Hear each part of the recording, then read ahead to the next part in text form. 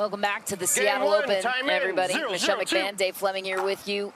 Thrilling matchup between Leigh Waters, Anna Bright, and the Brasha sisters. Sign up. As we bring you a full slate of action from the 0-0-1. First ever appearance for the Carvana PPA Tour in Seattle. Wait.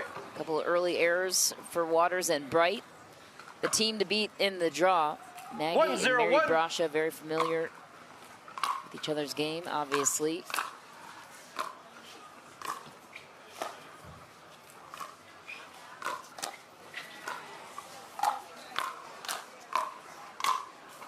Second serve. Good finish for Anna Bright down the middle. 1-0-2. This is the quarterfinals. Top of the draw. Wait.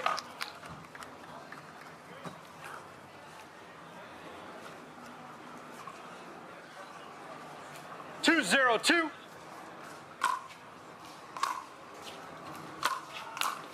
Wait. Couple errors from Anna Bright here, and she had to reconcile and watching her man James Ignatowicz lose and then jumping right out onto the court. So just having the right headspace going out there, and another one. And Anna Bright is a little bit off to start this match, and they are going straight to the bench. Leigh Waters, always a player to watch. She is 16 years old and a sensation. We will step aside and take a quick timeout before we get you back out to this opening game.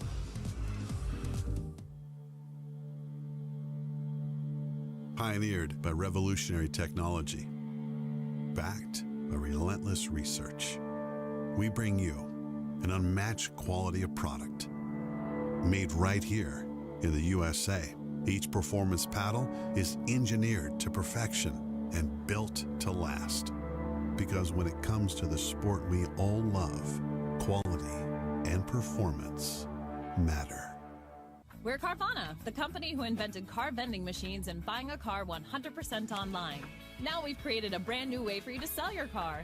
Whether it's a year old or a few years old, we want to buy your car. So go to Carvana, enter your license plate, answer a few questions, and our techno wizardry calculates your car's value and gives you a real offer in seconds. When you're ready, we'll come to you, pay you on the spot, and pick up your car. That's it. So ditch the old way of selling your car and say hello to the new way at Carvana.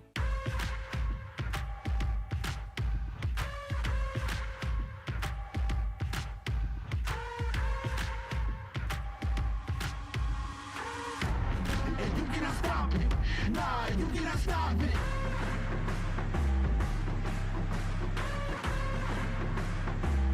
Quitting was never an option. And you cannot stop it. Nah, you cannot stop it. Back on center court here in the birthplace of pickleball. Leigh Waters fans, look on as we have action all over the grounds here of Seattle. Let's peek in now on grandstand. Dave, what's going on here with the Johns brothers? An upset is brewing as DJ Young and Pat Smith win in impressive fashion, 11-5 in game 2. So game 3 just starting over there. This is where you get the Johns brothers. Not on center, on their way through the draw. I thought it was the backcourts was the only option for DJ Young is a dangerous player. Pat Smith playing some very solid ball today, so we'll keep an eye on that as there's upset brewing on the very court we're looking at as well here as the Brashas are coming out with a terrific start. 0-4-2. That's where we will continue to focus our attention as Bright and Waters look to work their way out of a 4-point hole early. Wait. You see the ball? Call stands. Of course, that could be challenged by Maggie. Just went for a little too much of an angle. And just to remind everybody, Bright and Waters have never lost together. Several gold medals to their name this season.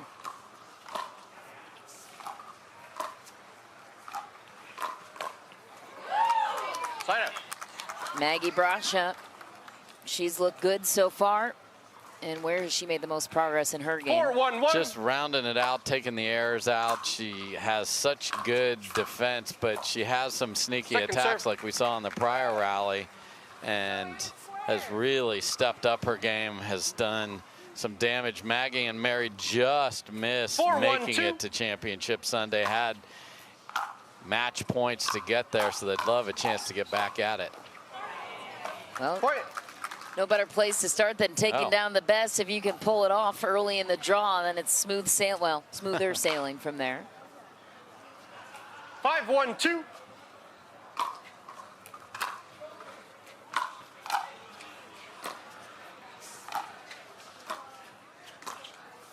Point.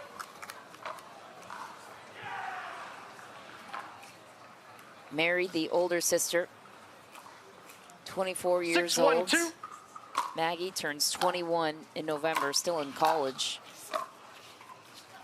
Side out. Families become very involved in the sport of pickleball. Yes, they have.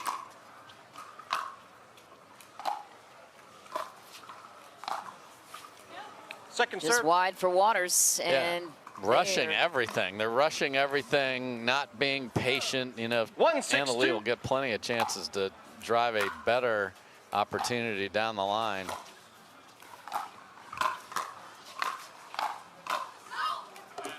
With the vulnerabilities Waters and Bright are showing in this brief amount of time, I would imagine, where are you targeting for the Brascia sisters to capitalize? Well, since Anna Bright's had a little bit of a rough start, I'm giving her more of the action until she proves she's up for it. Doesn't get on top of that one. 6-2-1. Sister smiling, Maggie chewing gum, just hanging out here in Seattle. Second serve. Anna Bright just hit a ball that was going to hit that PPA logo on the video board back there, but made it. 6-2-2. Thing was cranked deep. And apparently there's a target on that, because that one did as well. What do you think of the speed up cross-court choice there? I mean, it's got to be so precise, or you're just hitting it right into the no-go zone of your opponent.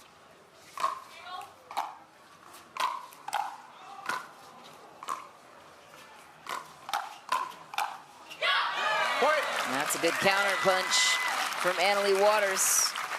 Yeah, and the ability to control that in the middle after a full swing and have the paddle be ready is not an easy thing for people that favor two-handed backhands.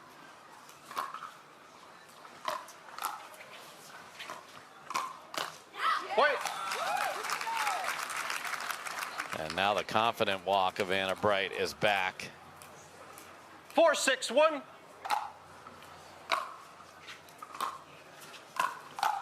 Second serve. Just going to say 5-point gap for the 1 seed, no problem. They erased that pretty quickly. Now down 2.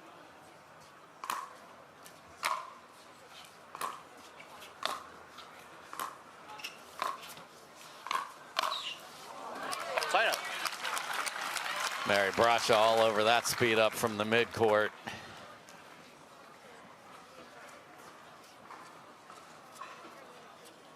Six, 4-1.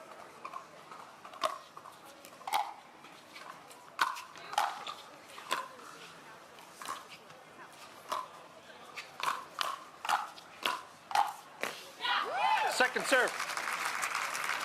It was a matter of time for Waters and Bright 6-4-2 to find their rhythm.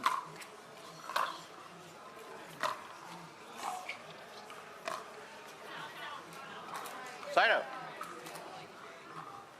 Love the idea. Just I'd rather have you be in a little bit of a dink rally and then throw the lob in to add some disguise to that shot selection.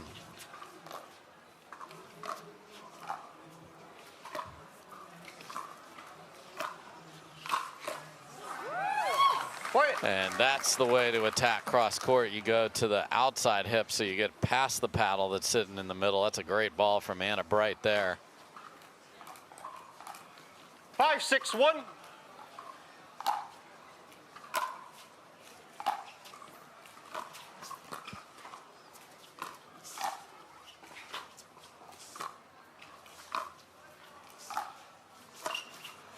Point. Smart play from Waters. And Waters and Bright are going to be frenemies because they play against each other in the mixed final tomorrow.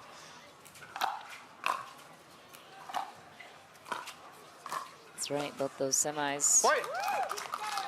taking place Timeout, earlier receiving team, today, 7-6-1. running today. And what a comeback performance from Leigh Waters and Anna Bright, climbing out of a 5-point hole, up 7-6, game one.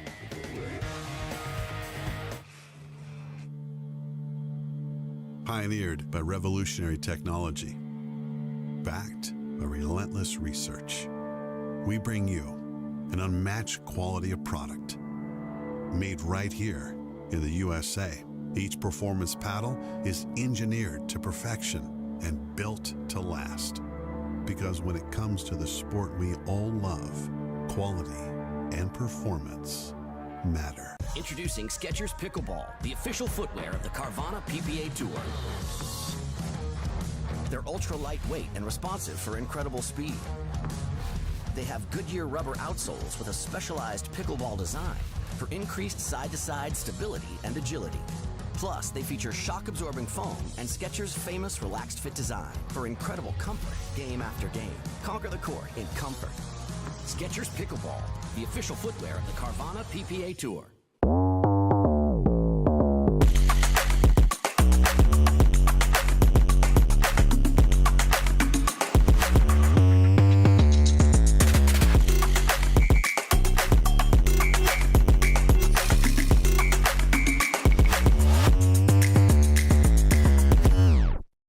To make it to the game, it takes dedication and training. To stay in the game, it takes grit and stamina. To win the game, it takes strategy and skill. You keep focus on your approach, drop, and champion shots, and we'll help you stay focused on your strength, flexibility, speed, and downtime. Having a sports medicine partner in your court is key to helping you make it to the game, stay in the game, and win the game.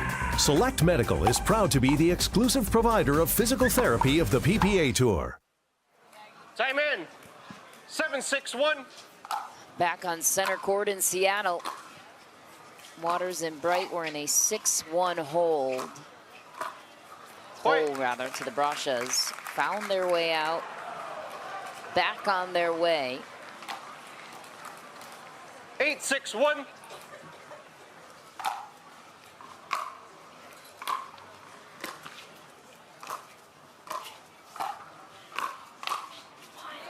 Big finish for Anna Bright. Now 2 points away from taking the game. And while there's a rally of the top 9-6-1. seeds here, the top seeds on grandstand are down 3 at the switch. Ooh. The Johns brothers in a little bit of trouble. We'll have a look in there in just a moment.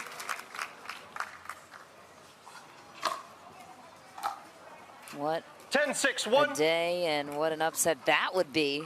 Nobody would have seen that one coming. Second serve. Especially after a routine 11-4 first game for the Johns brothers. Then they lost 11-5 and they are currently down 6-3 to DJ Young and Pat Smith.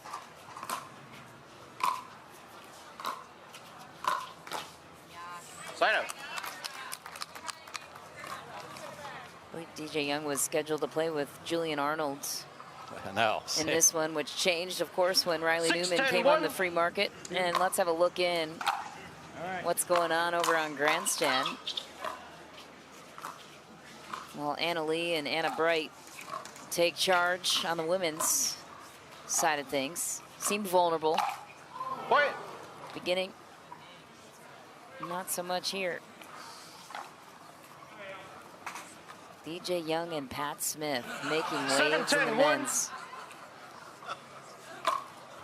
Yeah, and it's funny how these partnership things create a trickle down. If one person is removed from the grouping, then everybody else scrambles below it, and sometimes those things mesh well and sometimes they don't. And clearly Pat Smith and DJ Young have a chance to be the win of the tournament.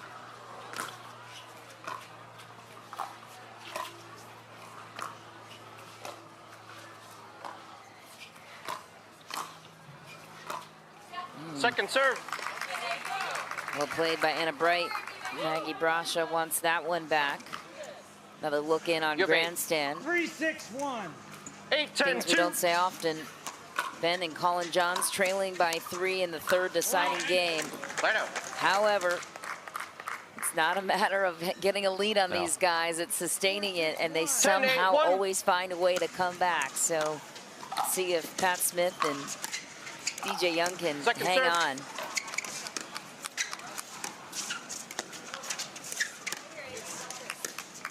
Two.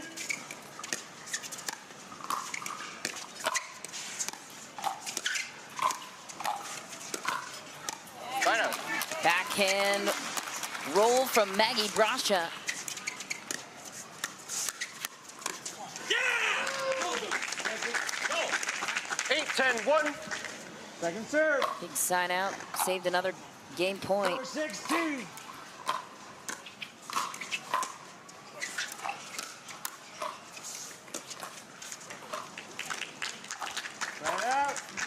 Rare miss for the Johns brothers. Key side out for Young and Smith. 6-4-1. Just barely missing for Leigh Waters.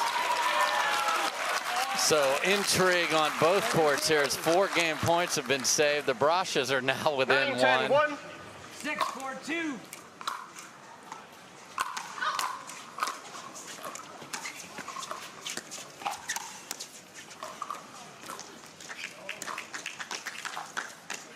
Point.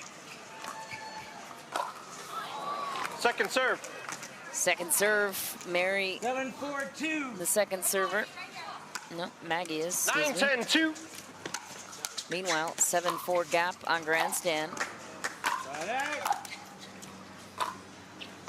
Serve returns to the Johns brothers. Side out. 4-7-1. Huge side out there for Waters and Bright. Now a chance to close it here. Game point on championship court. Point. Leigh called it long, and will there? Nope, no challenge. Challenge? You almost have to challenge Referee that. timeout. We have a challenge of the out call. The out call puts us at 11-9-1. Why not? We'll now proceed and while with video we wait review. for the verdict there, let's focus our attention over on grandstand.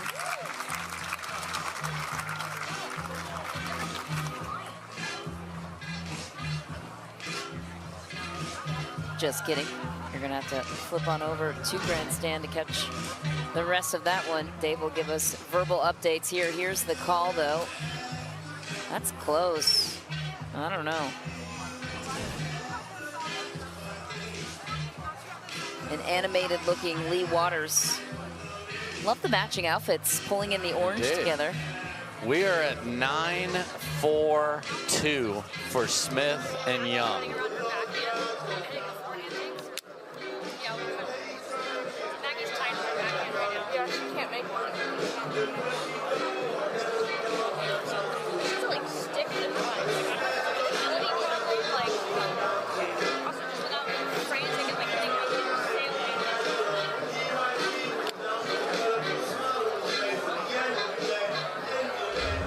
So the Johns brothers do get the ball back, so they do not face a match point down over on grandstand. But my goodness, they have got to find their best stuff in a hurry, or they're going home.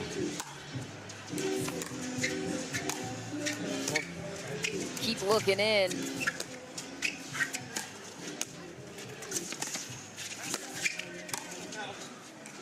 Call stands. Point game match. Call stands. Ball was out, so Leigh Waters and Anna Bright take game one, but my goodness. Let's keep looking in on this Johns brother potential upset here. Over on grandstand, DJ Young, Pat Smith on top by 4. Can they hold on?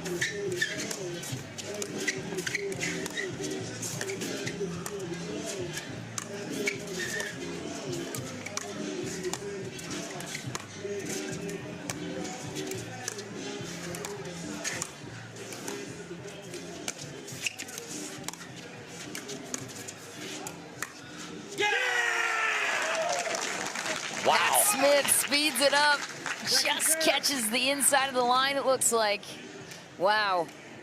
And they were hitting overheads earlier in that rally, so that felt like one that would really be tough to come back from, and yet there's Pat Smith, clutch. One more serve to hold off if you're Smith and Young, and that's a tough error to take.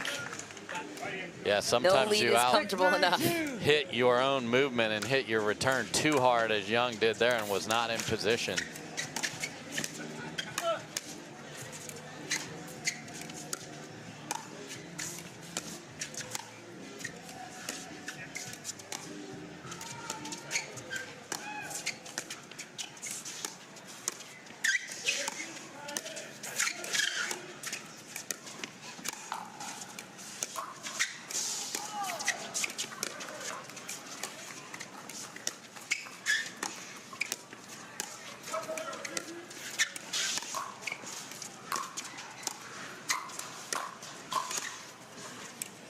Line up. 0-1-1.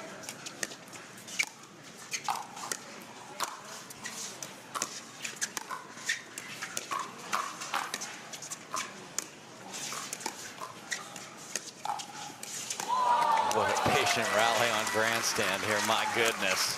What a finish from Leigh on championship, but who's gonna strike first? Not the Johns brothers. 1-1-1.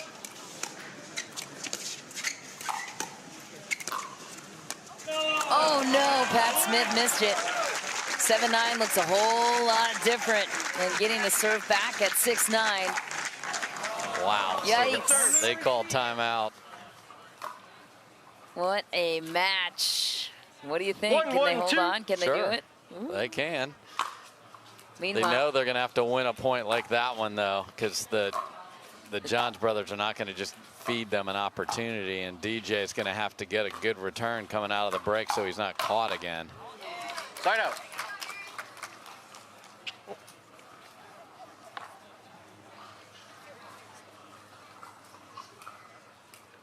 One, 1-1.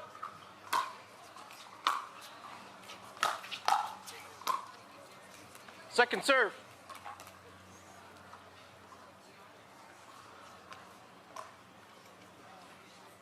One, 1-2.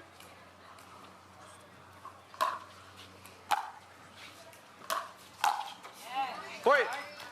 There you see the forehand drive that Mary Brasha uses so well in 2-1-2.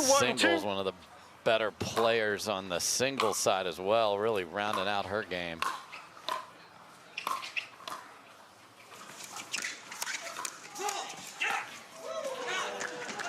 And they do get the ball back on grandstand with a great punch, two-handed backhand volley from Pat Smith after the running volley from DJ Young. Can they get to a match point? Give 2.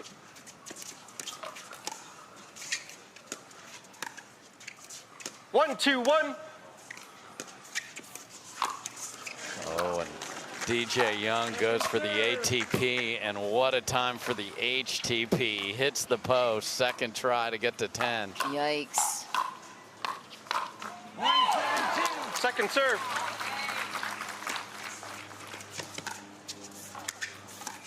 One, 2-2. This is where you find out what you're made of. You're Pat Smith and DJ Young in a pressure-filled moment. Line up.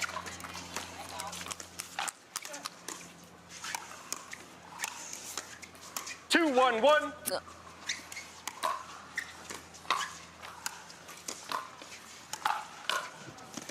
Oh my goodness. This match is so good over And on grandstand. we have match point against after some insane 3-1-1. defense. Here we go.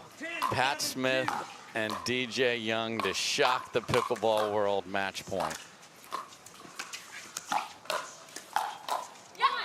Second serve.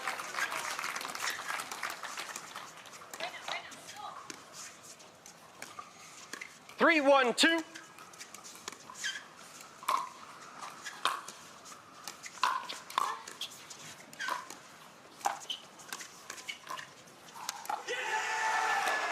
And they've done it. Oh my goodness. The Johns brothers go down in the quarterfinals to Patrick Smith and DJ Young. What a performance. What a shock. And what a score line. 11-4. You think they're going to routinely head into the semifinals, and that is a terrific result for Pat Smith, who was at the top of his game a couple years ago, and to come back and make that happen with DJ Young, who is one of the individually most talented players. He just doesn't always put it all together. 3-1-1. And today he gets it done with Pat Smith, and wow. That's all I can say on that one. They've only lost now twice this year, and they will not be winning in pickleball's birthplace this week. Well, if you're Riley Newman and Julian Arnold, or Pablo Tellez and Federico Staksrud, you are counting your lucky stars in the lower portion of that quarterfinal. Yeah, I just can't stress how difficult what they just did is, and then to have the nerve to deal with all that Ben Johns, Collin Johns kind of grindy points and not fall apart. So 3-1-2. Congrats to those two.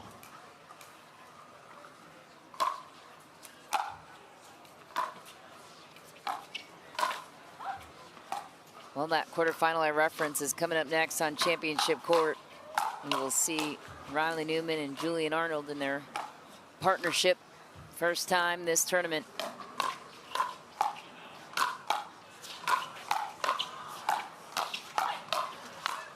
And meanwhile, Leigh Waters playing singles. Anna Wright cleans up. Just ladies just swinging as hard as they can with the two-handed backhand. That's why we love women's doubles. Just these rallies and firefights are always so entertaining.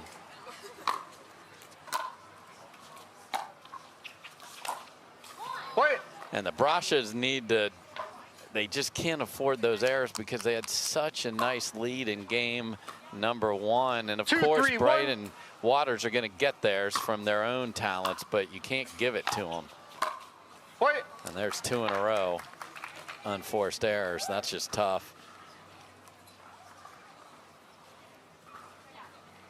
3-3-1.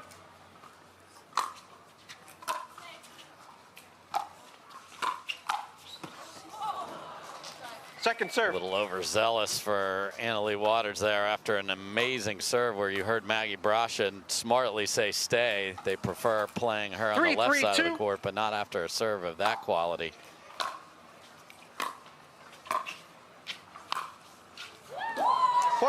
Wow.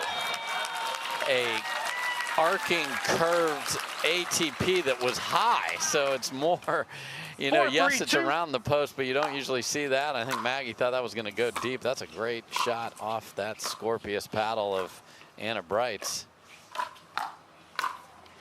The Scorpius paddle went down on grandstand right next door that Collin Johns uses, so Anna Bright's got to defend the Scorpius here.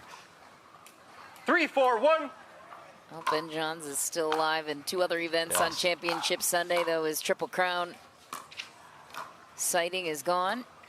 Annalise still fully intact.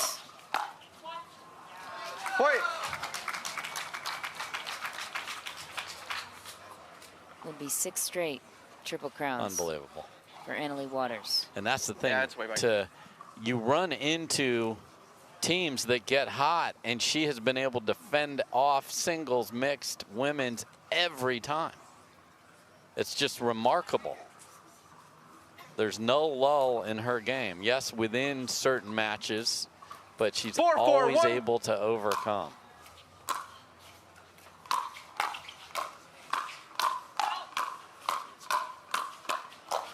Oh, firefight won by the Brashas. What a point. I love it. I love when the floor is lava and they just swing away like this one. And I love the Mary Brasha celebrations as well. Second serve. And that's where you got to follow it up. You win the big point, make the third, get that drive in there and get back up there. 5-4-2.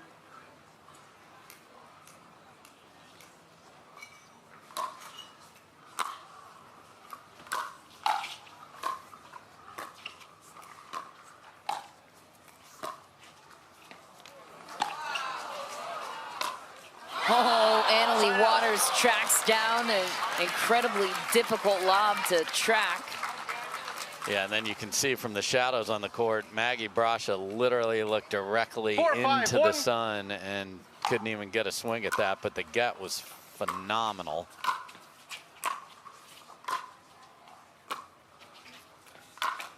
Point.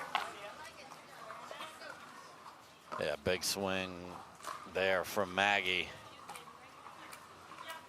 5-5-1.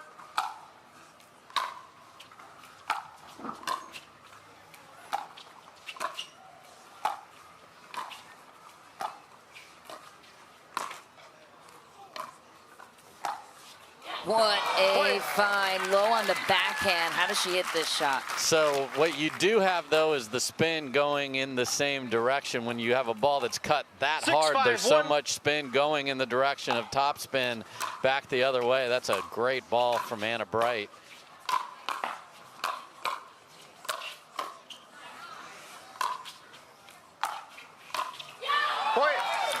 And Anna Bright had a rough start to this match, but she is on point since that early rocky start. That was unbelievable defense by her right there. And the 1 seed up a game and 2 points here in this quarterfinal match.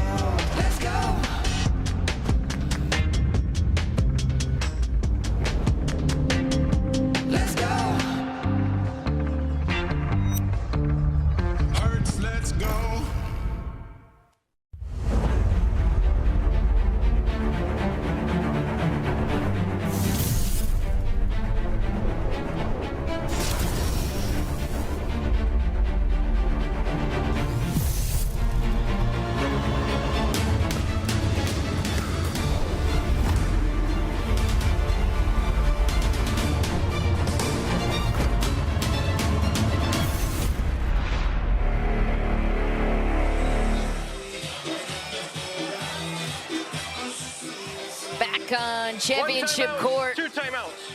As the 1 seed, Leigh Waters and Anna Bright returning to true form. Here up by 2. Yes.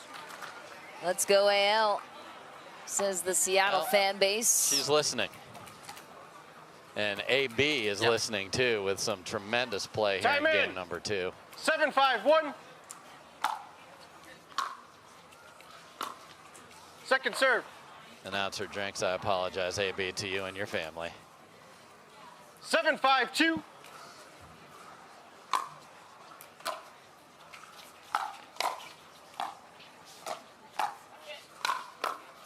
Side out.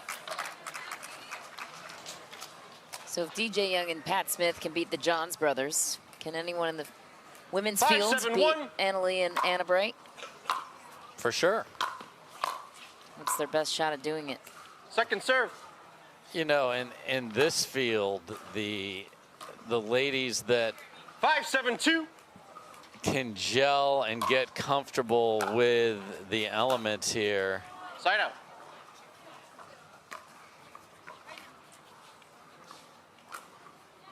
Seven, 5-1.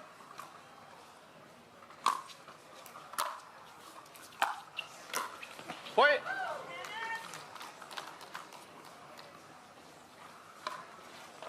.72 degrees and sunny. So nice here. Another beautiful day in the Pacific 8-5-1. Northwest. It's been beautiful conditions all weekend long. Second serve. Good ball from Mary Brasha. 8-5-2.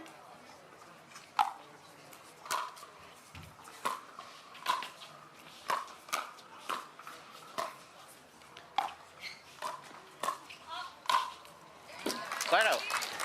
And to get back to the answer to your question, there's some very interesting pairs in this women's. 5-8-1. You've got Lucy Kovalova playing with Georgia Johnson, which is very interesting.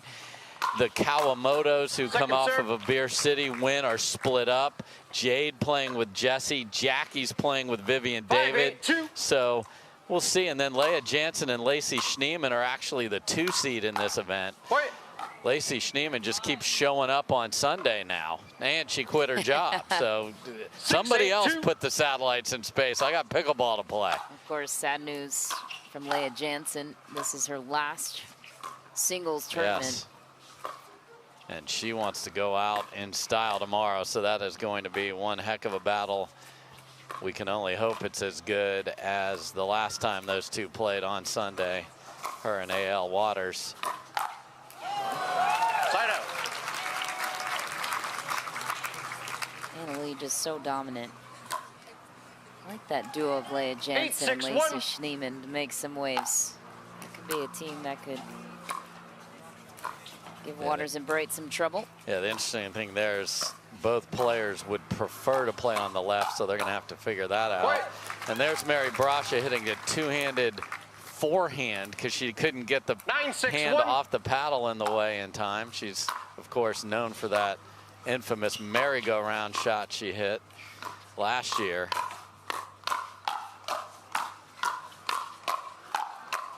Yes, please. More of that. Annalie Waters takes charge, earns match point on her side. I mean, the women's doubles is just spectacular, just swinging away. 10-6-1.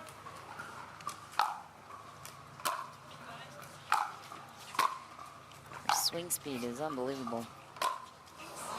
Oh, no. Point game And match. that's the ending.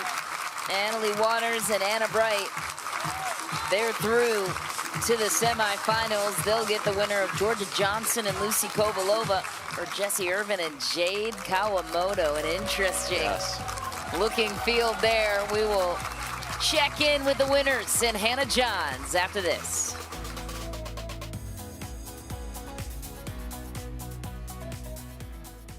For many of us, we just charge ahead because planning for your future takes time. And right now, thinking about your financial future takes on new meaning. At Baird, our financial advisors have guided individuals and families to achieve their goals through every crisis evolution and groundbreaking idea for over 100 years. That's the difference between thinking you're ready for what lies ahead and knowing you've planned for it. Now that's different. Discover the Baird difference.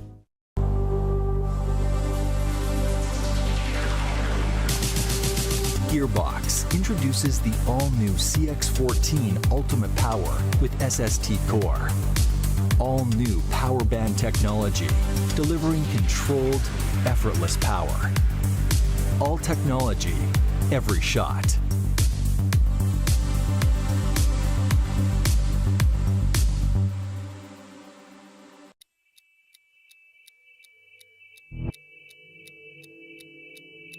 Play. Hard. For fun. To win. To live. Whatever your play, there's Penetrax Joint and Muscle Cream to let you play on. Deep penetrating relief without greasiness, irritation, or unpleasant odor.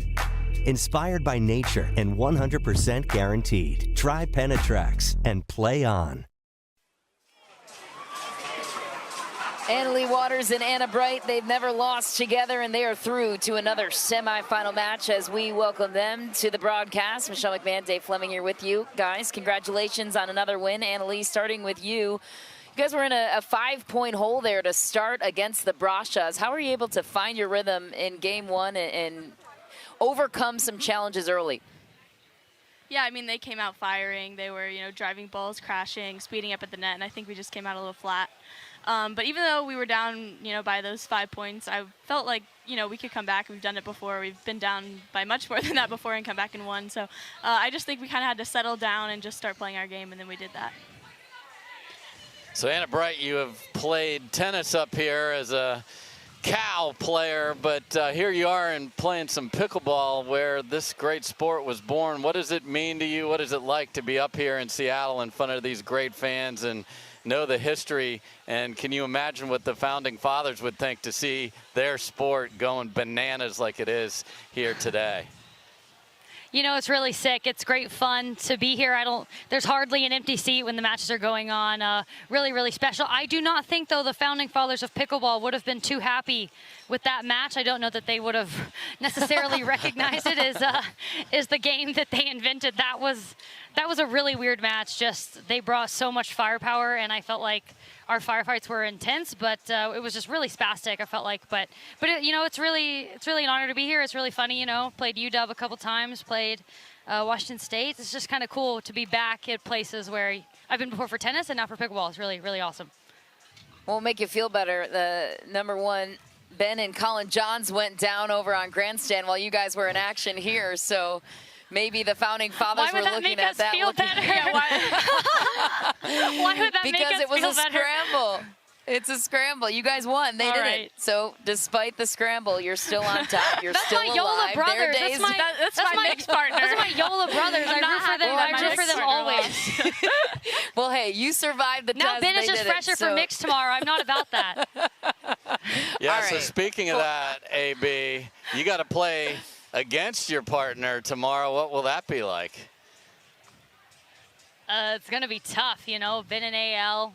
Goats, obviously. It's more fun to play with her, but it'll be fun. You know, I like the best of 5 format. We're going to play a lot of pickleball. I'm sure we'll have a lot of good points, and I don't really know what I'm supposed to say. Like, we've played each other before. Yeah, you know, it'll be good. It'll be good. We might still be. We'll see. It depends which match comes first. Yeah, we're still matching colors, but that would be interesting. It's happened before. Yeah, it happened in Texas. We were still in the teal. All right, ladies.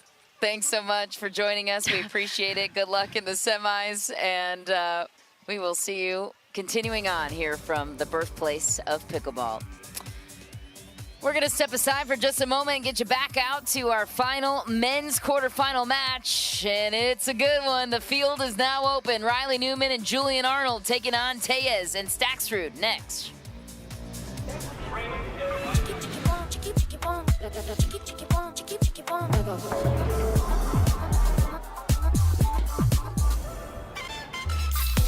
Follow your vibe. Busy Hard Seltzer, flavor for every vibe.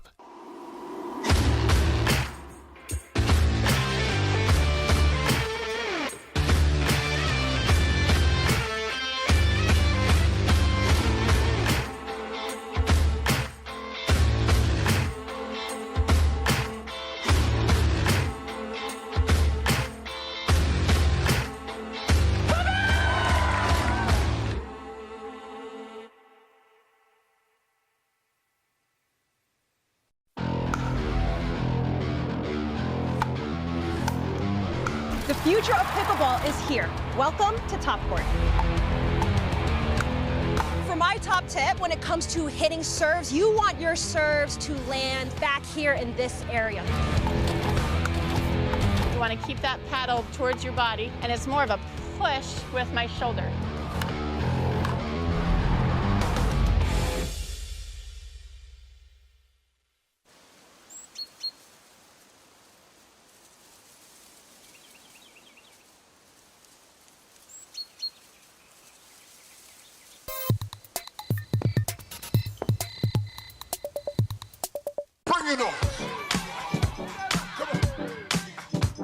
Pack all the things. Fly on your schedule. Reward yourself and the girls whenever. Stay or go when you wanna. And more is on the way. So when you're ready to go, go with heart. Go with Southwest. Check this out. This is Venom Go by Hype Rise. You stick this pod on this pad and boom, instant relief wherever you need it. With 9 different variations of heat and vibration, you can soothe your sore muscles instantly. The tight spot on your neck, that little knot on your back, that shoulder that always bugs you, and your tight calf after a ride, say bye-bye to the pain and soreness. Heating up 6 times faster than any other heating pad. Ooh, that's hot. It's designed to get you out and moving. What are you waiting for?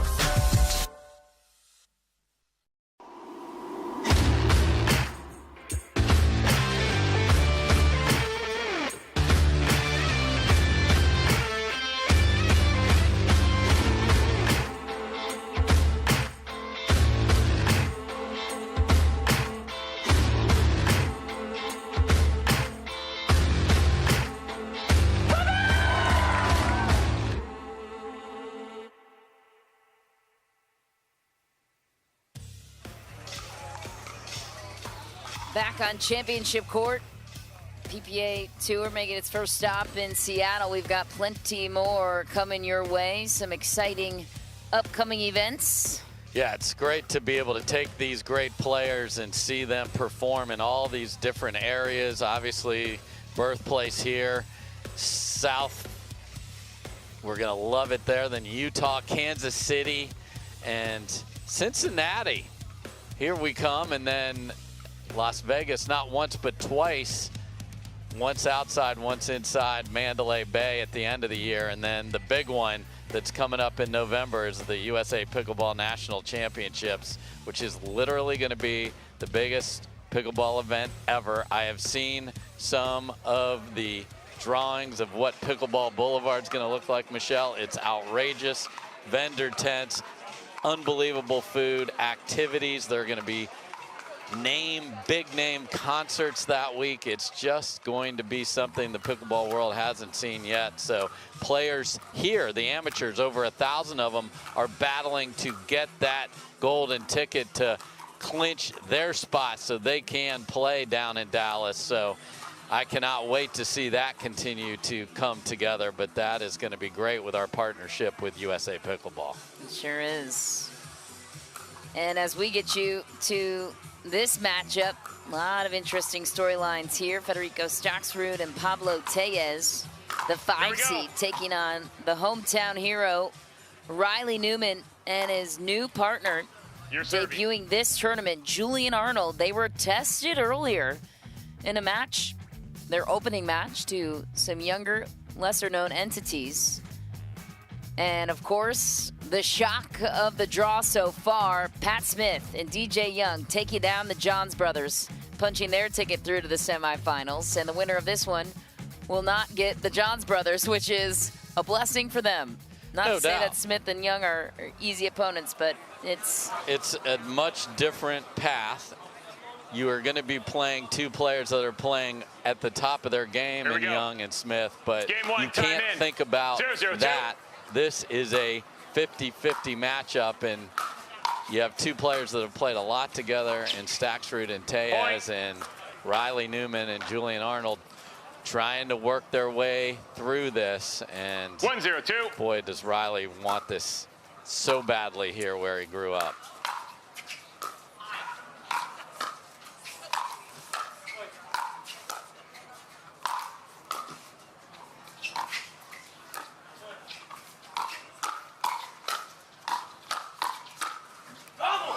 Riley Newman swinging early, just barely missed.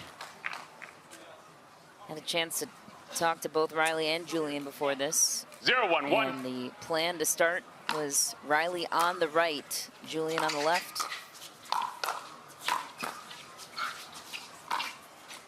And second serve. Here we are with Julian on the right and Riley on the left. So, you know, I think this is going to be very matchup dependent with the lefty Tellez. That certainly changes things.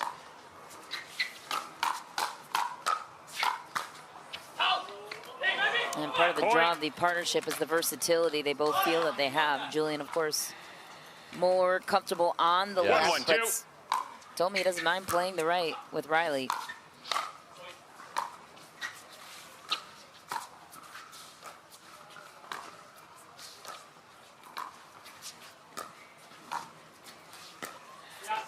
Point. And we'll see how comfortable he is, because he is going to get the lion's share of the balls at the kitchen line when he is on the right side to prove that he has that in him. Side out. So looking at the partnership of Riley and Julian, what is Riley Newman getting in Julian Arnold that he maybe was missing in his men's partnership prior to this? I mean, I think he is getting firepower. He is absolutely getting some foot speed and court coverage so they can crash, drive, do more of those types of maneuvers. He is going to get a little more dangerous off the bounce on the backhand for sure when Julian is on the left side of the court. Riley steps in, hits the baseline. What he's giving up is consistency and hand speed and knowledge of the players. So the decision was made. The breakup has happened. They're both playing right now, but not on the same court, because ironically, over on grandstand, Devilliers and Matt Wright are up 10-9 on Tardio and Spencer Smith. So they're literally about 50 feet away from each other right now. Could be a breakup special on Championship Sunday if they can persevere and make it through the rest of the draw.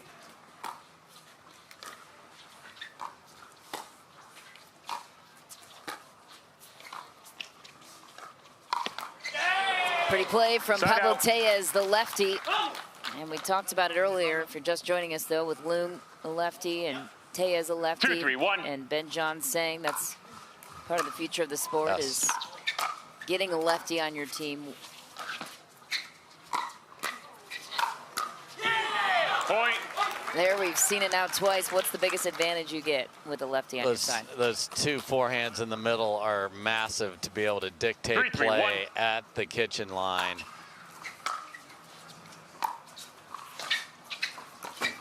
Second serve.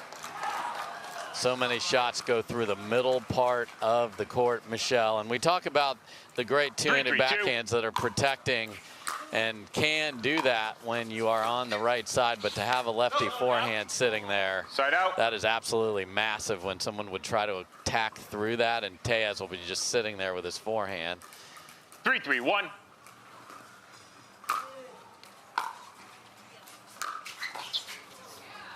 Point. Big backhand from Riley Newman. That had to kiss off the net for Staksrud to miss that one. 4-3-1. And Devilliers and Matt Wright do sneak out the door 11-9 over on grandstand.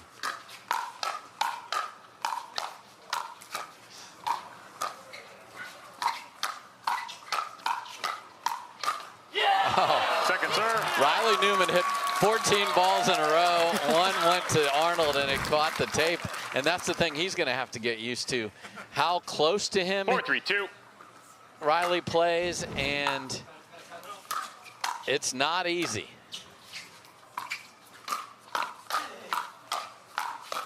And of course, chemistry, a big part of that. That comes in time, and that ball side out, put away from Staksrud. It's the serve back. 3-4-1.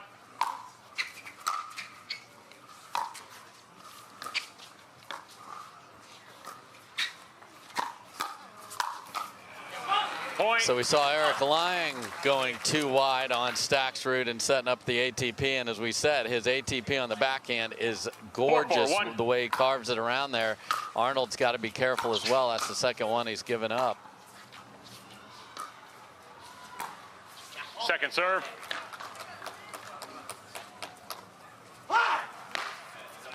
Jeez, that looked painful. Ow. 4-4-2. Random outburst from Arnold.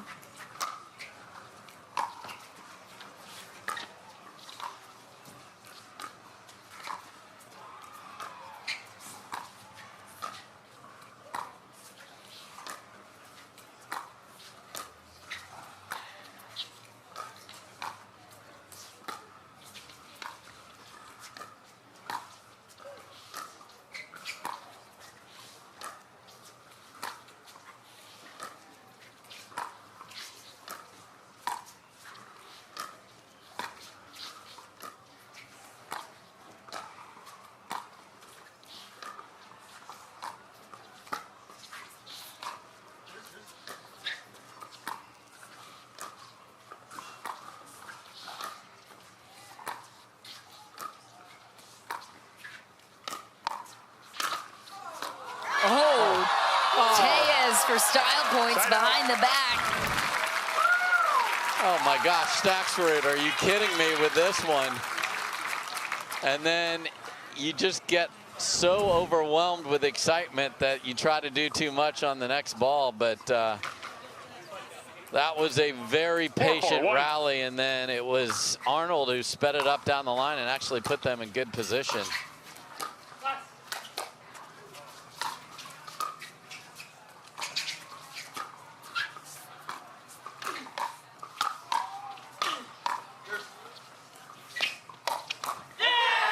Pablo Pablo Tellez was all over the speed up. Arnold seemed like he had the positioning on that play. What went wrong? Just remarkable reset of a ball coming that fast off that paddle. And again, that's the advantage of the lefty in the middle. Could deaden it with that forehand, and he was on it. Side out. So Julian's going to learn that me doesn't always mean me on a return down the middle as Riley cut him off. 4-4-1. Take a peek at grandstand. And it's Tardio and Spencer Smith out fast 5-zip in game 2. What is happening on grandstand over there? 4-4-2. Devilliers and Wright looking to keep the breakup special alive here from Seattle. That would be an interesting championship match. Get Riley and Matt on the opposite end of the draw. A lot of work to get there, and you know, we talk about the main actors in that. There's a lot of pressure on Julian and Jay today. 0-5-1. I asked Riley about the expectations coming in this weekend with a new partner, and he said that just to have a solid day, high energy, 5-4-1. give teams a new look, which they're hoping ends in good results, obviously, but he's not saying championship or bust, everybody, so calm down right off the bat. He said it's going to be a natural progression for the next couple of tournaments. They've only spent about 7 hours on the court together heading into the weekend, Julian Arnold said. And a 2-point lead for Newman and Arnold as we keep our attention here on grandstand as well on the score line. We'll keep you updated there.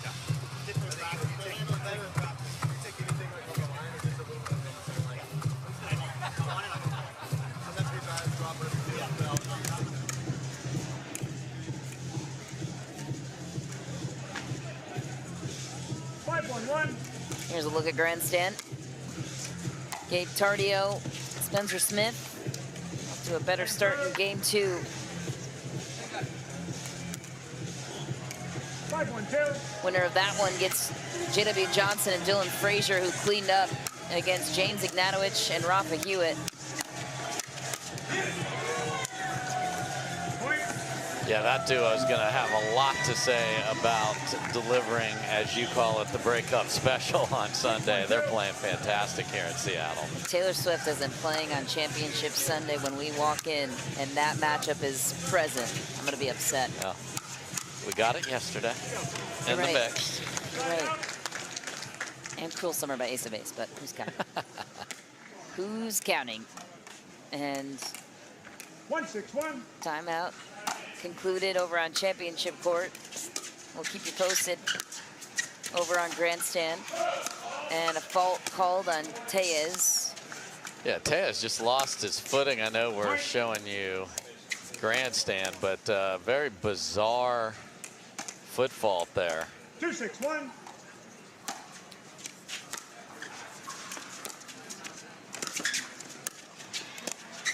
There's something. What is on the court there? Okay.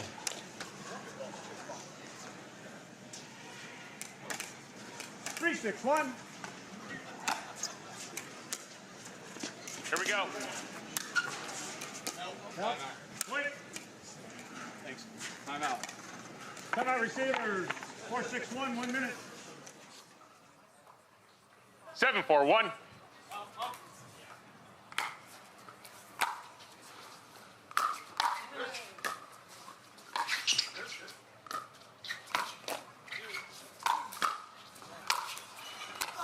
Wow. What a get from Newman. Call was out. Oh. Point. No. Challenge. You know it was in. Come on, dude. Referee timeout. No shortage of sass here on Championship Court. Pablo Tellez saying he thought it was in to start. Julian Arnold didn't make the strongest call on it to so that open the call, but Riley Newman came in enforcing that it was out. So challenge. And Julian saying he didn't make a signal as we listen in on the sideline banter.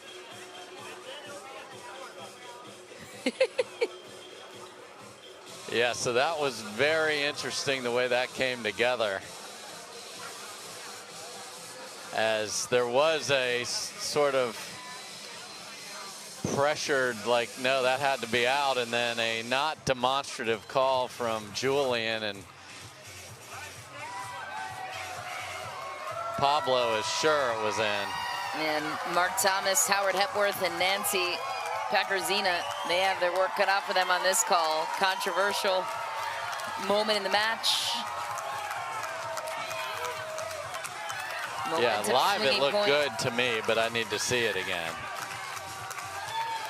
It's so hard to tell from this angle, Yeah. and when it's in the corner like that.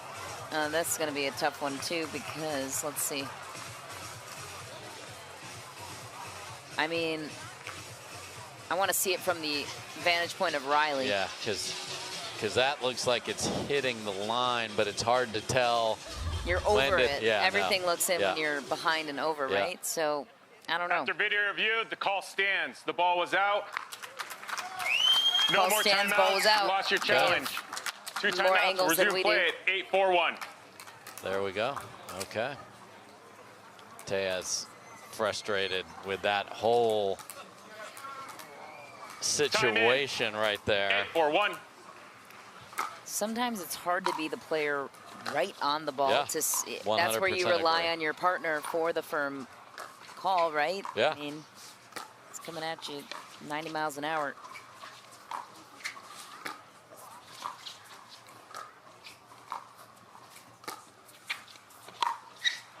Point. And while Staksrud is a master on the backhand ATP, not nearly 9-4-1. as strong for Tellez. Second serve.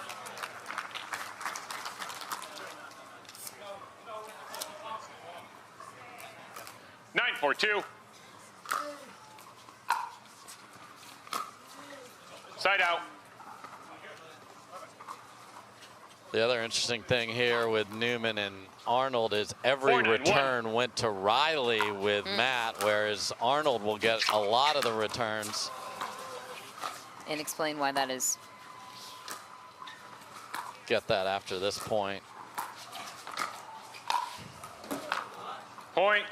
So the drive of Matt Wright is dangerous, and you don't want Riley lurking everywhere where they're less concerned about that. Now, Julian has a very good drive when it's on, so I think you'll see more of a 50-50 choice in return, and just something to watch as this team progresses.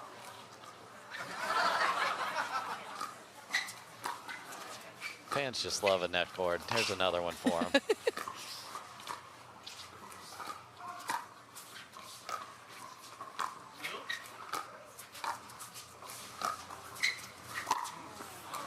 Second serve. Just missed from Staksrud. Second serve. 5-9-2. Staksrud's on it.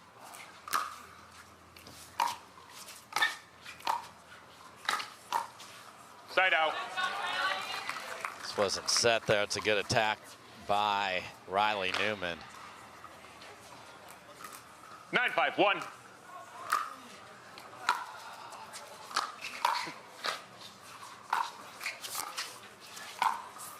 Oh, Second that's serve. a beautiful inside-out roll from Federico Staksrud. And this is where his 9-5-2. singles has really helped him, because you want to make that volley and keep it away from your opponent in singles inside out like that. Really nice. Catches the tape on the first speed-up chance. Tellez takes advantage. Serve right back to Tellez and Staksrud. 5-9-1. Down 4. Point. So if you're approaching Riley and Julian, you're Staksrud and Pablo, where are you targeting your thirds? 6-9-1. Oh, right now it's everything needs to go to Julian. He's playing the right side, so just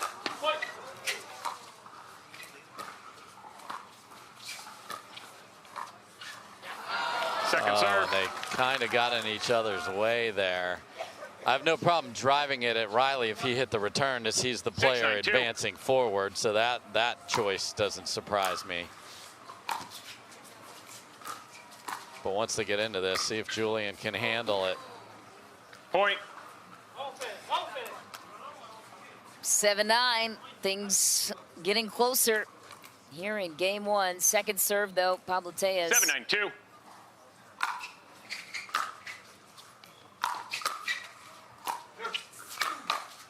Side out. That's the reach-in look Julian Arnold wanted. Yes, really well done from Arnold there. And then being able to get that ball down quickly. That's a great shot from Arnold. Now you are. 9-7-1.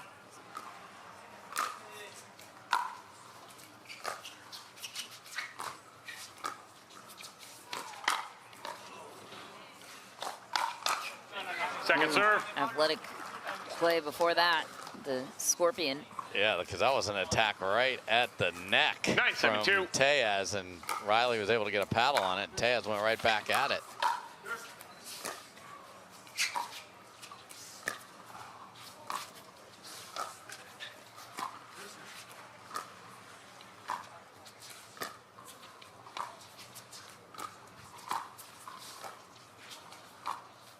Point.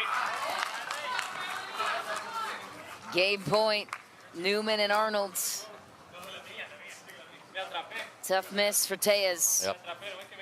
10-7-2.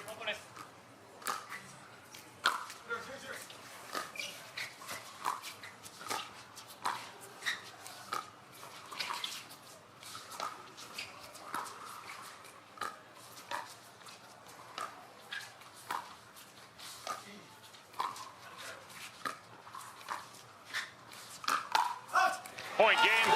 Riley Newman Switch ins. will close it on a speed up. And the 4 seed takes game one in this quarterfinal match on Tellez and Staksrud. But we are just getting started in Seattle. The feeling Pablo's talking things through on that replay, maybe that challenge that he thought should have been overturned. And let's take a look in grandstand. And a nice rally from Devilliers and Wright as they were down big in game number 2, and it is now 9 apiece.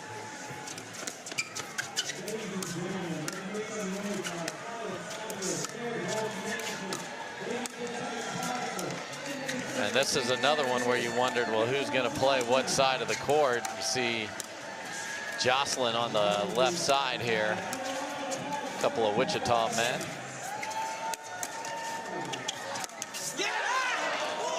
Wow. Oh. What do you think? That's about as close as you can be to somebody on the speed up when Devilliers was jumping for the Ernie. Great hands, got a little luck from the tape, but my goodness. What do you think about the Devilliers-Wright combination? I don't know if we'll see it for very long because, again, everything got jumbled up with partners, but you know, you make a final, you're kind of neighbors in the same area code. Stranger things have happened.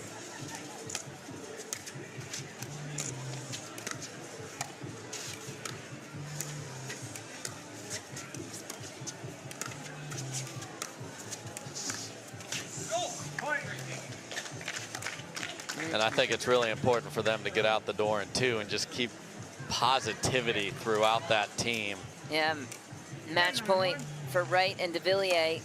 J.W. Johnson and Dylan Frazier waiting in the wings. Wow, and they'll do it.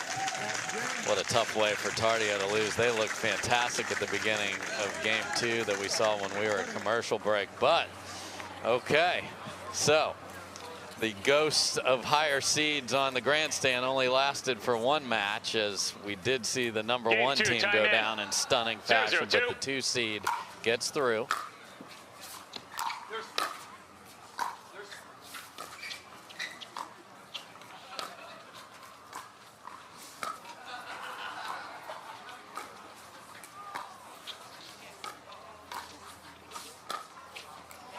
Finding the corner was Riley Newman.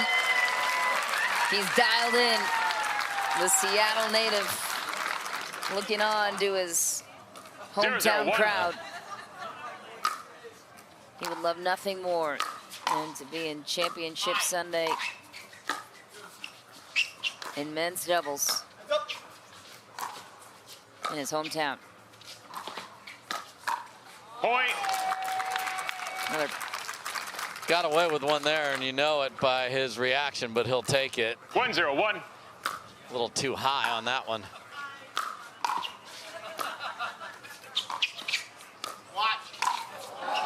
Second serve. Mishandled by Julian Arnold. And Staksrud has added so many of the nice touches, the ATPs we've seen, the Ernie's jumping that corner. Something Arnold's going to have to learn, playing the right side. Dinking down the line can be dangerous. So when you're a player like Julian Arnold, you're used to playing the left, and then you're switching with Riley Newman, who then takes the left and plays the aggressor. What kind of adjustment does that look like as a player? So you know now you're in more of a setup role and you just need to make balls, but you can't just become this completely passive player. So he has obviously a ton of offense in his game. He's just got to make it. The key is understanding what balls does Riley like to take and what doesn't he, and that'll only come with time. Point. And more than 3 practices. Yes, for sure. Is all they've had to this point.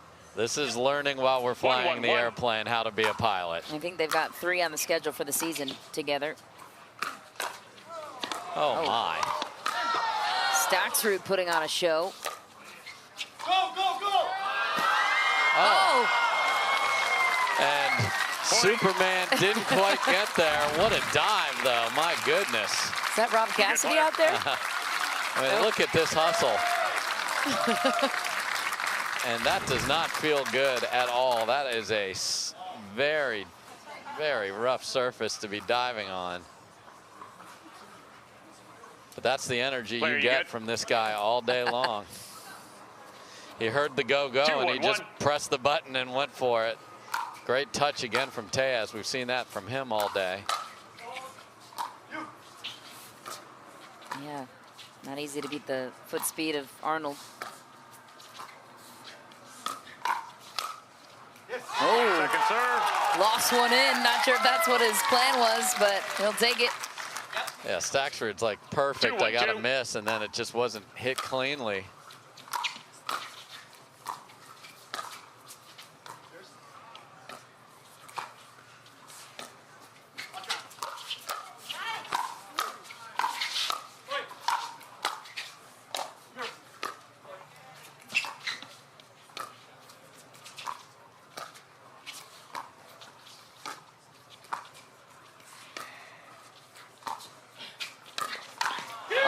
Federico Staksrud 1 step ahead of the play. That was a good read by him. So we'll see again whether they switch or keep Julian over there on the right. It just, again, the lefty Tellez changes. They might be much more comfortable, but they are going to move Julian to the right here.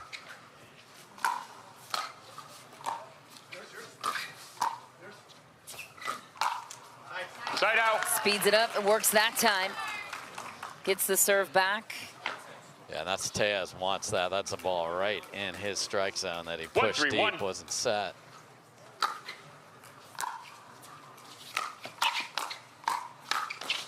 Newman taking over. And Arnold's going to have to learn that one of his best plays is get out of the way.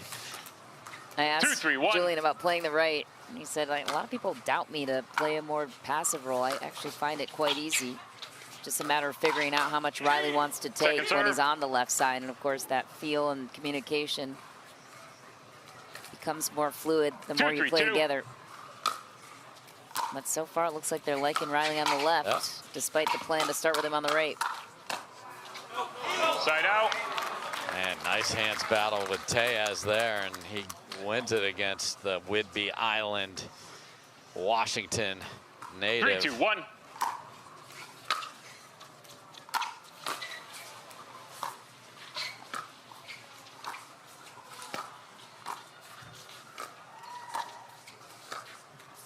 Point. I mean, Riley rode ferries to practice here. Mom worked for the ferry company, so those were free rides. But what a beautiful scene here in Seattle today.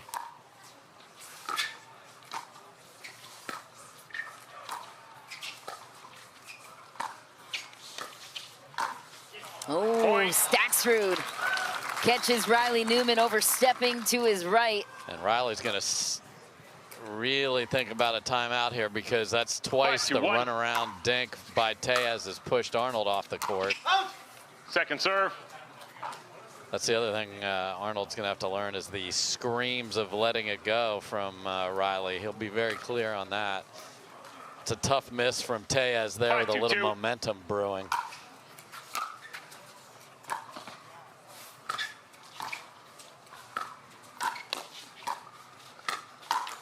Side out.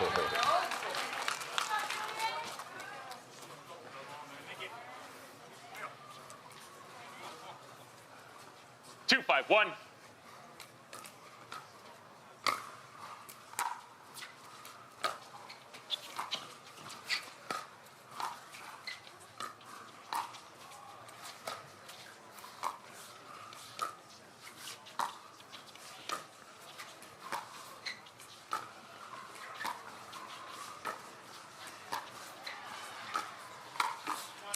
Second serve. Quick trigger pull from Tellez.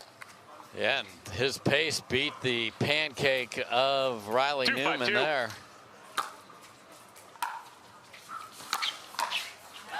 Beat him that time on the backhand. And that's Newman going for more on his serve there to get the weaker return. He used to just lay it in there, so going for a little more now, a little depth and a little shape on it.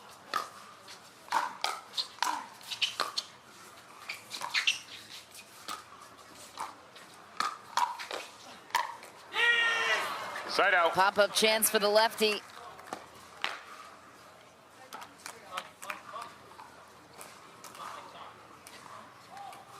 Serve back 5-3-1 to Tellez and Staksrud. And they're going to stick Riley on the right now.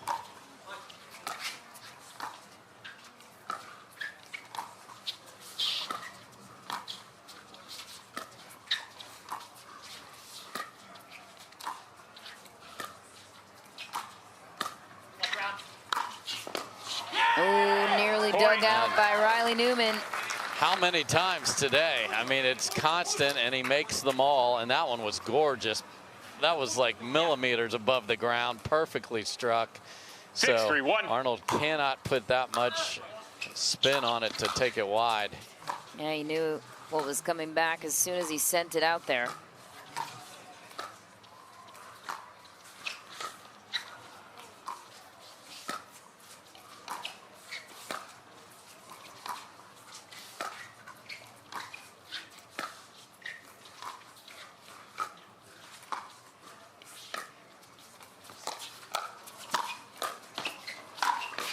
Another ATP on the side of Staksrud and Tellez. That time it was the lefty backhand getting the better end of the wide roll from Julian Arnold. That one a little unlucky off the tape, but that's created a timeout and a very impressive rally back for the 5 seed here. So now the new partnership is truly tested. We'll be back with the rest of this interesting game 2 next.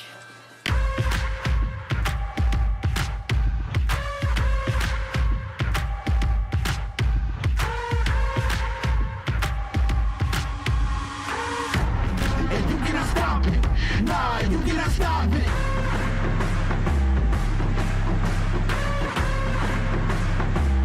Quitting was never an option. And you cannot stop it. Nah, you cannot stop it.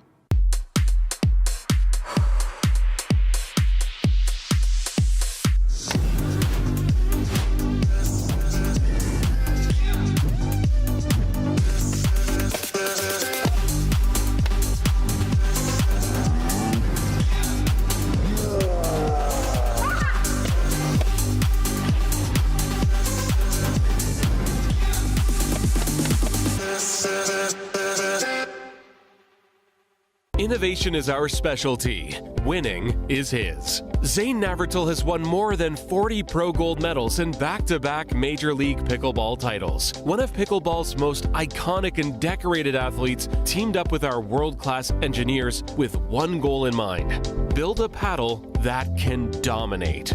The Zane Navratil Signature Paddle, designed for champions by champions. Available now. Pro XR Pickleball. Innovation you can handle. Back on championship court. Time in. Trouble brewing for 7-3-1. Riley Newman and Julian Arnold, trying to resolve problems 7-3-1. on the I will fly recall in this the new score. partnership. Staksrud and Tellez forcing them into an 7-3-1. uncomfortable situation here in game 2.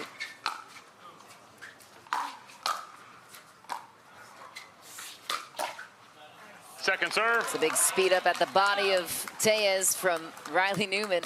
Nice job of taking advantage of a floaty third that 7-3-2. sat up. The semifinal slate is nearly set on the men's side.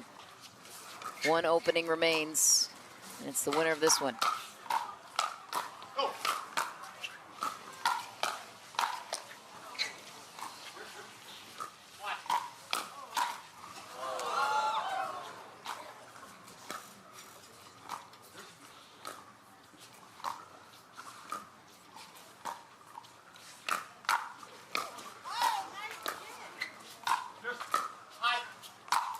No. Almost battled back defensively, Julian Arnold. And a little frustrated face from Riley Newman as Arnold sped it up through the middle, and it was stopped and blocked by Tellez. So got to work through this whole thing here. This is interesting. Side out. Okay, side out. What will Newman and Arnold do with it? Down 5. Clearly frustrated. Out of rhythm. New partnership.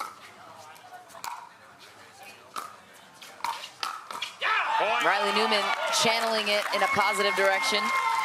So if you return to Julian, even if it's up a little bit, Riley will pounce on it. 4-8-1.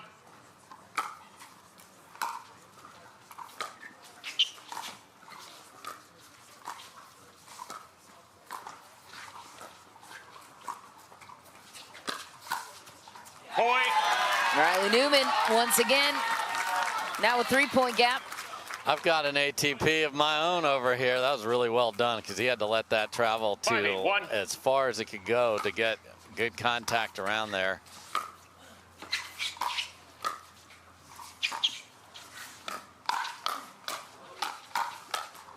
Second serve.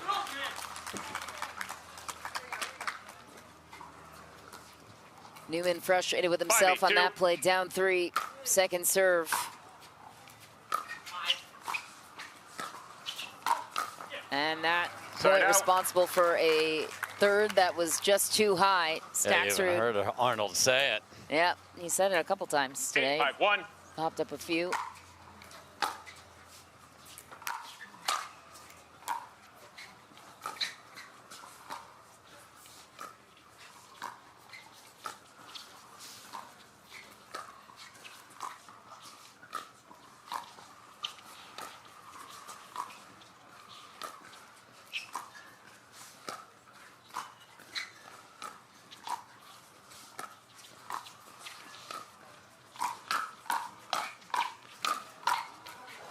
Point. Popped it up again.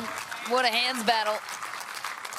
I mean, the get on the inside out by Riley in the middle, and to have the hands, and there you see the 2 forehands in the middle really paid dividends. 9-5-1.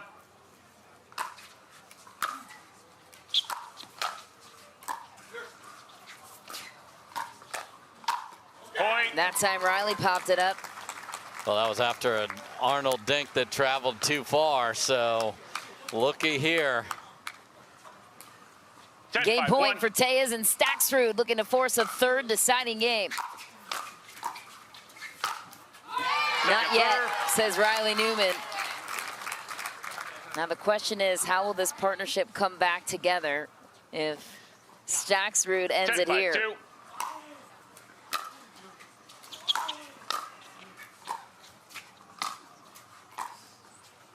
Side out. Okay, crucial holds, 5 points down for Newman and Arnold's. Anything's possible, but this is a steep task ahead.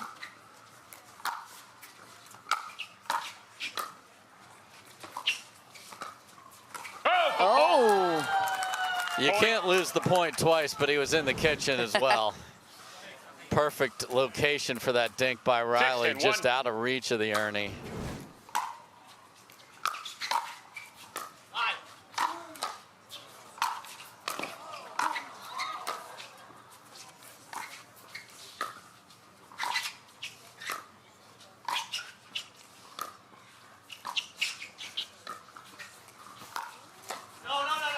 Point. Challenge. And the ATP was given up, but Tellez Referee timeout. Maybe didn't There's make a challenge it. of the out call. The out call Julian puts Arnold us at 7-10-1. very enthusiastically called the ball wide, said he saw it clearly, and we have another challenge here on championship court. This is a big one here, and this will hopefully be clearly seen unless Riley's paddle is blocking the camera because he's there to defend it, so I'll have to see what angles we have. It's amazing the mentality within this match, too, of them sorting this out on the fly in front of all of us. Some of it looks fantastic. Some of it looks like exactly what we'd expect it to be.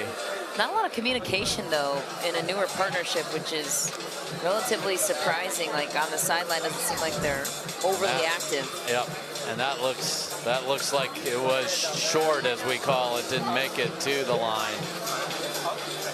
And Arnold was all over it, and again, as you discussed earlier in this game, the person closest to the ball you would think has the best vantage point, but they're trying to play the ball, so the off-the-ball player is the one who can really make a good call, and it looks like Arnold did there. Yeah, and your mentality is to play it every time. You're not as focused on the call, otherwise it'll maybe mess with your defense. And here comes the report. Nancy Packerzina on the call.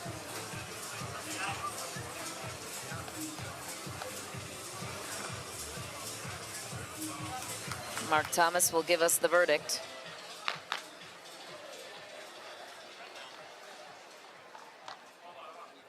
After video review, the call stands. The ball was out.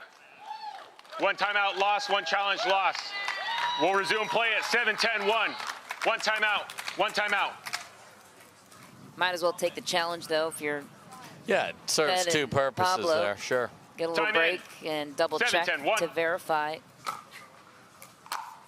Down 3, Riley's the first server.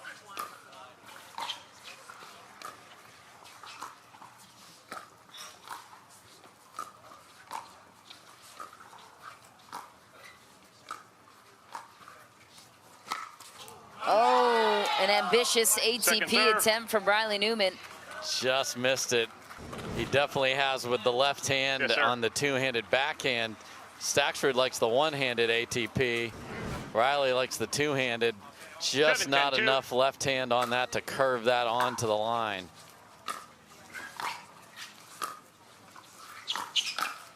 Side out. Good read, but a tough ball to do a lot with there when the drop before it was bouncing up.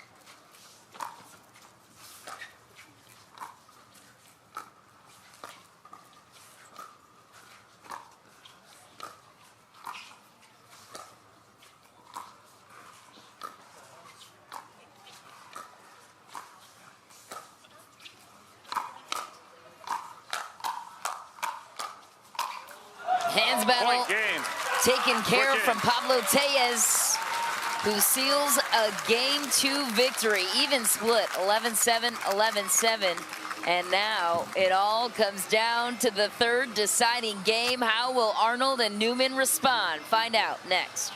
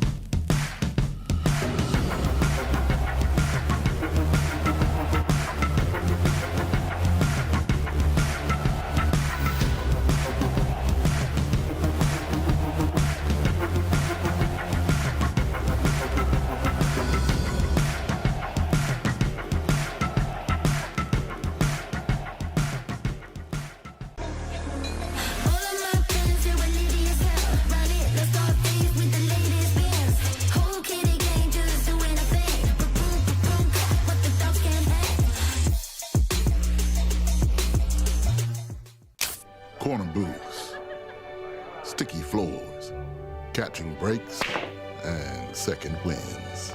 You never forget the way some things taste. Great taste, 96 calories.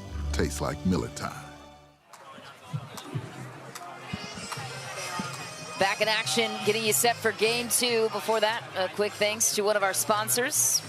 Yeah, we love great returns, and we've heard how important serves and returns are from the players themselves, and Vint loves a great return as well. It's an investment platform. It is working to provide returns through alternative assets, Michelle. They make it possible for investors, big and small, to diversify their portfolio with fine wine and rare spirits. That's right, SEC qualified offerings that you can add to your investment portfolio.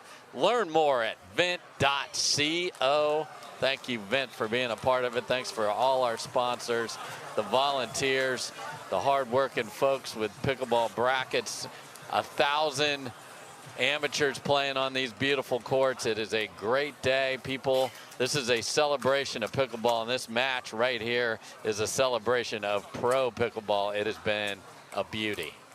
It has been. And now the question, coming into the tournament, how will Riley Newman and Julian Arnold fare? Well, they've made it to the quarters so far, and now their partnership truly being put to the test here against Tellez and Staksrud. Side out. If you could advise Newman and Arnold right now on strategy and how to come together, what would you say? I'm just telling Julian, you are a solid player on the right. Just make balls, trust it. Point. And the other thing that he is moving his feet a lot over there, trying to figure out where to stand. That is not ideal. 1-0-1.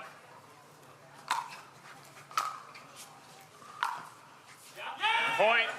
Clean winner for Pablo Tellez. Riley left it, thought it was sailing. Yeah, that was in by a foot, it looked like.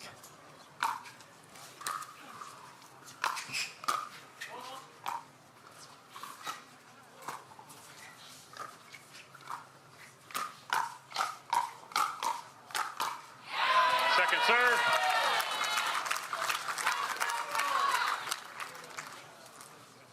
Two-point lead early for 2-0-2. Tellez and Staksrud.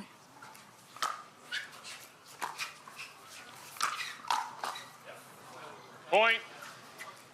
And they're dropping to Riley and making him try to do a little too much. And then again, 3-0-2. balls driven cross court through the middle are going to run into a forehand.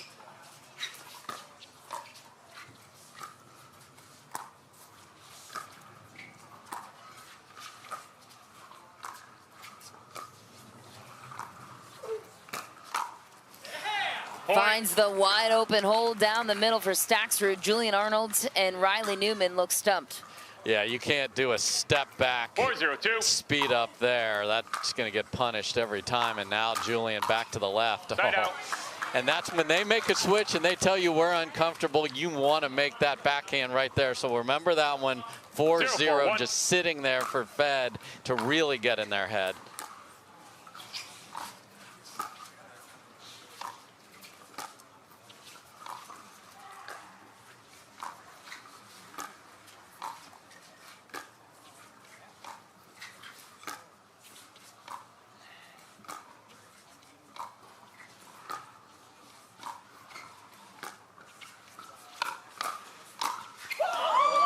Federico Staksrud on the run. Beautiful combination, and again, these dinks are getting too wide. The ATPs are too good, and these two play so much together. That is a big difference versus the new team of Newman and Arnold.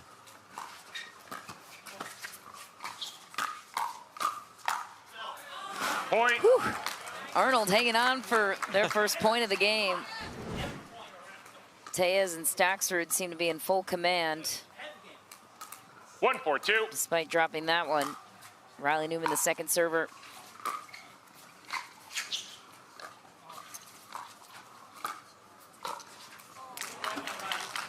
Side out. Yeah, and Riley, for whatever reason, just doesn't look as comfortable over there on the right in this matchup. But Arnold looks very comfortable on the left, and we knew coming into this that was the challenge.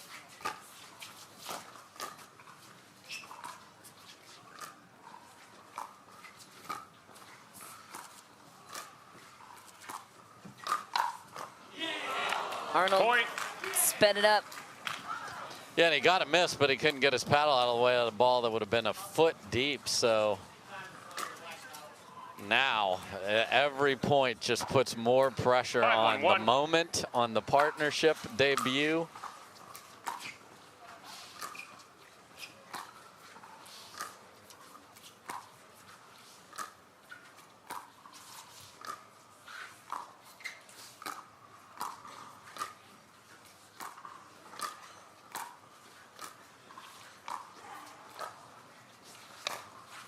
Wide open. Point, timeout, switch in, 6-1-1. There is mass confusion about who's covering what with Riley and Julian. Julian slid, Riley didn't move at all off that dink. That is a ball that was easy to put in the middle. That wasn't even hit that hard. This is something else here at 6-1. And I'm really impressed with Staksrud and Tellez of just being smart. They're putting the dinks, they're making them work on the outsides. Can they maintain that?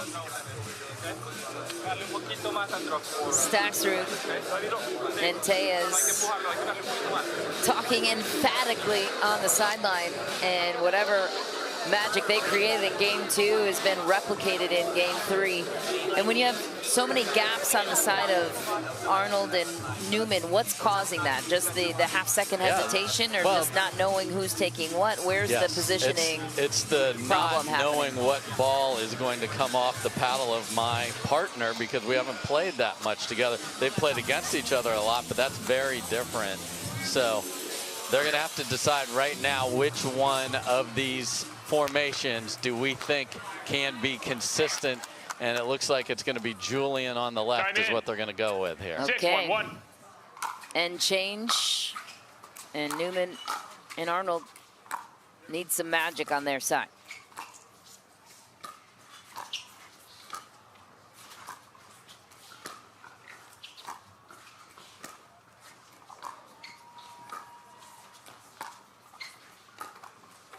Point. Another point, and Tellez and Staksrud 4 points away. 7-1-1.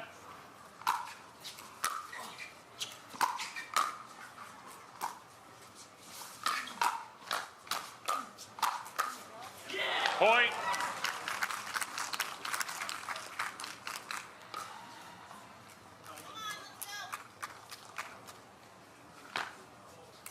Eight, 1-1.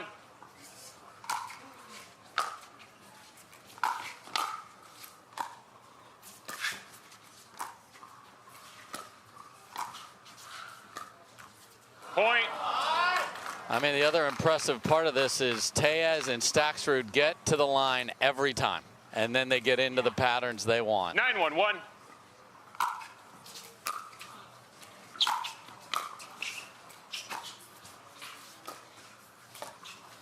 Second serve.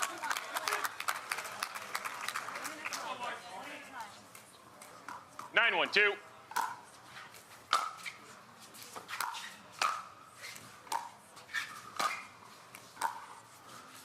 Side out. Okay. A couple more service chances on their side, but it seems to be slipping away for Arnold and Newman. Let's see what Riley can create here.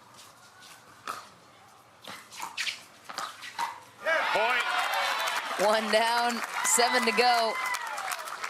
And they certainly have the talent to do it. Do they have the chemistry?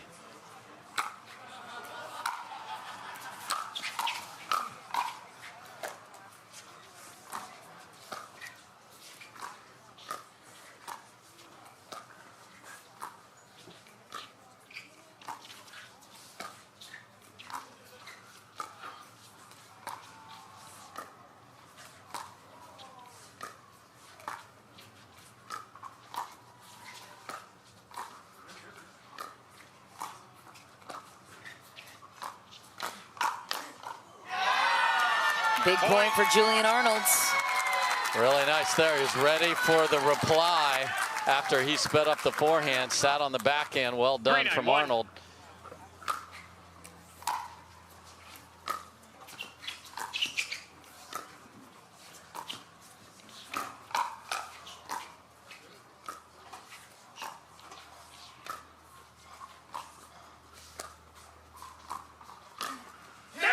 Julian Arnold steps in again. Speeds it up, now down 5. And Fed's taking his ball and going home here. He is not going to let them have it back. He's calling timeout. 4-9-1. That's a great shot from Arnold. And this is such an emotional team. So to get this going, very smart timeout from Staksrud and Tellez. Newman and Arnold still alive in game 3 from Seattle.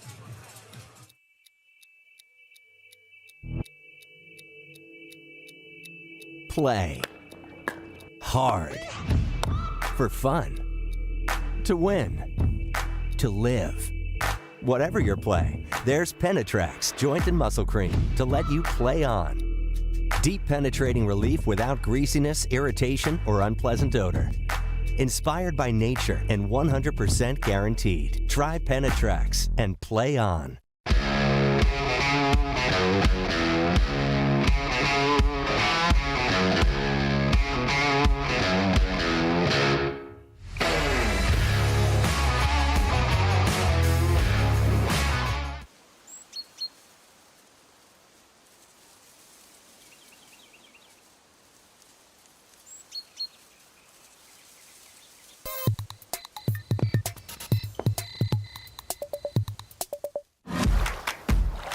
For muscle cramps and spasms, you need fast relief. TheraWorks Relief absorbs quickly with a safe, gentle, non-opioid formula without the mess or strong odor. So get back at it. TheraWorks. TheraWorks. TheraWorks works.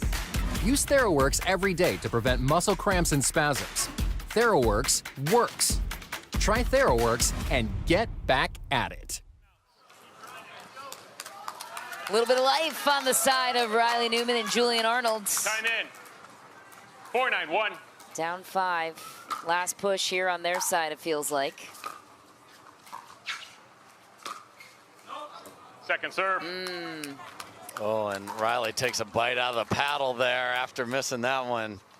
4-9-2. Good timeout called by Staksrud and Tellez, halting the momentum.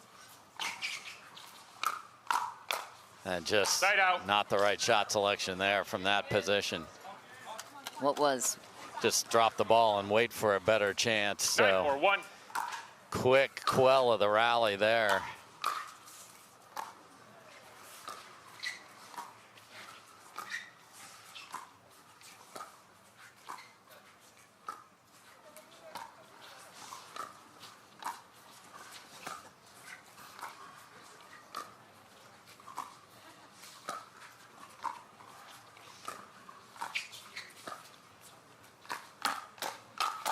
Riley Newman, quick hands as any. That's a huge hold, and they've got one more to hold off. Yeah, Tellez knows better than to go to the paddle side of Riley Newman. It's just sitting there. Look at his hand speed. It's unbelievable. What a play. Julian Arnold sneaks one through on the backside of Staksrud. Okay, I thought they only had one more push.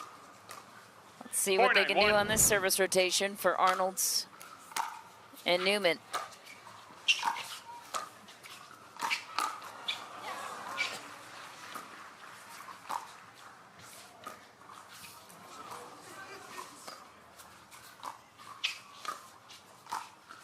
Oh, Staksrud inside out, catches Newman off balance. And not too much pace, because too much pace, it gets clobbered. That was perfection from Staksrud.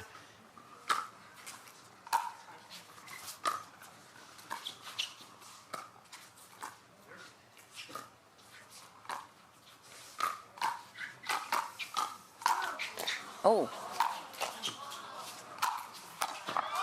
Oh, diving attempt from Newman, not enough. Tellez and Staksrud unscathed on that hold. Yeah, bad luck off the tape in the middle of that because they were in a good spot. 9-4-1.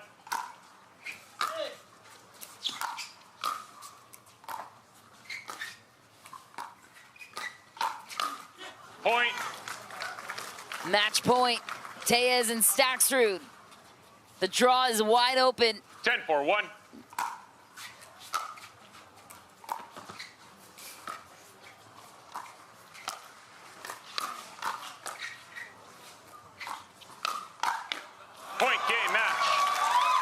Staksrud finishes, and they are through to the semifinals against the team that took down the Kings of the Court, Patrick Smith and DJ Young. It's a meeting between the 9 and the 5 seed. What'd you like from Tellez and Staksrud? I love that after game one, they just got into patterns that they liked. They didn't try to do too much. They knew the team on the other side had not played together before in a match of this caliber, and they didn't try to do too much. And when Riley and Julian did, they were there to squash it. The ATPs and Ernies were terrific, and oh my, the semifinals are jumbled. How did Tellez and Staksrud crack the code of Riley Newman and Julian Arnold? We'll chat things over with them next.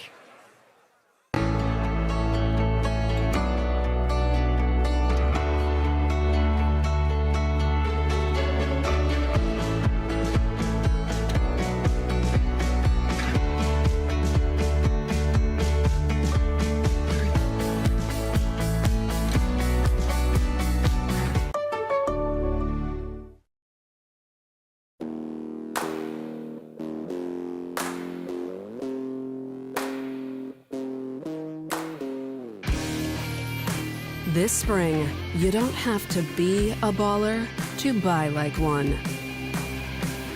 With a power bid approval from Guaranteed Rate, you can go head-to-head with cash offers and win. Call a Guaranteed Rate loan officer today. Bring it on!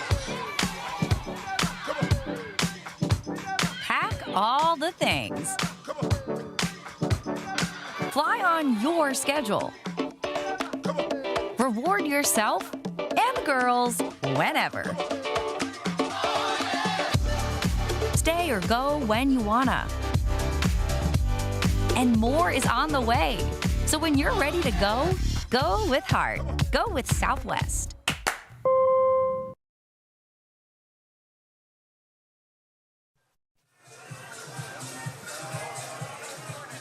Pablo Tellez and Federico Staksrud are through to the semifinals and probably thrilled that they won't face Ben or Collin Johns the rest of the way through, and we welcome them to the broadcast now. Guys, congratulations. What was different between games 1 and 2 when Arnold and Newman had the advantage in game 1? What changed for you guys? No, I wasn't listening. You go. Definitely getting used to their aggressiveness. They both pulled the trigger whenever they got a chance, and I think the first set they were winning most of those exchanges. After that, I think we were able to cover our zones better, and then it went our way. Fed, Dave here. When you're playing a new partnership and they're switching back and forth and trying to find the rhythm, what's going through your mind to be able to take advantage of some of the uncertainties of how your opponent wants to play? Well, you know, I think the most important thing about us was trying to stay high energy, good chemistry the whole game, and we were like expecting them to maybe have some fractures in there since it's like the first tournament that they're playing together, so that worked out pretty well.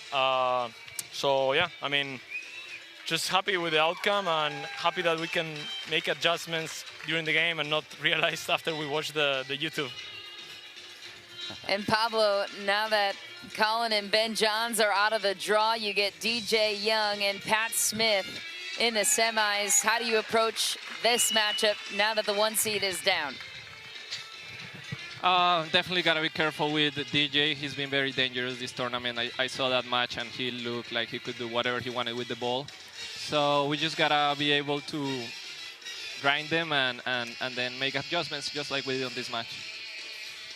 All right, guys, congratulations. And we will see you guys coming up later on this afternoon on Center Court. And our coverage will continue here from Seattle. Some entertainment on Championship Court. The Baird Wealth Management Seattle Open rolls on, and Dominic Catalano, Kyle McKenzie stepping on the mic next.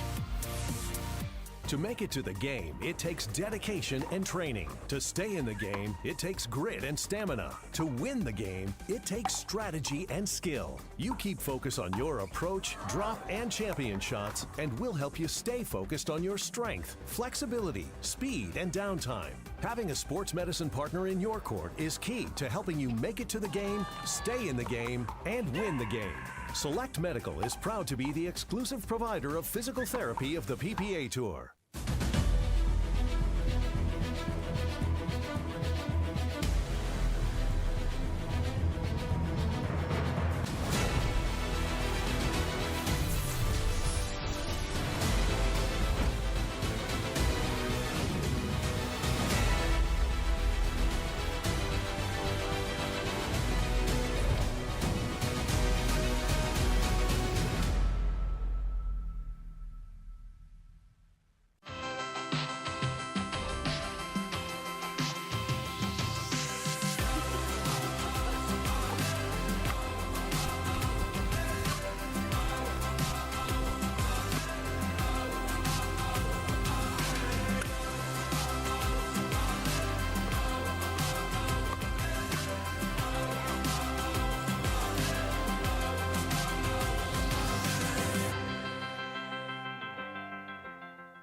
Introducing Skechers Pickleball, the official footwear of the Carvana PPA Tour.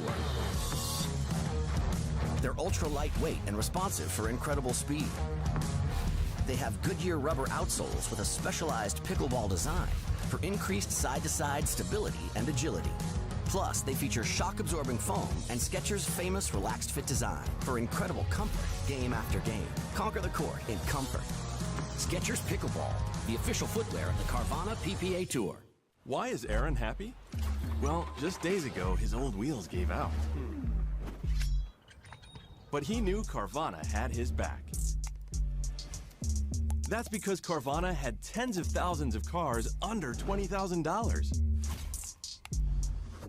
So Aaron's folks could help him out with a sweet ride. No way. Yes way. With the most cars under $20,000 and our car vending machines, we'll drive you happy at Carvana.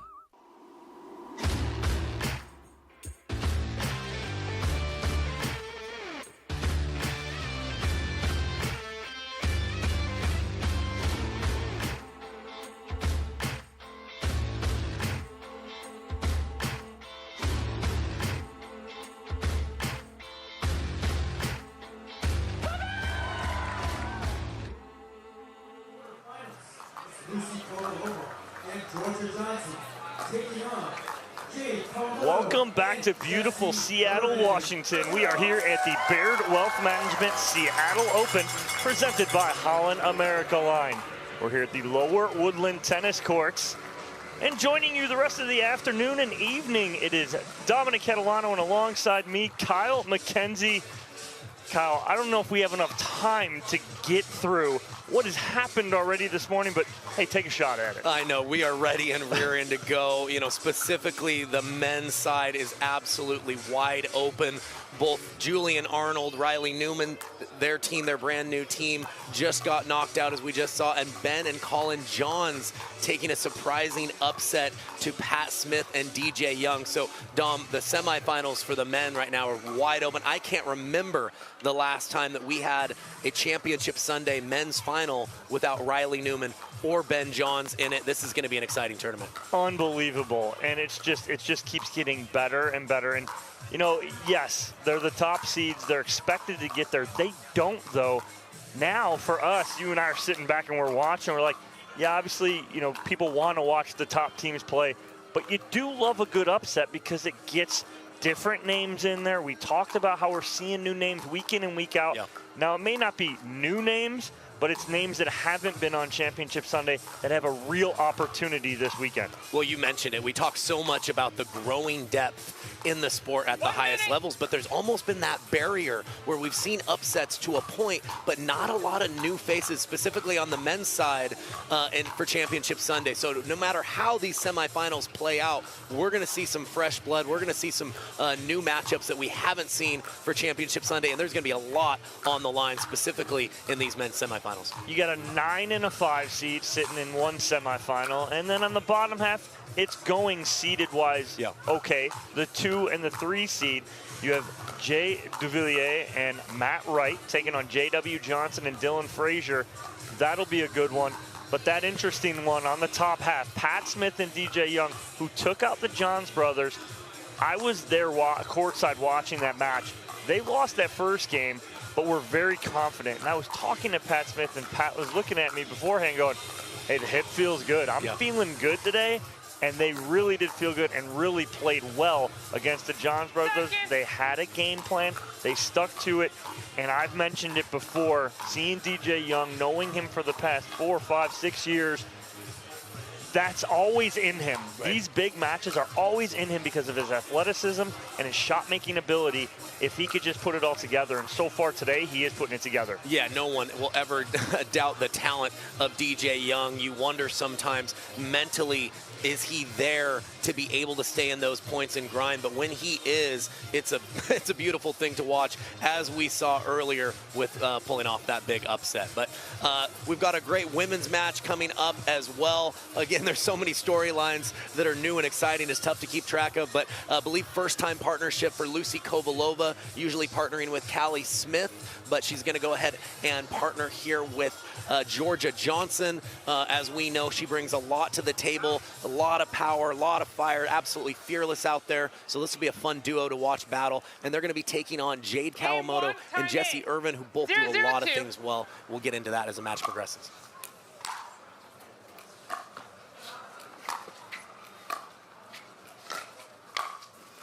And there's the newfound aggressiveness of the Kawamotos as Jade goes two-handed backhand, winner down the middle. Yeah, and you mentioned newfound. She's always been known, her and her sister, as very percentage players, but over the last few months, they've really looked for opportunities to be more aggressive, and it's really elevated each of their games. Side out.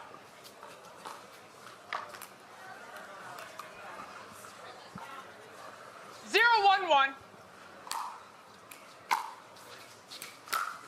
Second serve. See an early drive attempt there by Georgia Johnson. That is part of her game. She's definitely above average in the power department among the ladies on tour.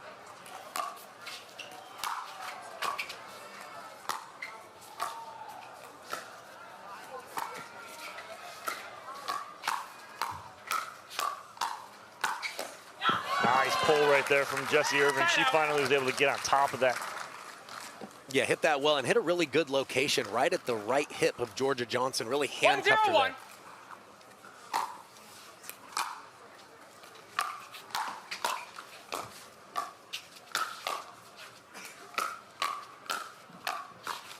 Wow, nice job by Kawamoto getting away from Johnson. She goes cross-court to Kovalova, gets the winner. Yeah, showing some variety. She didn't counterattack every time, threw a block in there, but mixing up whether she counters or blocks when she's just a step off the line.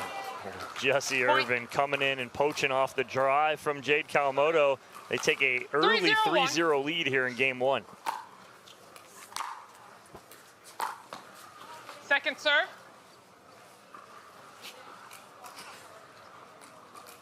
Three, 0-2.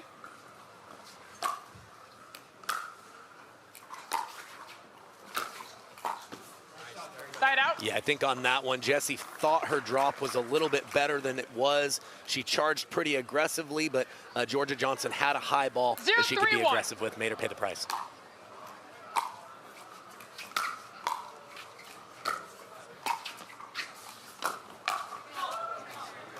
Point. Gets away with it, I think, right there. For a second, I think Georgia forgot that Jade was lefty. Yeah, I think she was fortunate. That definitely had Jade leaning the wrong way, but it's going to be a tough proposition to continue to attack at that forehand side and have success.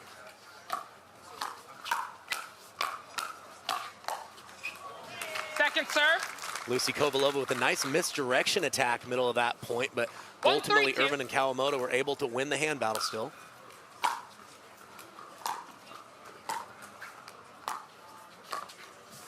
Point. Rear miss on a dink there from Kawamoto.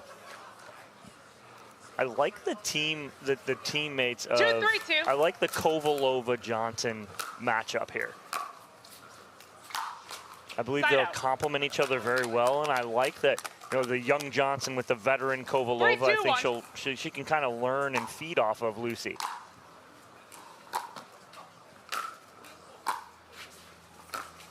Point. Yeah, I think that, Dom, the only thing I'm looking for is how ready is Georgia Johnson to 4, play 2, kind 1. of that alpha role a little bit, playing that left side. We know how comfortable Kovalova is on the right, so it makes sense to keep her there. But she does have still a bit more experience than Georgia Johnson, so we'll see how comfortable she is playing that stronger side.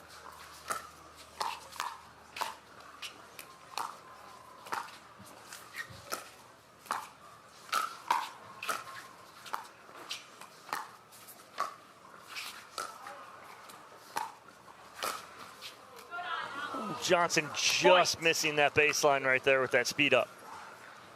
Yeah, she tried to take some pace off 5, of it 2, and 1. flick it around shoulder height, but still, it's an easy ball to carry. Second serve. 5, 2, 2.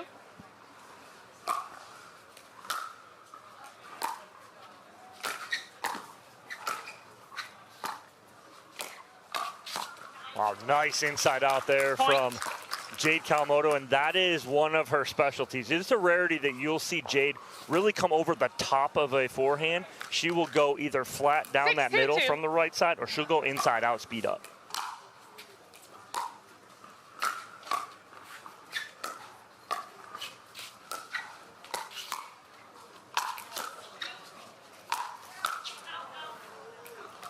Point. So I think, Dom, the pattern to watch for now, in my opinion, Timeout. is that Receiver, Jessie Irvin 7-2-2. against Georgia Johnson cross-court dink pattern. It seems like Georgia's just a little bit uncomfortable there right now, and anytime she gets a slightly attackable ball, she's trying to thread the needle. We'll see if she can get a little bit more patient as the match progresses. So 5-point lead here for Irvin and Kawamoto. We'll take a quick break and return with game number 1, quarterfinal women's pro doubles. Introducing Verse6 Raw, the sweet spot of price and performance. All of the features you asked for, brought to you by the experts at Pickleball Central. Toray T700 Raw Carbon technology creates lasting spin, and a unique elongated shape amplifies power and broad court coverage. Experience enhanced control with a hybrid core and the flexibility of an extended handle for two-handed shots. An octagonal grip with sealed edges guarantees comfort. Verse6 Raw, your game elevated.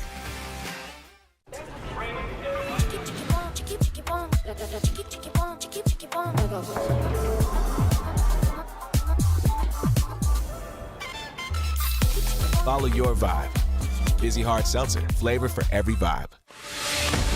Stay in the game with OS First Socks and Compression. Chosen by pro athletes for comfort, injury prevention, and muscle recovery. Be a champion with compression zone technology for support where you need it and the flexibility to make your move. Gear up like a pro and step into greatness.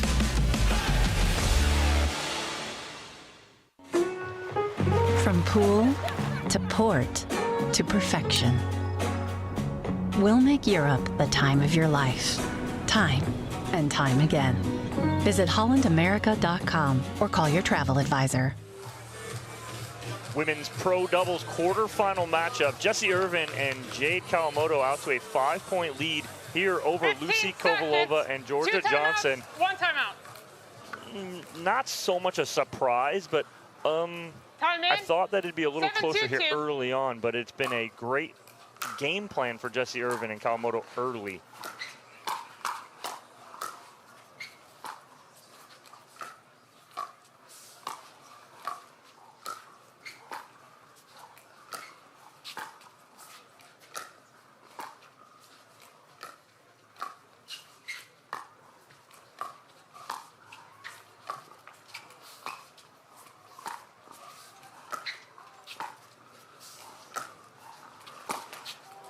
Oh, Jessie trying to speed up off the bounce right there. Tough ball to do that with. Yeah, she definitely had a hole in the middle as Georgia Johnson didn't shuffle and recover, but you're right, just stayed a little bit too low and couldn't quite clear the net.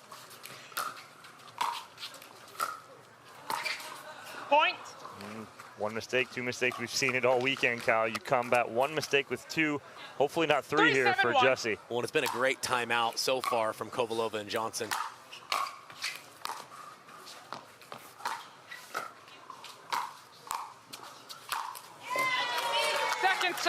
work by Irvin, just picking on those feet until she got a high enough ball that she could angle off. 3-7-2.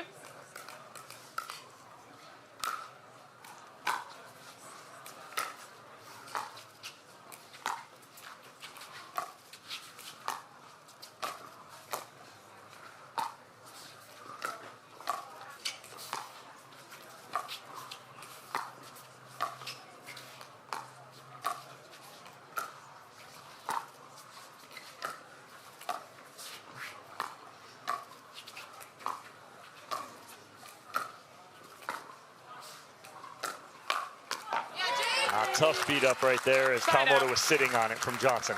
Yeah, and Kawamoto does a nice job when she anticipates that attack of sagging off the line to give her a little bit more reaction time to choose whether to block or counterattack like she did on that occasion.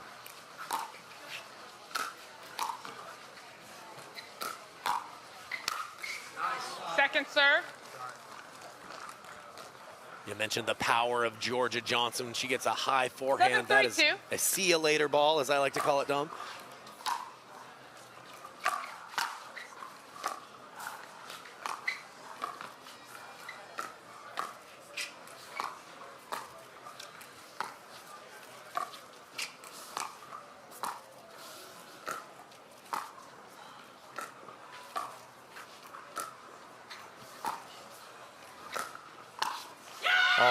Setup there from Irvin.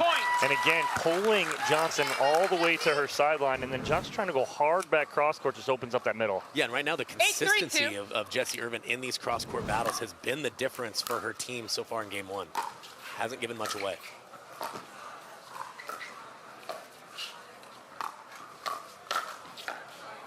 Oh, a little love off the tape right there for Georgia Johnson. I think if it was clean anyway, it would have been put away. Yeah, Kawamoto trying to redirect that attack in front of her, but she just lifted it just enough for a big counterattack response from Johnson.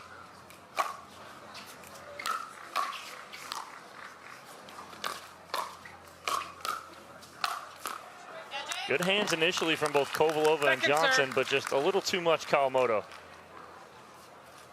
3-8-2.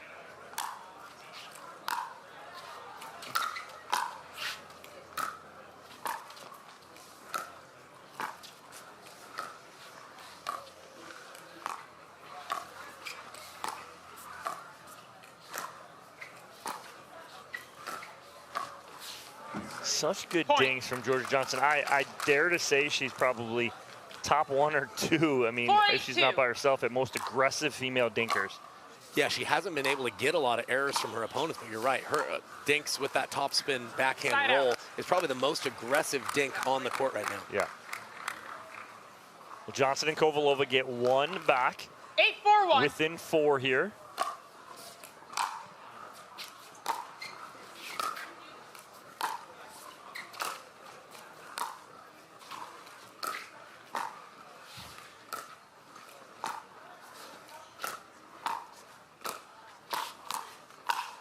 Oh, nice combo there from Irvin. It looked like Johnson was going to get her on her heels. She speeds up at Kovalova, gets the put away. Yeah, great little 1-2 combo. Redirects the attack at Kovalova, gets the finishing ball on the very next one.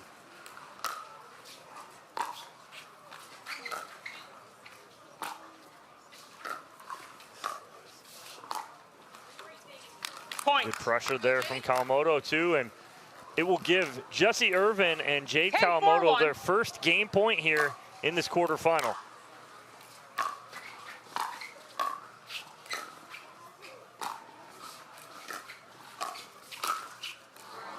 All finished there from Johnson off the tape. They'll have to fight off yet again another game point.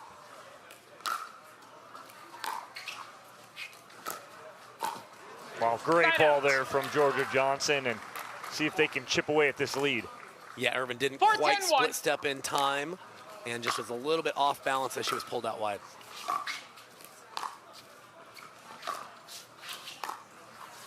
Second serve. Good spot in the middle there from Kawamoto. Yeah, Kawamoto's fooled Kovalova just a couple of times, getting her to kind of fall backwards, trying to handle those dinks.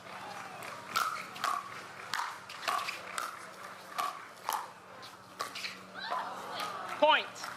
Well, they get on the board here again, now halfway there at 5-10, but on second server.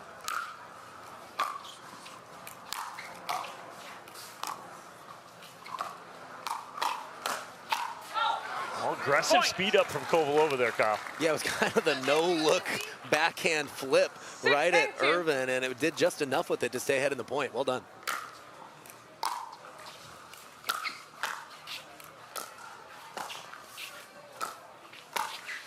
Oh, Jesse Irvin just getting a little overly aggressive there, trying to add something to that backhand. Yeah, definitely a ball she should attack, but kind of that one step ahead of your opponent sometimes goes wrong when you aim for too small of a target. Knew Johnson would be leaning middle, but couldn't quite find the court going out wide.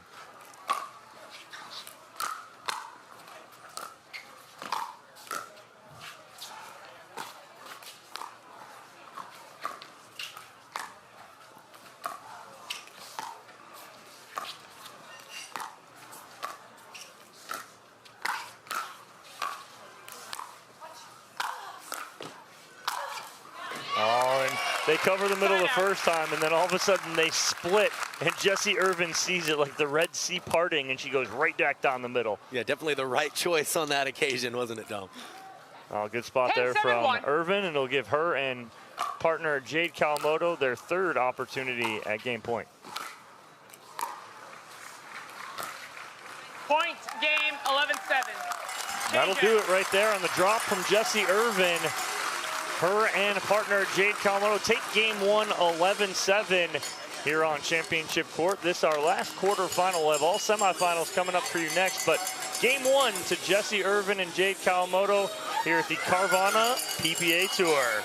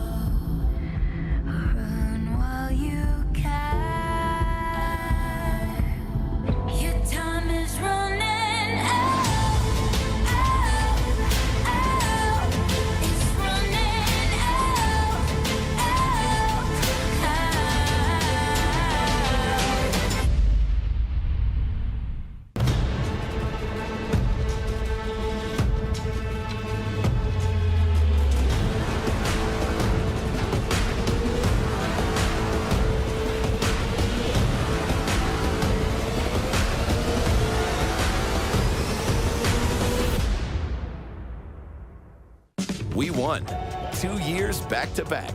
Now you win too. The Hyundai Ioniq 5 and Ioniq 6. The Hyundai Ioniq 5 and Ioniq 6 come standard with complimentary maintenance and America's best warranty. Visit your local Hyundai dealer today. Back here in Seattle, Washington. We're at the lower Woodlands tennis courts here. Game number two, quarterfinal matchup. Jesse Irvin, Jade Kawamoto take game one 11-7. We'll see if Georgia Johnson and Lucy Kovalova have an answer here in game two.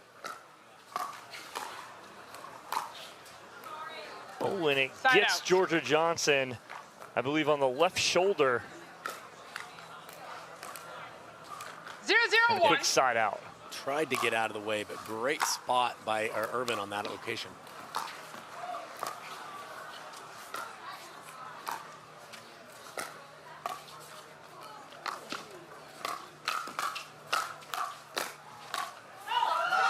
Jade Kawamoto, opportunity missed right there. She was winning that hands battle against Johnson. Yeah, she was definitely ahead. Johnson had some good digs just to bring that battle to neutral and was able to steal it away.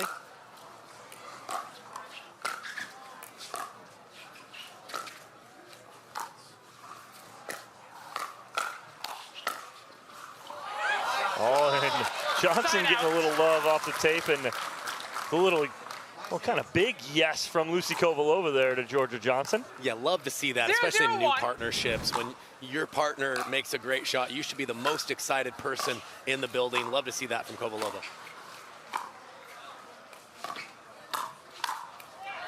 Tough speed up right there for Kovalova. I think as soon as she went to hit it, she wanted to pull that ball back and be like, no, that's not what I want to do. Yeah, looked to be below her knees when she hit that. Just a little bit too ambitious with the quality of the counterpunching of the ladies in front of her.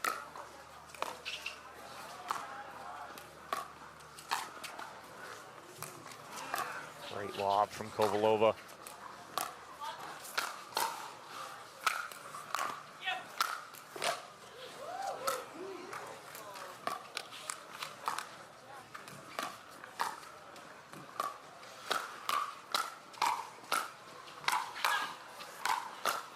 Wow, it's just flipping the script right there. Defense to offense from Irvin and Kawamoto. No, and that's one of the things they can do. But one of the examples of a new partnership and where it can kind of let you down a little bit at times is after that lob from Kovalova, they had a chance to keep their opponents back. Johnson wasn't quite aggressive enough owning that middle, and they kind of let him off the hook there. Second serve. There's the big put away from Johnson this time, but you're right. She dropped the ball in and allowed Kawamoto and Irvin to get up on that point before. Sometimes just working out those bugs beforehand goes a long way. Very tough to do when it's a brand new partner. So good. Such good pressure there from Georgia Johnson. Almost like a half drive, half cross-court dink. 0-0-1.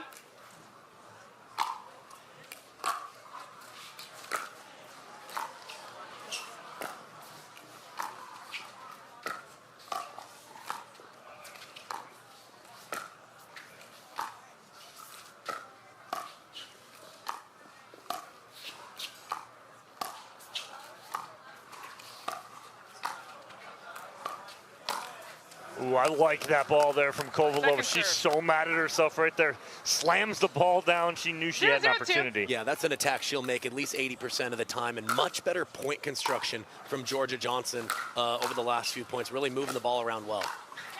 Side out. The backhand put away from Jessie Irvin, and still goose eggs here in game number 2. 0-0-1.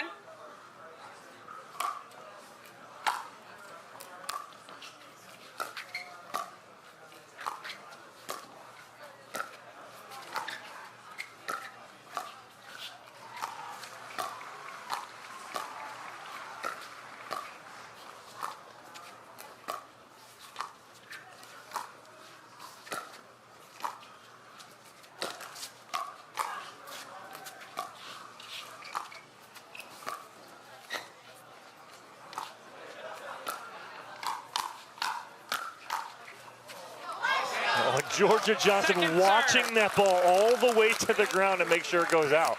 Yeah, and Jessie Irvin winning the pattern in the dink battle, but wasn't able to do enough with her first attack, and the counter-punching of Johnson and Kovalova were just too strong.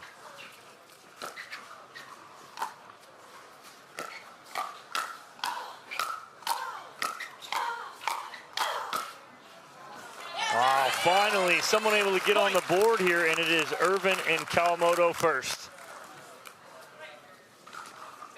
1-0-2.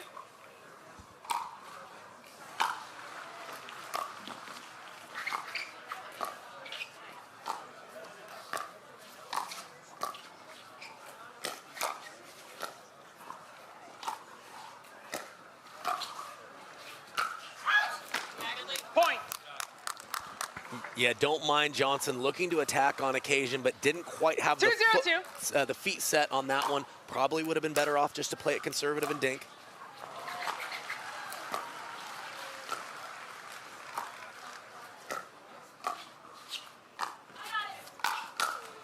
Oh, nice get from Jessie Irvin. She read that off the paddle of Kovalova. Yeah, it wasn't a bad lob by Kovalova. Irvin really exploded to that ball quickly. Yes. 3-0-2.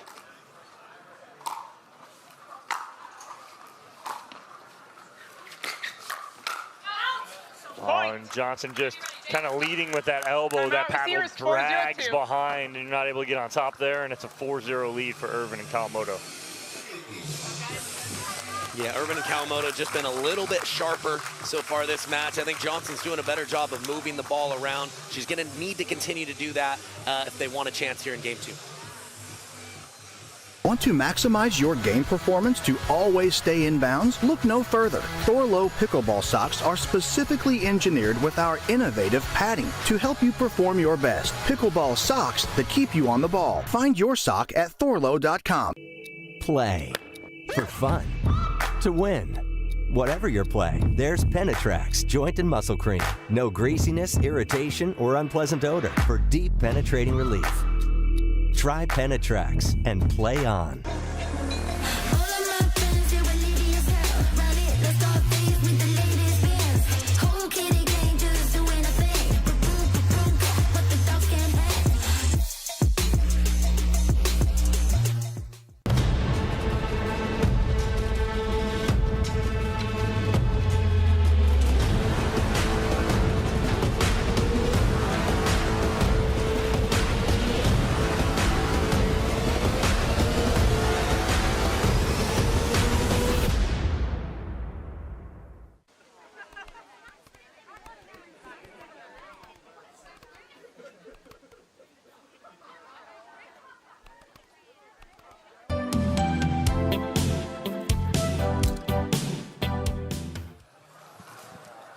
And back here on championship court, Irvin and Kawamoto out to a early 4-0 lead, trying to end this in 2 and move on to the semifinals.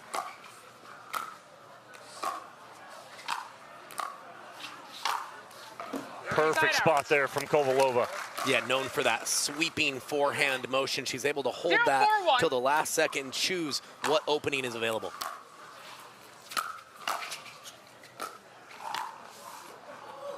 Just a little too much inside out there from Jessie Irvin. Yeah, trying to redirect that to the forehand of Kovalova, but just ran out of court there. 1-4-1.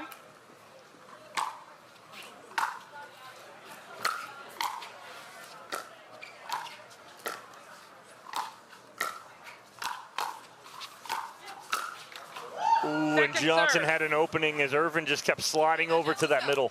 Yeah, she was well off the line, but she knew if she hit that well cross court, she had a winner.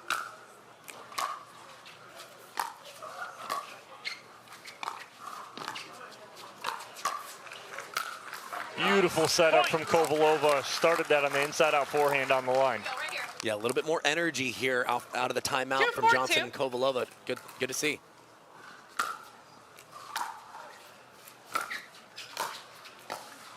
Side out.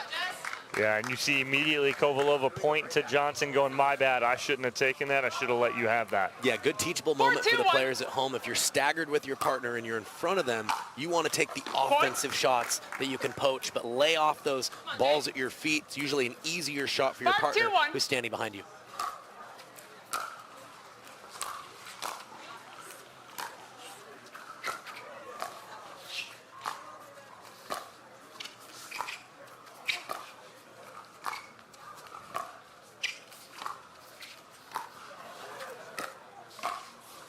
Wow, that point is all Jade Kawamoto right there, Kyle.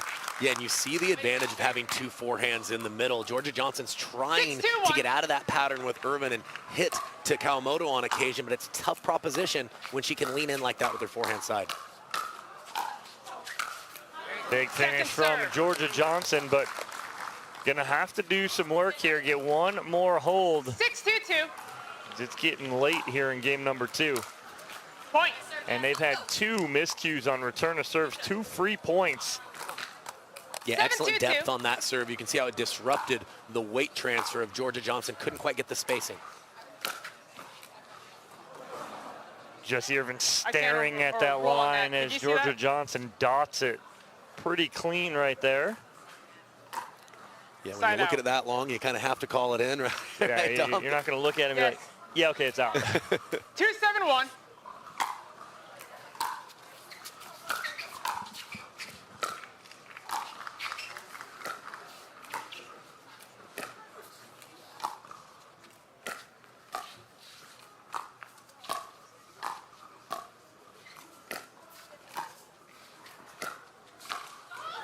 It's a good spot, almost a bait ball from Georgia Johnson as the ball's going away, even though it is to the forehand of Kawamoto, it's going away from her.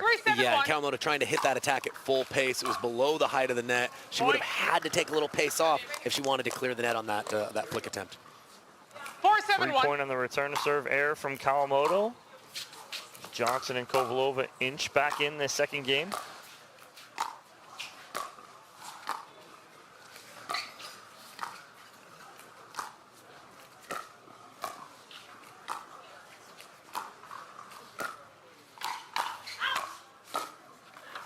Oh, nice defense there from Kovalova on the speed up from Irvin, but then right at the feet of Georgia Johnson.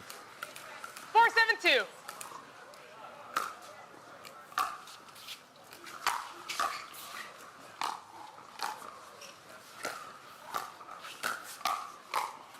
Side out. Wow, great recovery from Kawamoto there in the middle. Yeah, she does such a good job of anticipating attacks and just sneaking that little step backwards before she counters to make sure she gets on top of the volley. Well done.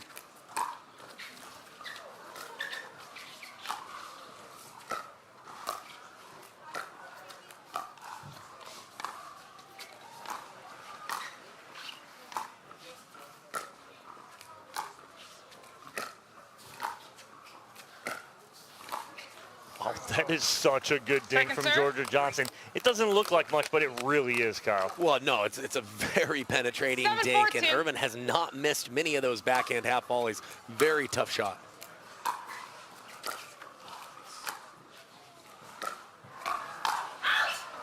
Good pull to trigger there from Kawamoto in the middle. And I'd like to see Georgia Johnson. I know the net's higher on the edges, and it's a little smaller target, but try to find the backhand up the line to Kawamoto. She's sagging off the line. She's got a little bit more space there to use that location.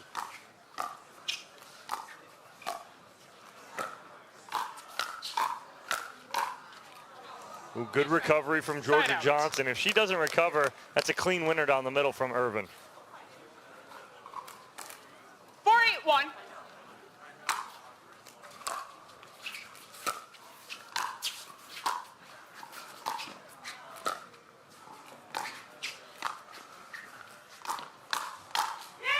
Oh, Irvin set herself up pretty nicely on that little chip backhand. 5-8-1.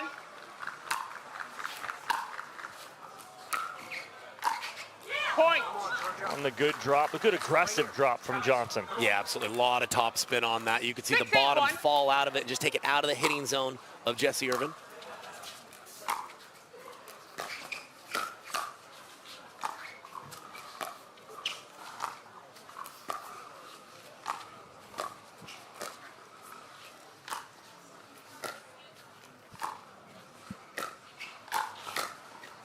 Oh, good spot there from Jessie Irvin. She read Johnson pinching back middle of the cover there, and she went left hip. 6-8-2. Just one step ahead like we were talking about earlier. Very important.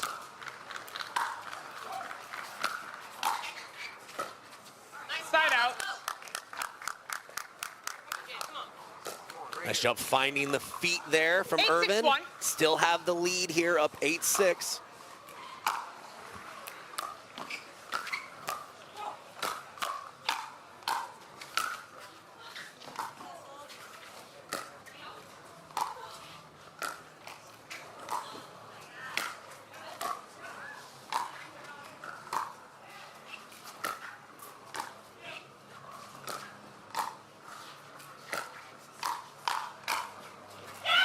Wow, just when it looked like Georgia Johnson had control, Jessie Irvin flips the script. And she lets out a roar there, Dom. All that hard work on defense paid off. That's a great feeling.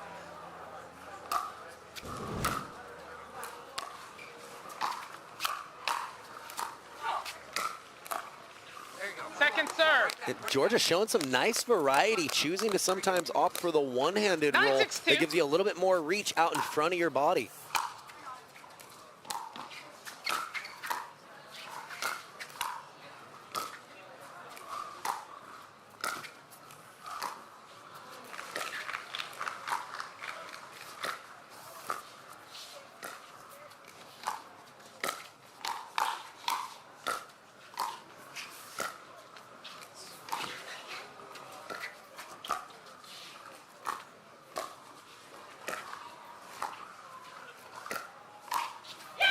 Well, again, it seems like Georgia Johnson is in control, but then Irvin brings it back to neutral, and then she hits the winner. Yeah, she's doing a nice job, Irvin, of not retreating off that kitchen line, leaning in well and poking those attacks when she just has a sliver of daylight. Match point here for Irvin and Kawamoto, 10-6, excuse me.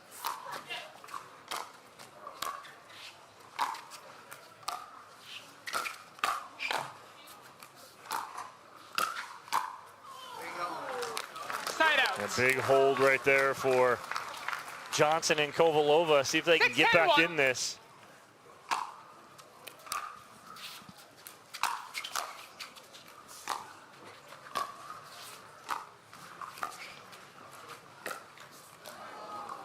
Just too quick. She got real quick, real short, just kind of flicked that wrist on a really low ball. Yeah, it looks like she wasn't sure what shot she wanted to hit till the last second. Had a lot of options there.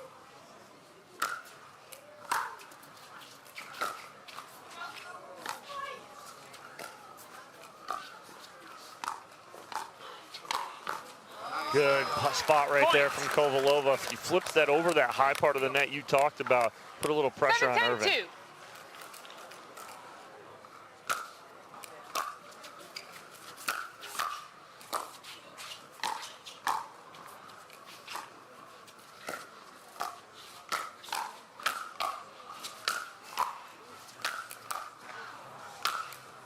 What's it take to put a ball away? Georgia Johnson finally finds the hole in the middle. And deciding to take her forehand attack cross court right into the body of Jessie Irvin. I like that play because it means that counterattack is usually going to come right back to the Georgia Johnson forehand where she has so much power, Dom. Well, Irvin and Kawamoto feeling that pressure here, not wanting them to get any closer. They call a timeout here. And if you are in the corner of Irvin and Kawamoto, Kyle, what are you telling them right now to kind of slow the roll of Johnson and Kovalova? Well, you know, I think what they've been bringing to the table has been winning from start to finish this match. So I don't think it's as much on them to change things up. I think it's more just about settling your nerves, reminding yourself of what's working. They've been the more patient team, but they've dinked a little bit better, and they've had their head and their nose out front. So I don't think they change here. I think if you're Irvin and Kovalova, I think it's all about energy, looking for those opportunities to be aggressive, and knowing when it's time to just let the ball fly and let the chips fall where they may. Yeah, Irvin and Kawamoto have really dug their way out of some points where it looked like Georgia Johnson was just pulling the strings. And then they've gotten it back to neutral and then took over right away in those points.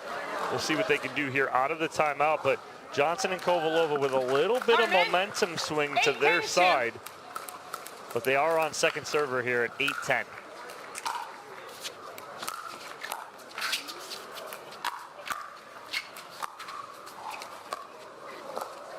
Mark that drive right there because Kovalova was kind of on her heels, doesn't take that ball out of the air and to get that point back to neutral. It's match point again here now for Irvin and Kawamoto.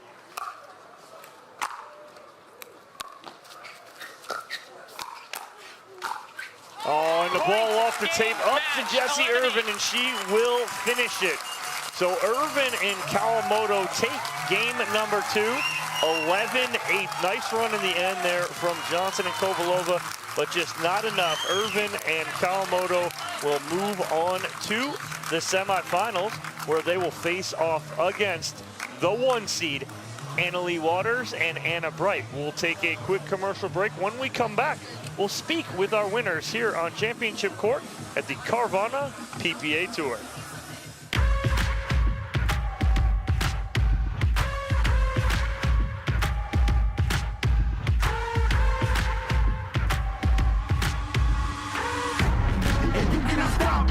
Nah, you cannot stop it.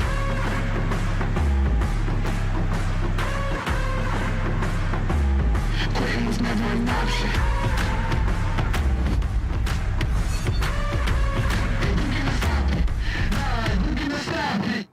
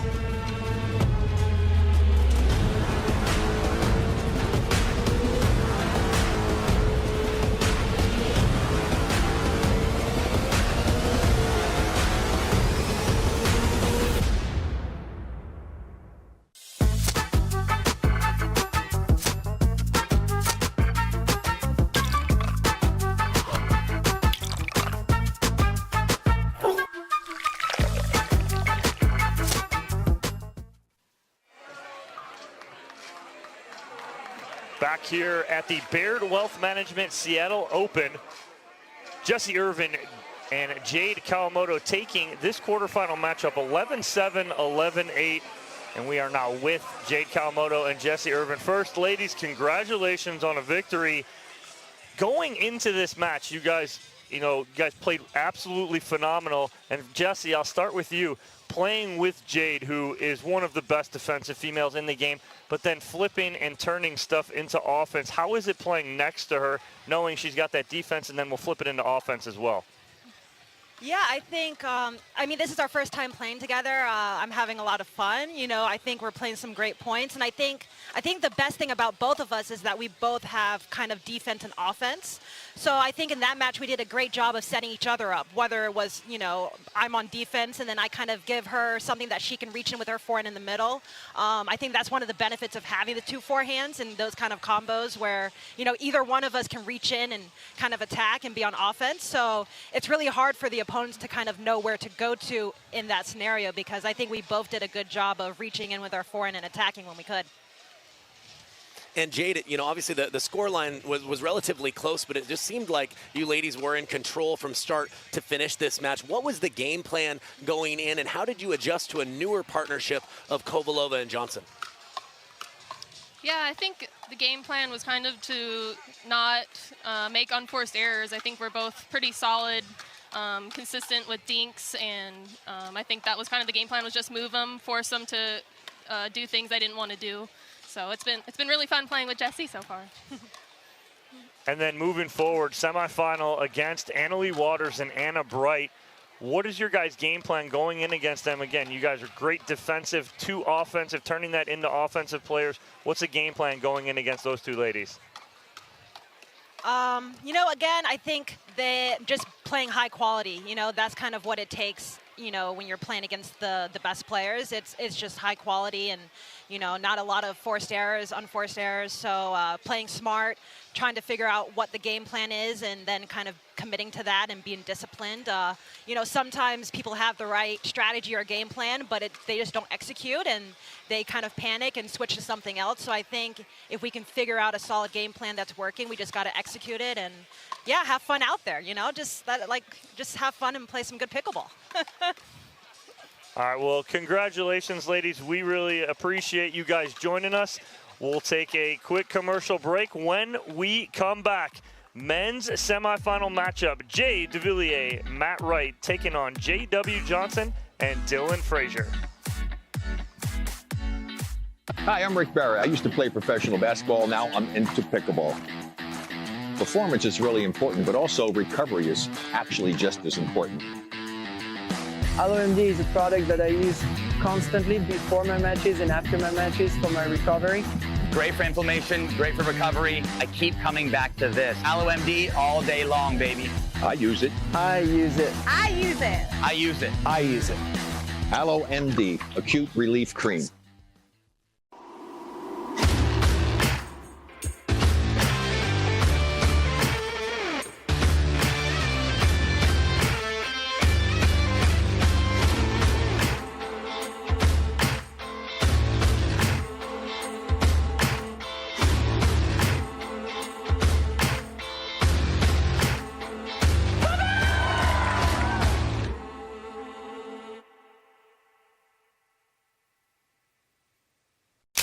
Corner booths, sticky floors, catching breaks, and second wins.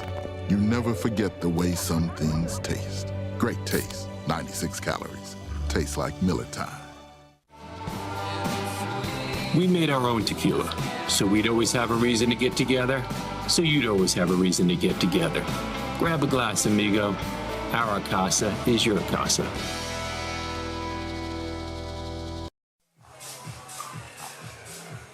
All about the semifinals from here on out. We got 4 more for you here in men's doubles and women's doubles. First one up, men's doubles semifinal number 1.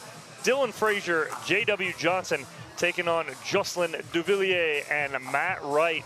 Kyle, thoughts on this one? What are you expecting in this one? Well, there's just a little bit more on the line in this semifinal. Like we mentioned earlier, the Johns brothers are out. Riley Newman and Julian Arnold are out. So this is a huge opportunity for both these teams, not just to play on Sunday, but to walk away with the gold. You better believe they're trying to be as sharp as possible. We've got Dylan Frazier and J.W. Johnson, tons of chemistry. This is their usual partnership. They're an extremely dangerous team, lightning fast hands. They do a lot of things well, and a first-time partnership with Matt Wright and Jay Devilliers, but I gotta get the sense that they know each other's games quite well, both hailing out of the Wichita, Kansas area, so they have been on point all day long, and this is gonna be a fun one. Well, yeah, you said it, and today seems to be the storyline of the day, new partnerships this weekend. Yep.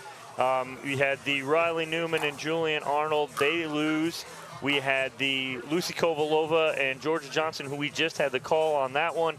They end up losing, but Jesse Irvin and Jade Kawamoto, new partnership, they win. And we got this one here between Devilliers and Wright, new partnership. The opposite on the other side with Johnson and Frazier, who are very familiar with each other. Yeah, and one of the toughest things to solve in a new partnership is who's going to play that alpha role. You've got top pros that are very confident players.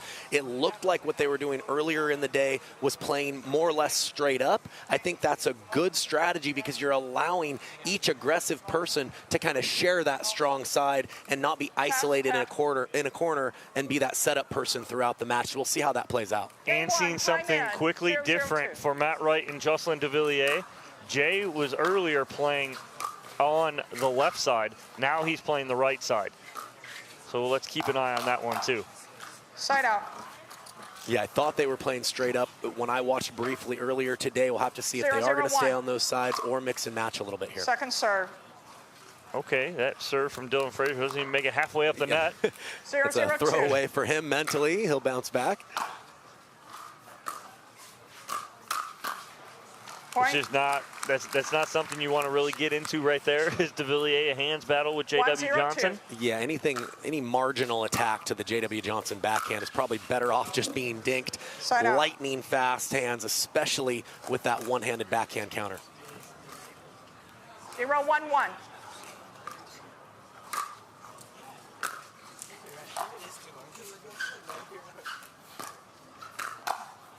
Good cover from Matt Wright, just trying to do a little too much with that.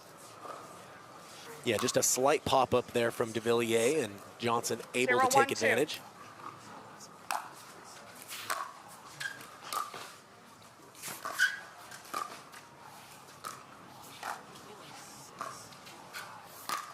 Oh, nice around the post from Devilliers. Watch him. Let this ball drop as low as possible before he hits it. And those are really tough when you're being pushed backwards in addition to laterally. To be able to measure that is really nice from Devilliers. Well, him and Matt Wright look like playing straight up right there as Devilliers goes for the backhand Ernie winner. Again, I think that's a great choice with a new partnership. It allows both players to play confident and show their full arsenal of abilities that they have on each side. Side out. 1-2-1.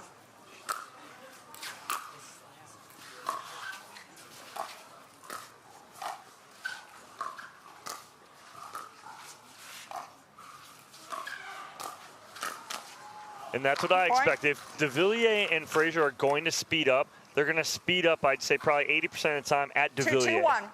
Yeah, I think of the two, he's probably a little bit more attackable. Matt Wright having some of the fastest hands on tour himself.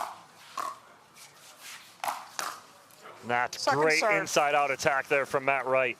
Yeah, and you see some of the variety within the attacks. Not standard to speed up cross-court there, but he knew he had J.W. Johnson leaning to the middle.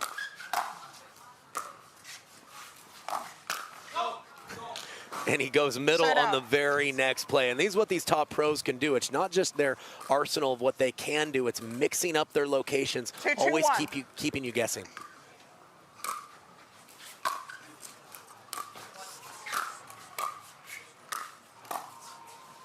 Second serve. Good pressure from J.W. Johnson, holding that ground, taking those balls out of the air at the kitchen line. One of the best at doing that. Side out. Use that little wrist flick to his advantage. 2-2-1.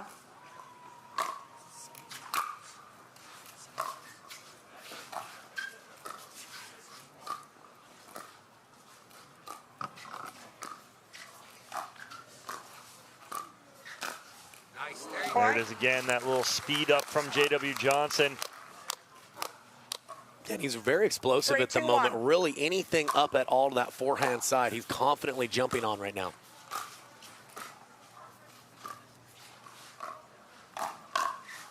Nice hands from Dylan Frazier getting on top of that speed up from Matt Wright. Yeah, Frazier saying, you're my partner's not the only one with lightning fast hands. This is a very tough team to beat for a lot of reasons.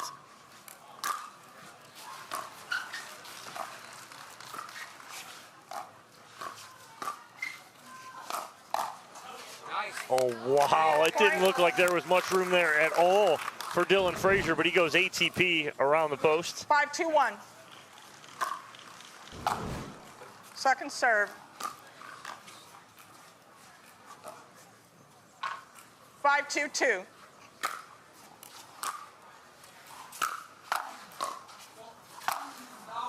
Nice angle there from Matt Wright. Yeah, recognized that Frazier and Johnson were both pinching middle, and it was a good time to go for that short angle. Well executed. 2-5-1.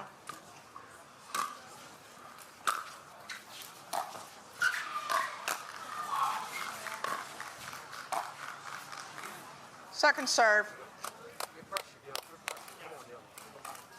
2-5-2.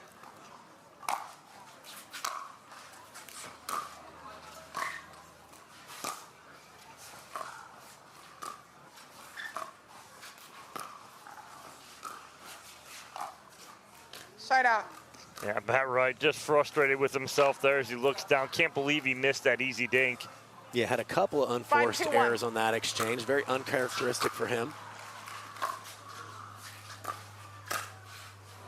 Oh, and off the right pec of Devilliers goes Johnson. Yeah, like you mentioned, known for that unique flicking ability. 6-2-1. Anything around the height of the net, he can generate a lot of offense in a very short, compact motion with the wrist. Oh, great job by Frazier. He reads that speed up before Wright's even going to hit it, and he slides to his right and clears himself and gives himself enough space right there. We'll take a quick commercial break. When we come back, remainder of game number 1 here on Championship Court at the Carvana PPA Tour. Check this out. This is Venom Go by Hyperice. You stick this pod on this pad and boom, instant relief wherever you need it. With 9 different variations of heat and vibration, you can soothe your sore muscles instantly. The tight spot on your neck, that little knot on your back, that shoulder that always bugs you, and your tight calf after a ride, say bye-bye to the pain and soreness. Heating up 6 times faster than any other heating pad. Ooh, that's hot. It's designed to get you out and moving. What are you waiting for?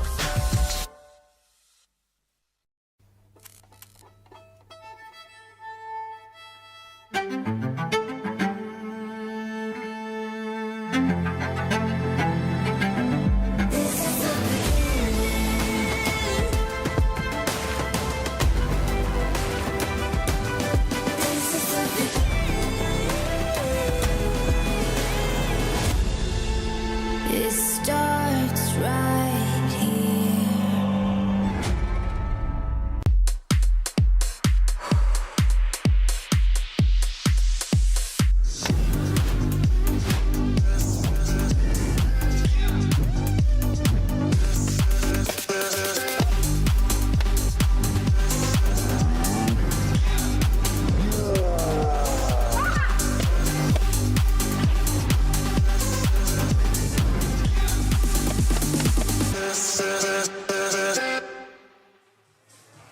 Receiver, 1 timeout remaining. Server, 2. As you get to check out Championship Court and Timeout, Grandstand Court, 7-2-1. Yana Newell and Lauren Stratman up 6-0 in game number 3 over there.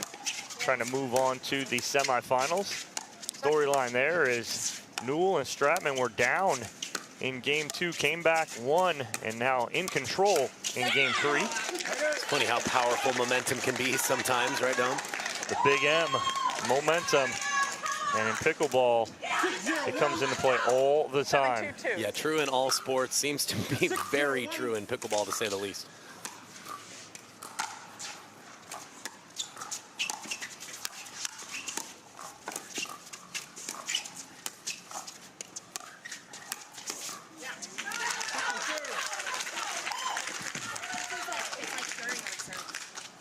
Nothing we can do about the audience.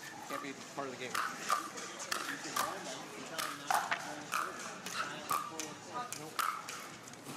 Oh, great hands from Devilliers and Wright just to stay in that point, but just J.W. Johnson too much. Yeah, no panic from Frazier and Johnson when they got the lead. Very comfortable taking 6-7 shots to finally put the ball away. 7-0-2. Point. Oh, and a little miscommunication in the middle there from Matt Wright and Devilliers. It's one of the advantages of playing that right side. If you can slide your body out of the way, you can make almost all of your counters with that backhand side. Frazier has a very good one. Side out. Devilliers getting on top of that backhand for the winner. And on grandstand, Yana Newell, Lauren Stratman extend that lead to 7-0. 2-9-1.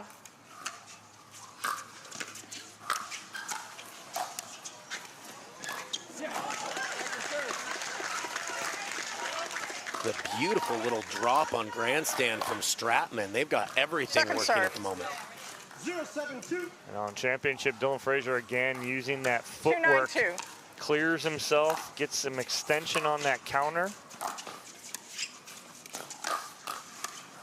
Point. Devilliers came out on top the last 2 hands battles. That's some good confidence for him against J.W. Johnson. 3-9-2.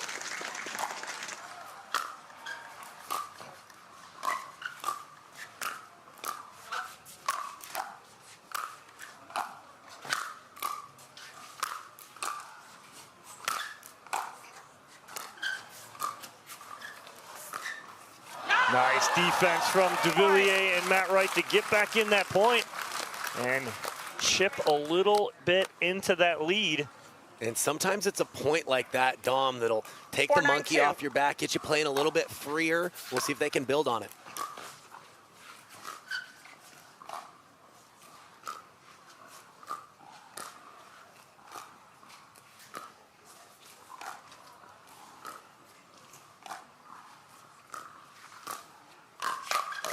Nice hands from Devilliers, and here comes Wright and Devilliers down by 4 now.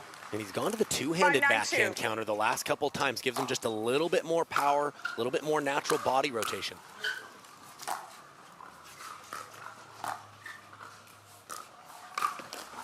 Oh, and the Ernie from the backhand side for Devilliers. Nice job. And I believe we're getting an immediate timeout here from Frazier and Johnson, as Devilliers and Wright close that gap and are now within 3 in game number 1. Yeah, Devilliers taking off from well outside the sideline, closer to the middle of the court. They're showing his athleticism and his length.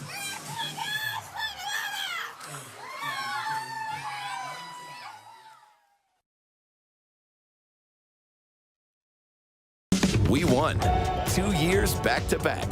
Now you win too. The Hyundai Ioniq 5 and Ioniq 6. The Hyundai Ioniq 5 and Ioniq 6 come standard with complimentary maintenance and America's best warranty. Visit your local Hyundai dealer today.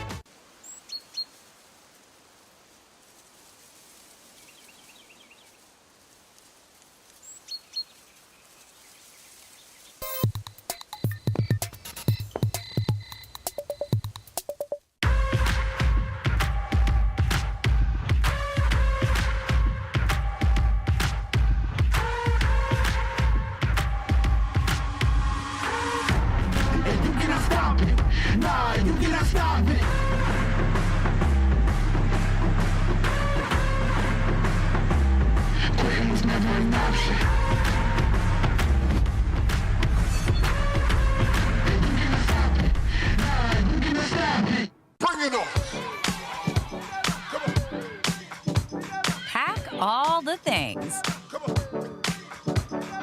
Fly on your schedule. Reward yourself and the girls whenever. Stay or go when you wanna. And more is on the way. So when you're ready to go, go with heart. Go with Southwest.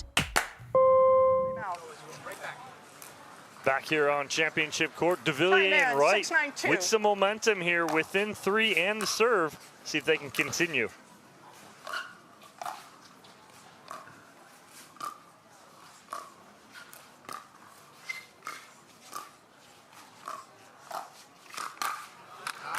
Side out. Oh, good timeout for Johnson and Frazier. Get that side out, slow the momentum down. 9-6-1.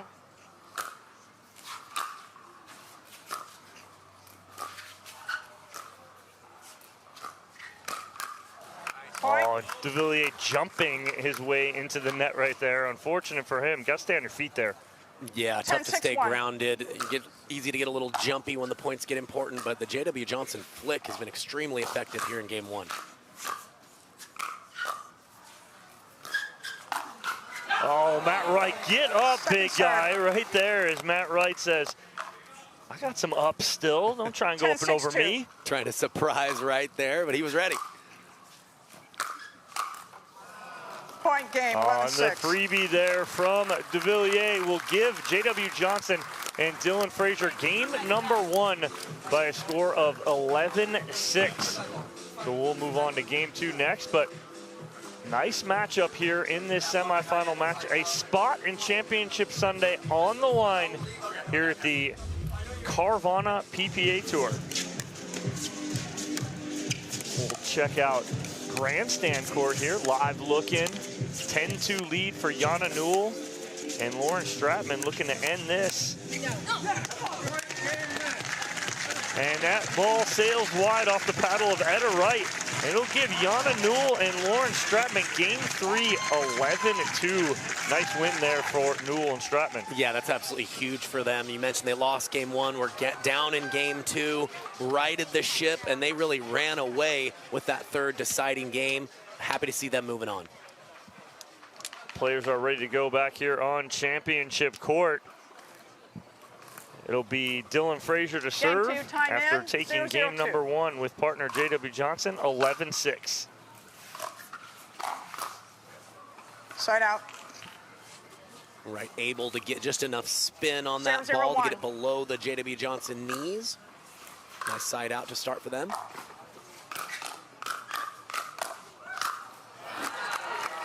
Second serve. Devilliers doing everything he could to handle those reaction volleys, but just too much weight of shot from J.W. Johnson.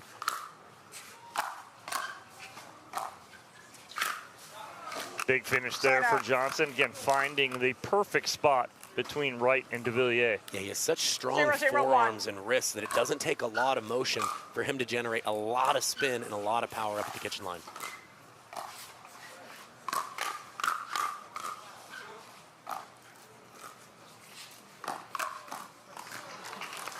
Point. Yeah, again, Dylan Frazier just putting his body in front of the ball, really trusting that backhand counter and daring Matt Wright to go for a very small sliver to the forehand side without it going wide.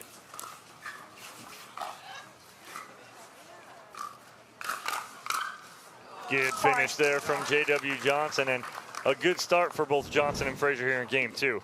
Yeah, this is their game style. You know, they're not the most aggressive thinkers, but that's because they're so confident anytime that point turns fast, they really feel like they have the advantage against almost every team out there. Second serve. Nice location on the speed up from Matt Wright. 2-0-2.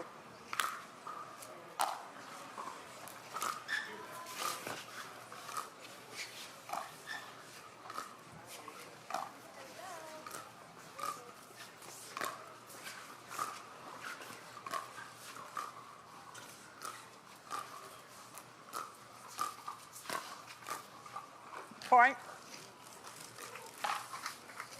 Just death by 1,000 cuts right there from Johnson and Frazier, just staying patient. 3-0-2. Yeah, they really force the other team to adjust to them.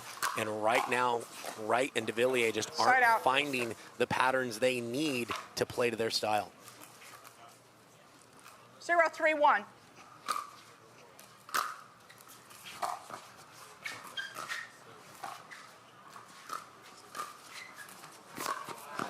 Oh, Frazier trying to go around the post, just couldn't get his feet set to get a good shot and a good paddle on that. Yeah, had it lined up, looks like it just landed about a foot short.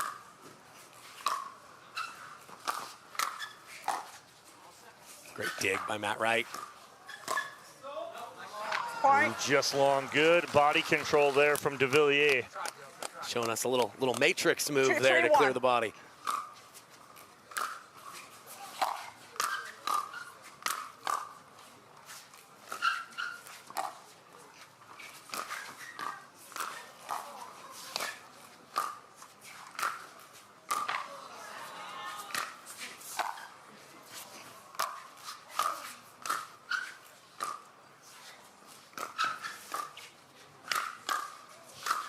Wow, this point had a little bit of everything. Some great defense from Matt Wright and Devilliers, but just couldn't get a good drop in because too much pressure. Yeah, Devilliers especially had some fantastic digs in transition, but like you mentioned, they just could never quite get that one down to bring the point to neutral. Score. 2-3-2.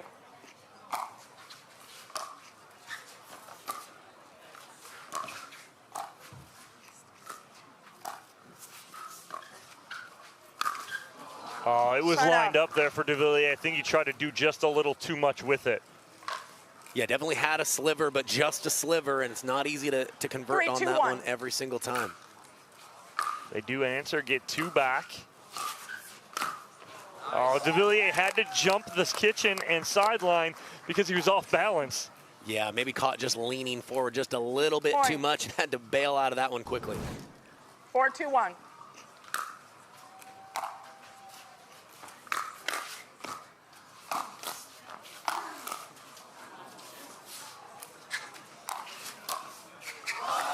The pirouette from Matt Wright. He spun himself into the ground like a top.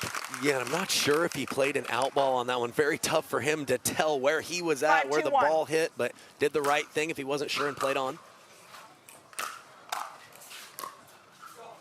Second serve. 5-2-2.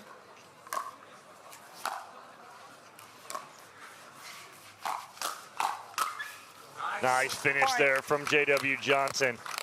You know, you see Matt Wright trying to step back, be aggressive, not letting Johnson and Frazier comfortably get established. But even when they're a little off the line, they have the counter-punching ability to fight back, as we saw there.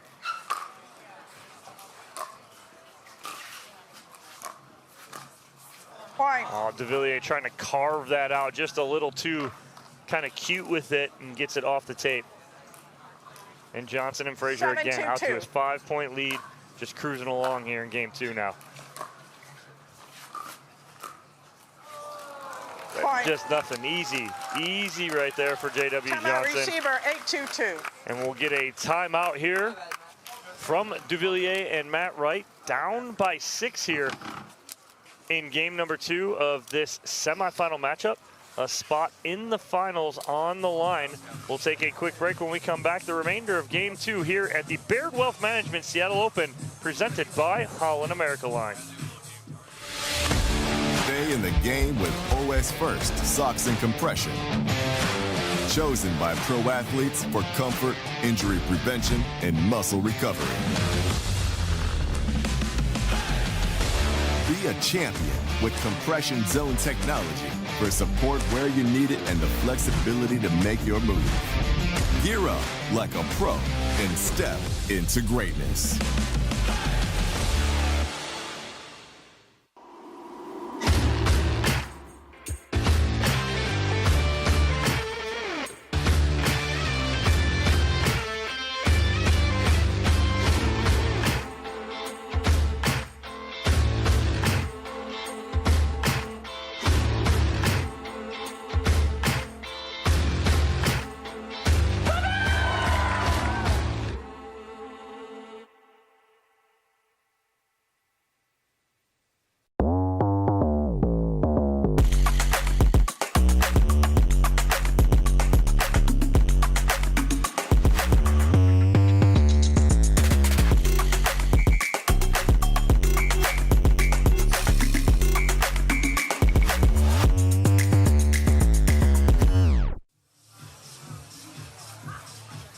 J.W. Johnson and Dylan Frazier in control of game number 2, up by 6. Timeout, servers, Devilliers and Wright taking a timeout, try and slow them down.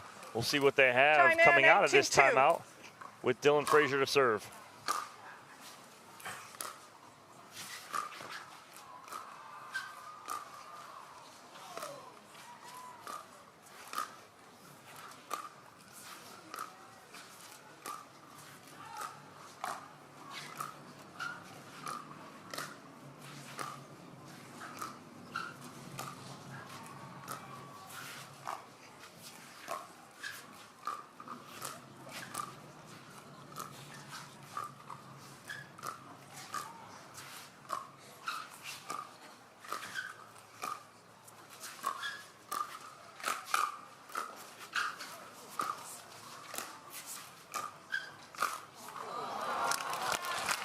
just good point construction out of the timeout for Devilliers and Matt Wright.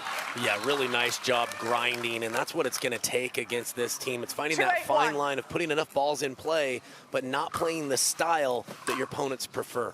Very tough to do perfectly.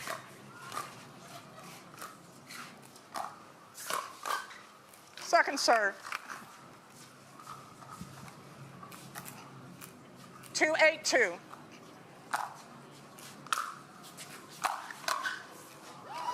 Side out.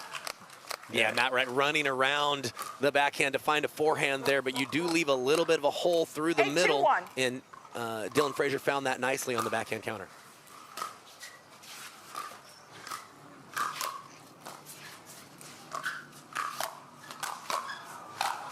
Wow, good hands from Frazier, but Matt Wright with the finish in the middle. Yeah, Frazier doing everything he could to get those back, but just a little too much offense from Matt Wright to close it out.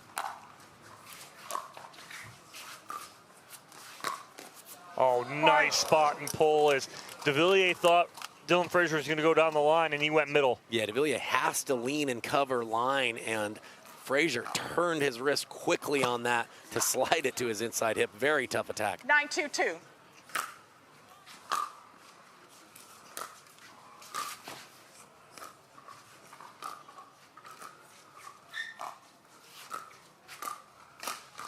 Oh, wow, right at the right shoulder of Devilliers. If you think that's an uncontrolled speed up, you're sadly mistaken. He knows exactly where he's going to go with that, does J.W. Johnson. 10-2-2. It'll give them a match point here and a spot in the championship match on Sunday.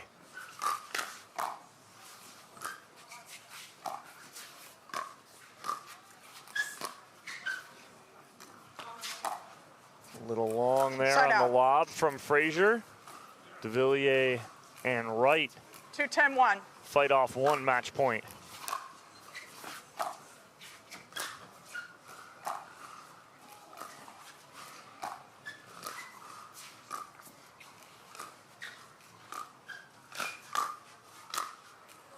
Good spot from J.W. Johnson. And I just get the sense, Dom, that Devilliers and Matt Wright have kind of fallen in the trap of playing a little bit too much to the preferred game style of Johnson and Frazier. They both are more creators by nature, and I think they've just gone away from that because of the counterpunching ability of Johnson and Frazier. But they've fallen into that kind of shallow middle dink pattern, and that heavily favors the other team, in my opinion.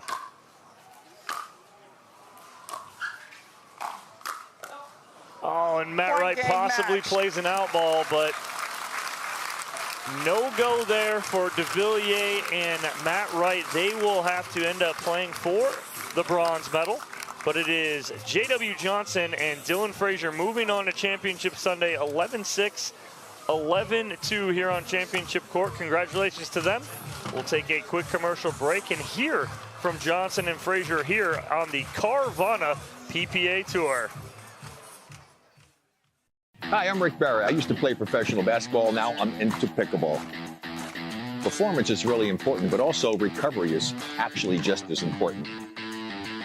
LMD is a product that I use constantly before my matches and after my matches for my recovery. Great for inflammation, great for recovery. I keep coming back to this. AlloMD all day long, baby. I use it. I use it. I use it. I use it. I use it. AlloMD, acute relief cream. For many of us, we just charge ahead because planning for your future takes time.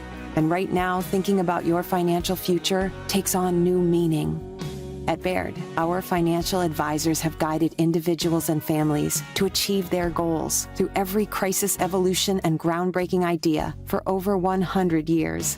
That's the difference between thinking you're ready for what lies ahead and knowing you've planned for it. Now that's different. Discover the Baird difference. Oh, will you pause it real quick?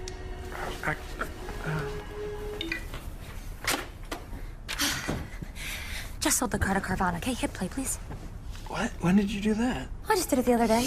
All I had to do was enter the VIN or license plate, answer a couple of questions, and got a real offer in seconds. Then they just picked up the car and paid me right on the spot. I can finally quit my job and become an actor. No, you're right.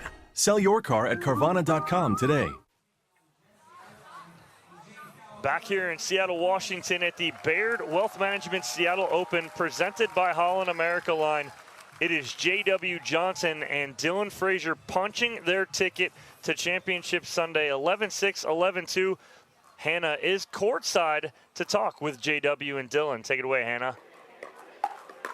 Well, Frazier and Johnson playing pretty good pickleball out there today. Guys, how are you feeling about your game and your chances going into Sunday?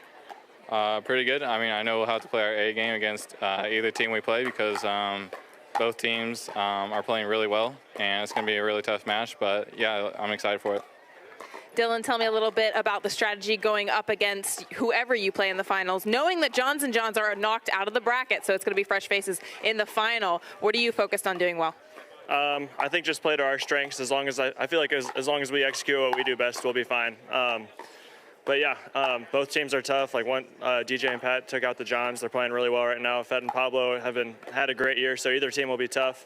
Gotta say good job to Matt and Jay. First time partnerships are tough, and they made it all the way to a semifinal today and beat some good teams along the way, so that was good. But happy to come out with the win there. Looking forward to tomorrow. Let's go. All right. Well, yeah, speaking of which, Matt and Riley broke up for the second half of the year. What do you think of that decision to break that team up? I don't know. I think Dylan can answer that question better than I can, so I think I'll leave it at that. We'll leave silence on that topic. Guys, I'm going to let you go. We're going to see much more of you this weekend. Very well played. Thank you. Kyle.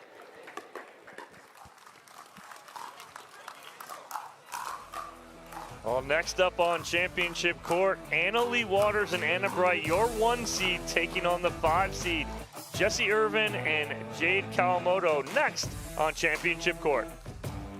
Having trouble getting your dink up? Our advanced formulas are made of plant-sourced omega-3s from 9 nutritious foods, never nutrient isolates. Have better time with Green Fat.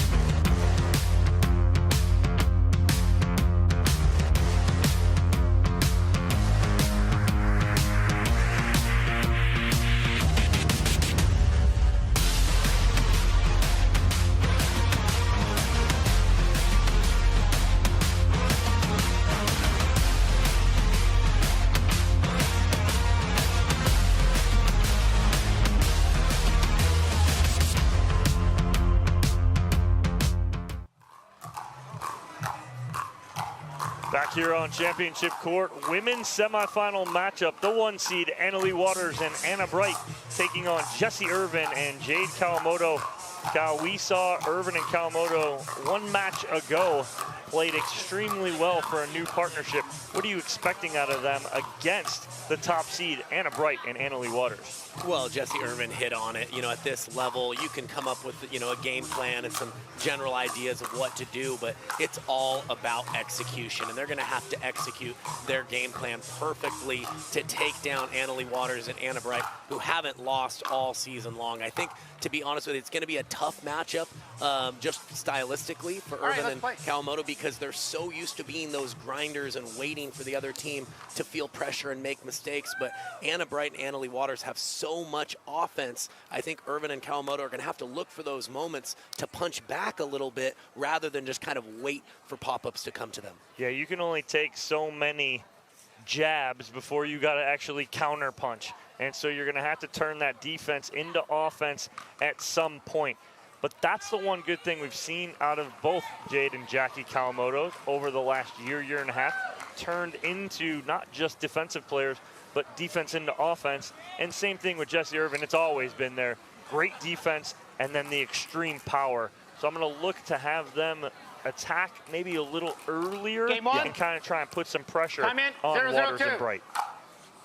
Leigh Waters to serve to start us off.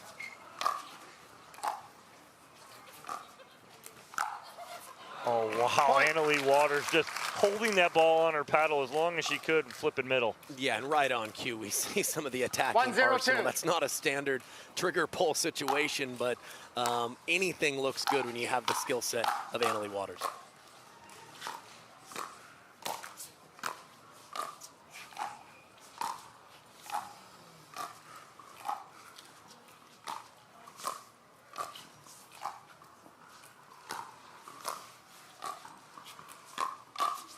Oh, nice counter there from Jade Kawamoto. Yeah, and we see 2 points, 2 trigger pulls from Bright and Waters, but Kawamoto, nice short, compact counter on the forehand side.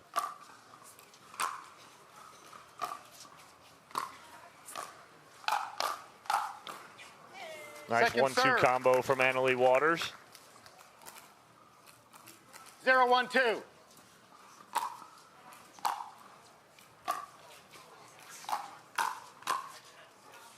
Good leave there from Irvin. So easy to get sucked into that firefight right there. Yeah, great court awareness, knowing she's a little bit off the line, which means any ball above, I would say, the rib cage or so is likely going to fly at full pace. Side out.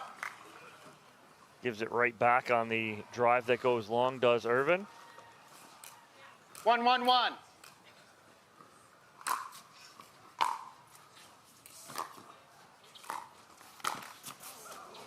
Oh, wow. Point. And Leigh Waters put both Irvin and Kawamoto on their heels on that poach. And she goes off the tape. Nothing they can do as it drops just over the net. Just how she planned it out. Yeah, exactly. That's how she drew it up.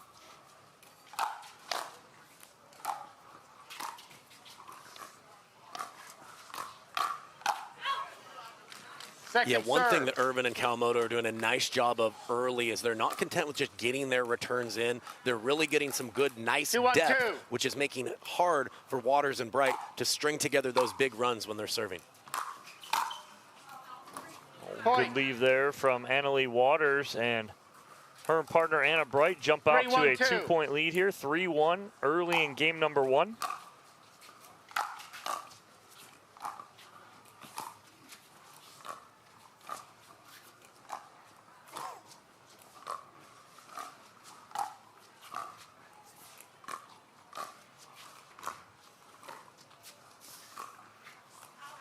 Little wide there from Anna Bright on the backhand, trying to pin Jessie Irvin in that corner. 1-3-1.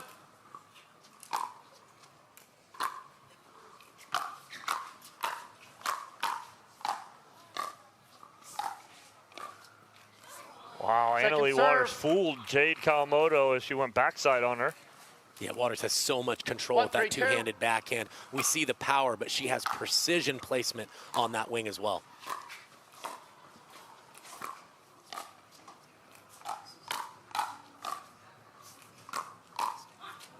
Oh, good spot right there from Anna Bright, right at the body of Jessie Irvin. Yeah, both Waters and Bright, and almost back-to-back shots, have tried to handcuff Irvin. Might be the scouting report on the best attackable location against her.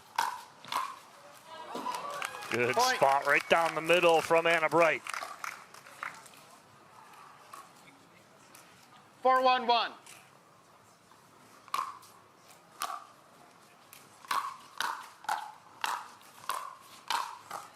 And just when Jessie Irvin thought she had Leigh Waters beat, she resets it and forces her to hit another ball. 4-1-2.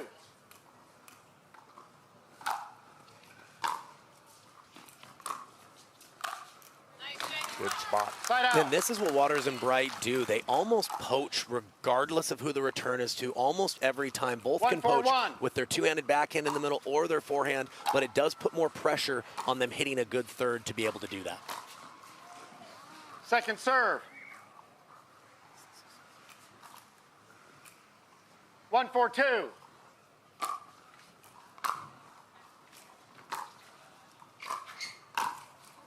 I don't mind that shot like selection there from Jessie Irvin. It's about a half step slow getting there. If she gets that ball maybe 6-8 inches higher, she's able to go right at the body.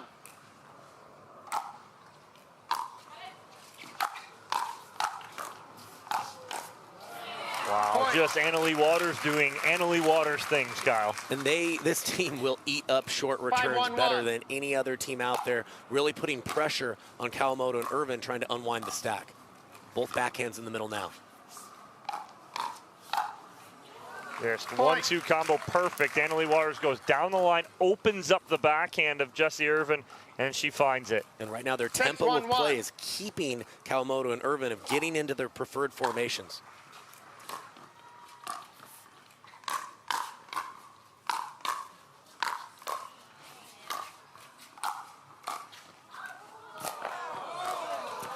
Oh, wow, nice drop from Jade Kawamoto to get that put away.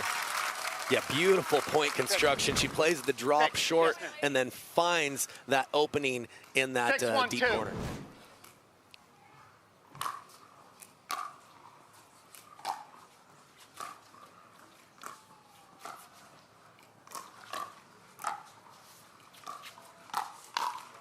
Oh, good adjustment there from Jessie Irvin. She's on it, but just a little too on top. Yeah, it looks like she was a little caught up between deciding to stick with one or two hands on that counter. Again, finding that body location appears to be the game plan of Waters and Bright when they do attack Jessie Irvin. So 7-1 lead here for Waters and Bright. We'll take a commercial break, have the rest of game number 1 here at the Carvana PPA Tour.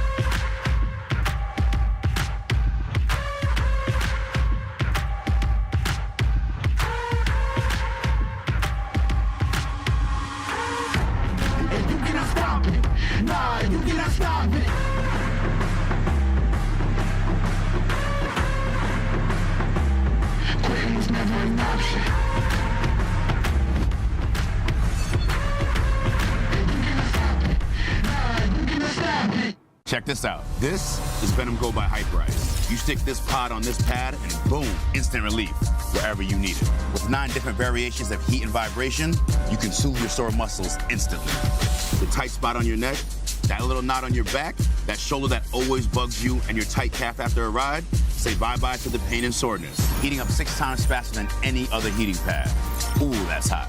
It's designed to get you out and moving. What are you waiting for? Welcome back to semifinal number 1, women's pro doubles. Let's check out our women's doubles PPA Tour rankings. I mean, Kyle, it's tough when the number 1 and number 2 player want to team up here and, you know, kind of run through you. What are you going to do? Well, it's such a unique challenge for Irvin Kawamoto. Most of the time, I'd say you don't want to fall into playing your opponent's game plan, but they're so offensive that if you play traditional pickleball of dropping and dinking too much, you end up being on your heels. So you really have to punch back early in these points and then just let it kind of build organically from there. All right, out of the timeout here, Leigh Waters and Anna Bright in control of 7-1.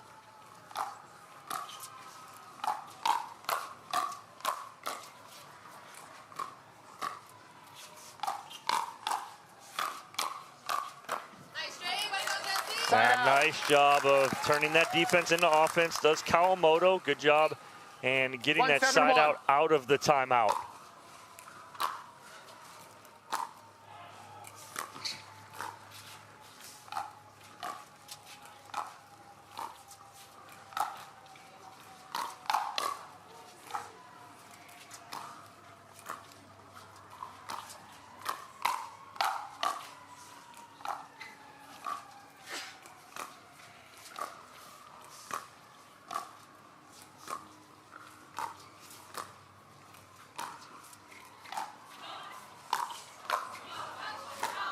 Oh, Jessie Irvin using her length right there. I love how she's able to take that ball out of the air and not let it bounce. Yeah, and a much better point from Irvin Kawamoto, choosing to speed up a couple of times early at Waters and Bright. Sometimes taking it to them first is your best bet.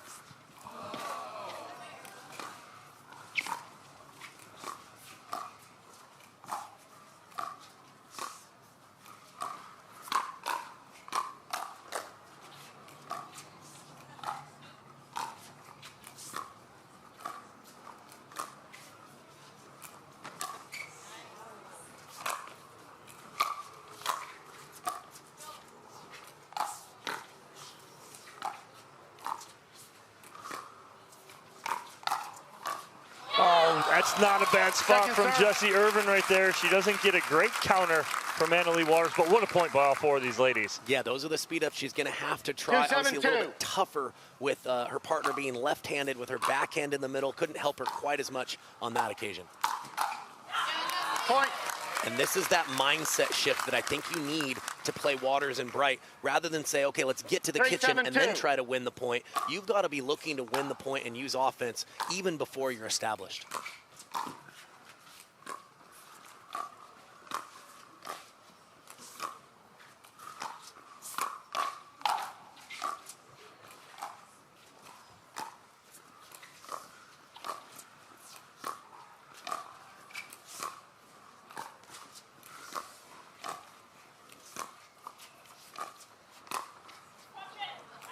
Oh, nice job, and I think that was almost just a little pure frustration from Anna Bright because Kawamoto was just putting so much pressure on her. Yeah, we've seen a few lobs from Waters and Bright over the last couple minutes, and that's a win in and of itself if you're Irvin and Kawamoto. If they're having to beat you with that shot, you're doing a lot of things right up at the kitchen line.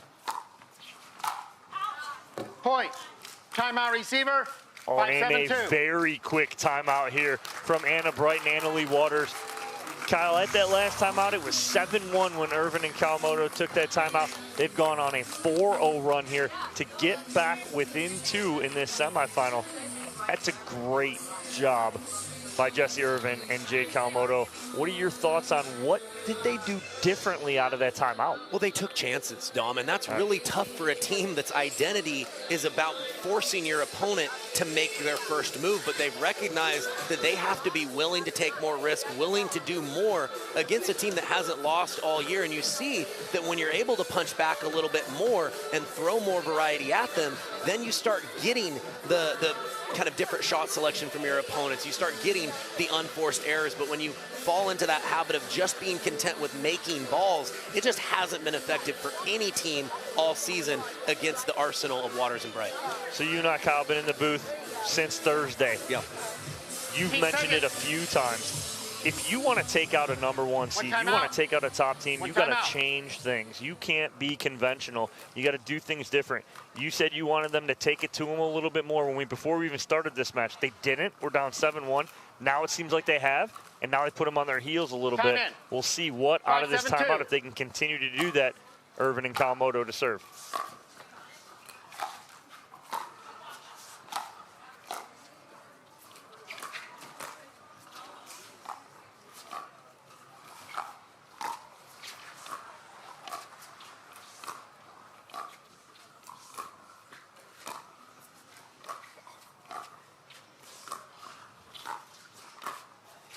Oh, wow, Anna Bright going real hard cross court. Jessie Irvin takes a full swing at it and just misses. Yeah, she planted her feet early, anticipating the attack, but a great choice by Bright, just choosing to heavy roll that ball out of the air for a winner.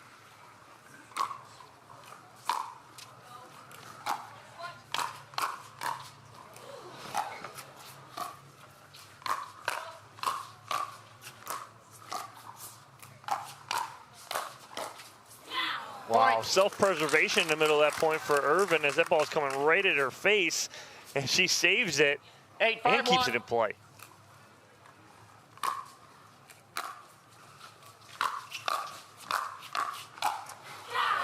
Wow, just Leigh using the momentum of Kawamoto's ball towards her to just continue that momentum to the sideline and put it away. Yeah, and it's almost a disadvantage playing Waters and Bright with a lefty-righty team because they are such a tough team to unwind the stack against. And without doing it, now you've got both backhands in the middle.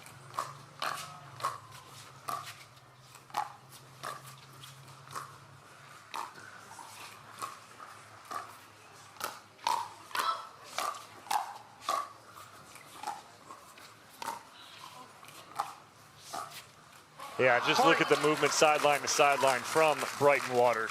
Yeah, and Irvin and Kawamoto did everything they could to put balls in play, but again, with both backhands in the middle, it's very tough for them to dictate in these kitchen rallies. Game point here for Waters and Bright. Second serve. Have to have a second opportunity here as the ball long off the paddle of Anna Bright.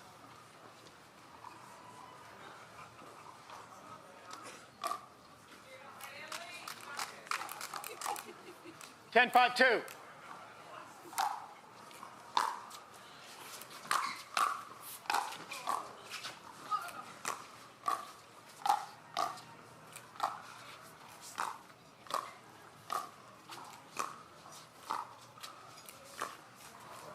Side out. Big holds right there for Irvin and Kawamoto. And even if it's not a victory in game one, you got to get some momentum here at the end of game one that'll feed you into game two.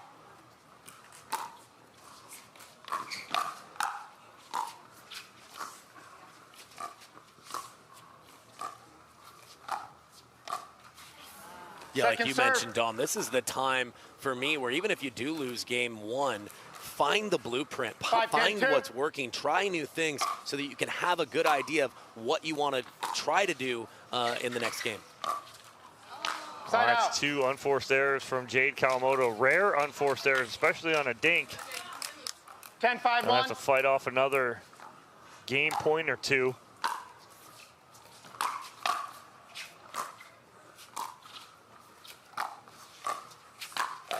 And Anna Bright with the big finish in the middle right there will give her and Anna-Leigh Waters game number one by a score of 11-5, Kyle. Yeah, and Waters and Bright were pushed. They called a timeout up 7-5. They righted the ship and didn't give anything away after that initial test.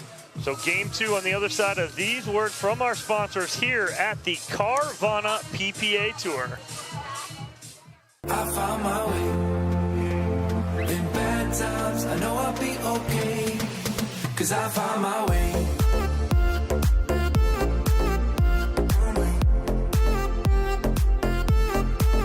I found my way.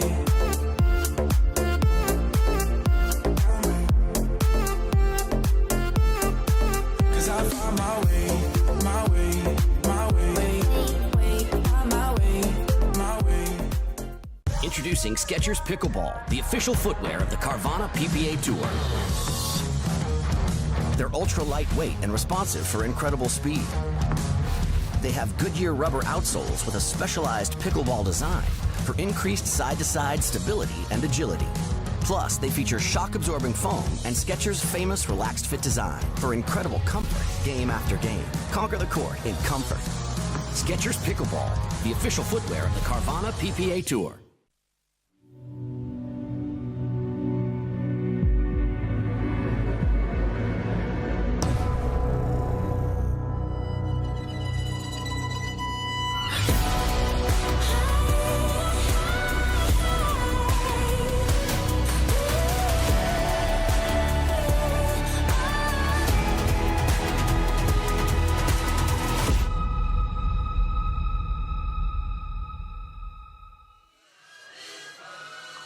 Game number one, all Waters and Bright. We had a little bit of a run from Irvin and Kawamoto, but a little slight tweak possibly from Waters and Bright. They end it 11-5. Time in, 0-0-2. We'll see if any more tweaks from the side of Kawamoto and Irvin here at the beginning of game two.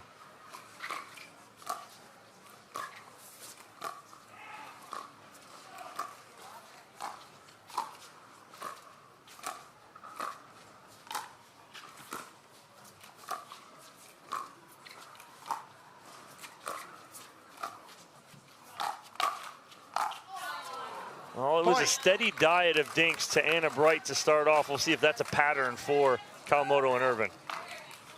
1-0-2.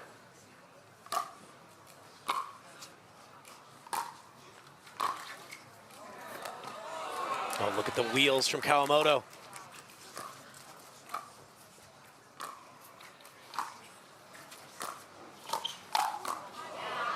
And Anna-Leigh Waters basically gets one ball and she just punishes it. Yeah, Irvin trying to redirect that attack to the person in front of her. That's the standard play, but she wasn't able to get any spin on it, lifted it just enough, and the hand speed of Leigh Waters on full display on that occasion. 0-1-1.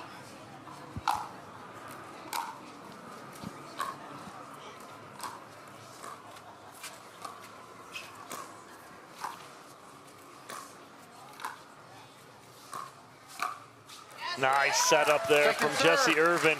She's not going to get the credit with the put away, but that's all her. No, she handled a couple very penetrating dinks from Anna Bright and was able to neutralize and give her partner a chance to put it away.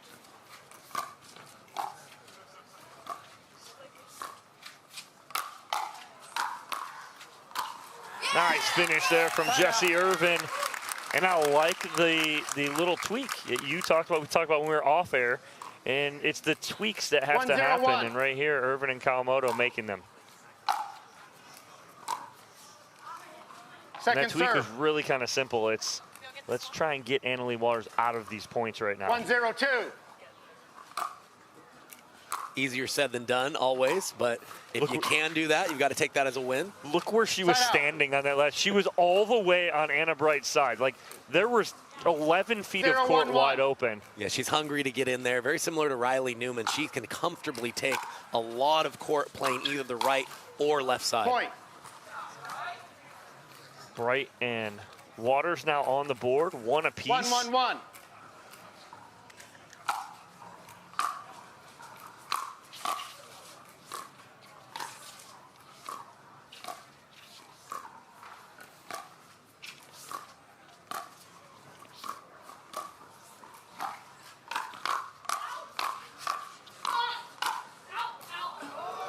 So Kawamoto was trying to listen to Jessie Irvin tell her to let 2 balls go. She doesn't. 2-1-1. And then Irvin goes long. Yeah, tougher pill to swallow when you don't win those points, for sure.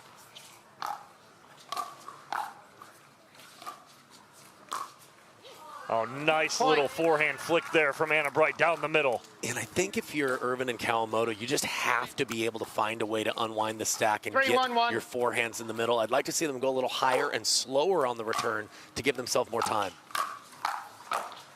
Point. Any short return, you can see how it immediately puts them on defense. Again, it's not the fanciest looking return, but kind of that moonball return will at least give you time to get where you want to get. Yeah, but with short return like that, I mean, it is Shark Week, and it's blood in the water, and you got Leigh Waters and Anna Bright just stepping in and just pulverizing balls. They smell that blood as fast as any team on tour, for sure.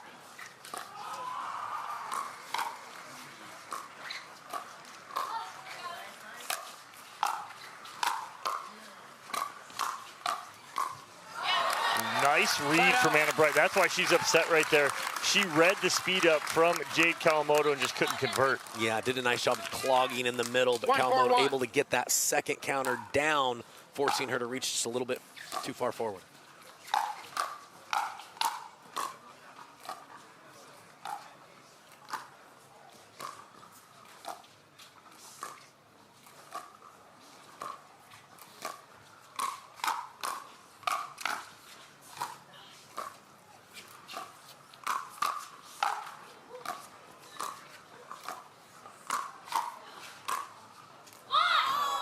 That ball does drop for Anna Bright. Great job of handling the pressure from Kawamoto and Irvin. And so disheartening if you're Irvin and Kawamoto. They were under the gun the whole time, felt like it was a good leave, and Bright with enough topspin to find the court.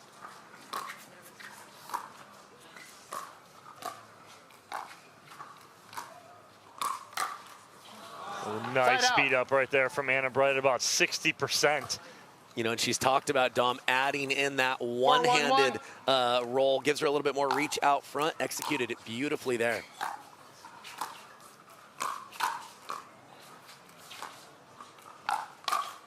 Oh, and Kawamoto all over that one too, but if you're going to take out the #1 seed, you got to be a little more clean right now, and 5-1-1. just not there. We're talking inches off was Kawamoto.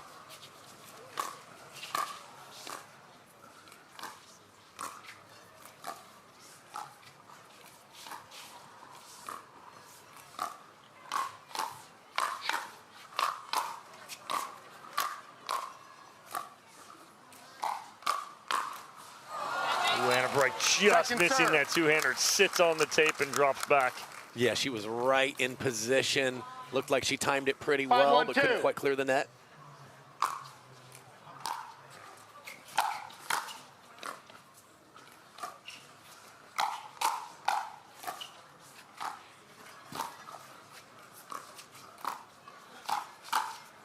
Oh, Jessie Irvin, great read on the speed up from Leigh Waters. Yeah, slid to her right, cleared her body, and was able to just get enough extension on that backhand punch to go back behind Waters. 1-5-1.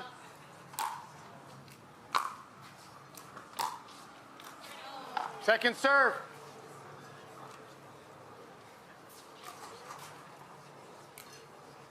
One, 5-2.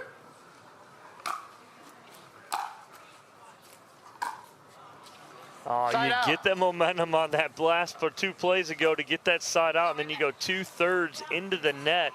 5-1-1.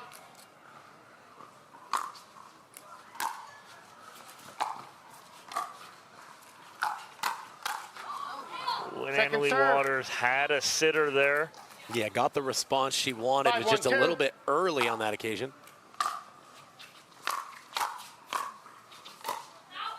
Ooh, and Jessie Irvin going just a little too far out in front of her.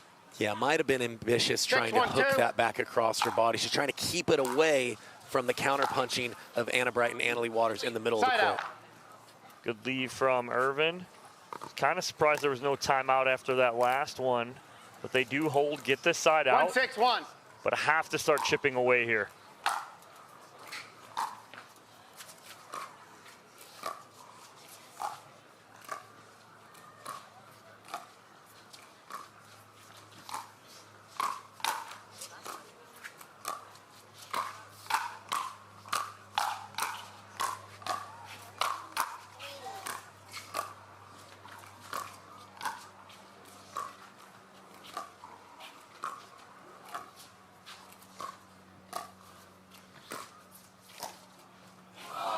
Great job by Anna Bright right there. And she was almost just going Kawamoto, Irvin, Kawamoto, just back and forth until she finally had the opening. Yeah, moving around the ball well and really being the one who dictates, adding a little bit more spin and aggression on each one of her dinks. Side out. Oh, and a mistake there from Irvin on the forehand. And I believe we're going to get a, no, we're not. It was a side out, no timeout.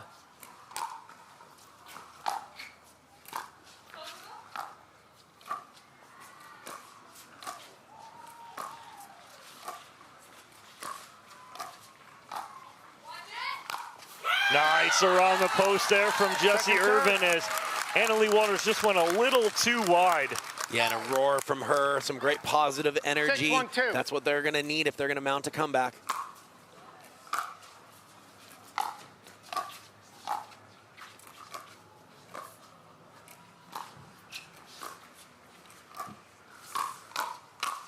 Oh, nice little half speed up there from Anna Brighton. Gets the pop up and the put away. Yeah, really going to that one-handed backhand roll 7-1-2. quite a bit here. She's had a lot of success in this match with it.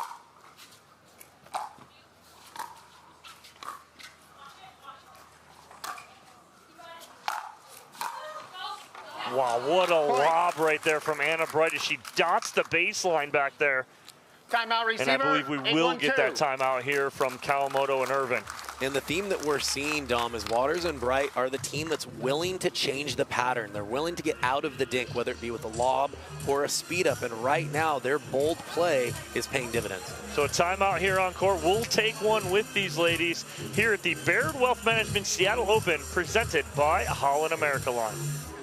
I'm not very good at pickleball, but I've learned that if you dress like you're one of the pros, people are gonna think you're a lot better at pickleball than you really are. That's why I like to buy all my pro quality gear at Valère. Whenever I added the bag with the Valère hat, I mean, my duper score went up 3 points overnight. It was incredible. I have been mistaken for Julian Arnold at a couple rec league tournaments recently, so I like to throw out some andiamos every now and then when I'm playing just to have some fun with it.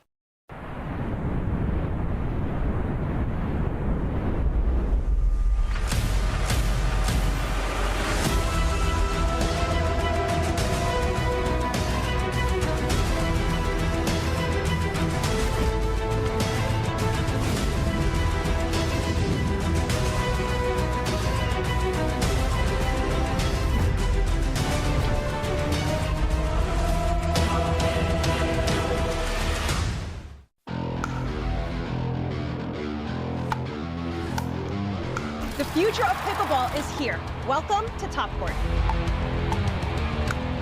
For my top tip, when it comes to hitting serves, you want your serves to land back here in this area. You want to keep that paddle towards your body, and it's more of a push with my shoulder. 2 timeouts. Welcome back here to semifinal number 1 on the women's side of things. It's Time all in. Waters and Bright. 8-1-2. See after the timeout if Irvin and Kawamoto have an answer here.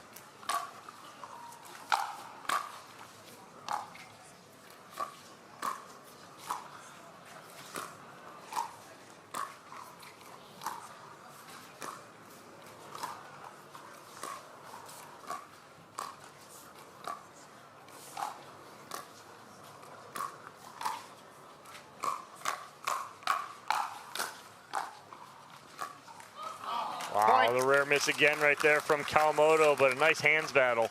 Yeah, and one of the things that separates Waters and Bright from the rest of the pack is even when they take a chance and speed up and they get a good counter from their opponents, they're able to often reset the next ball and still get back to neutral in the point. Side out. Side out here for Irvin and Kawamoto, and I hate saying it that you need to score in bunches because it's one at a time, but you have to get at least a couple here.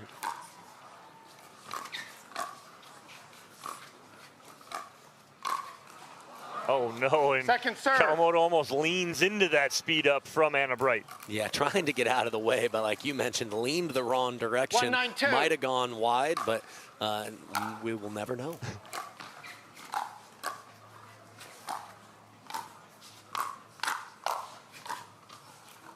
Side out. And a quick side out here for Waters and Bright. 2 points away from moving on to Championship Sunday. 9-1-1.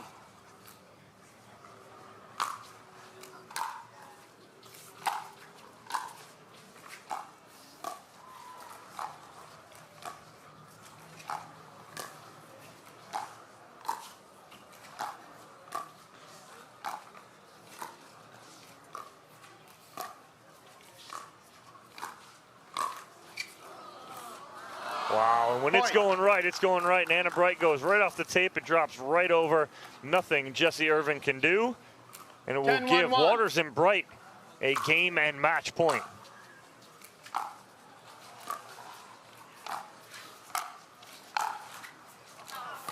Second A serve. little wide off the tape right here. And this is where you see, and when Leigh Waters sees a 10 next to her name, 10-1-2. she tries to make something happen all the time. She'll show a little more variety. Right there, right? And right on cue, right? She just steps right in. She will be very aggressive. She is there, and it gives her and Anna Bright an 11-5, 11-1 victory here on Championship Court. Congratulations to them. They are moving on to Championship Sunday. Jesse Irvin and Jade Kawamoto will play for bronze later on this evening. We will speak with Waters and Bright right after these messages here at the Carvana PPA Tour.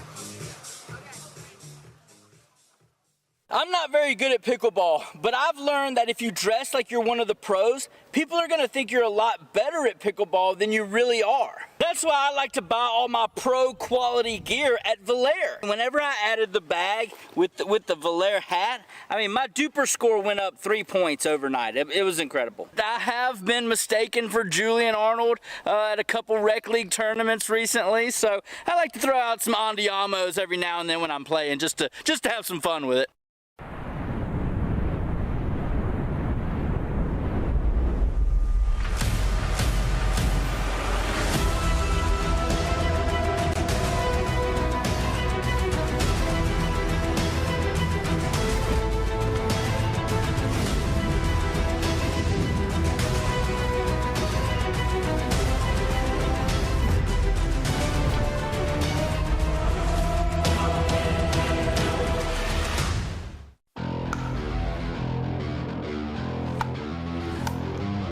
The future of pickleball is here. Welcome to Top Court. For my top tip, when it comes to hitting serves, you want your serves to land back here in this area. You want to keep that paddle towards your body, and it's more of a push with my shoulder.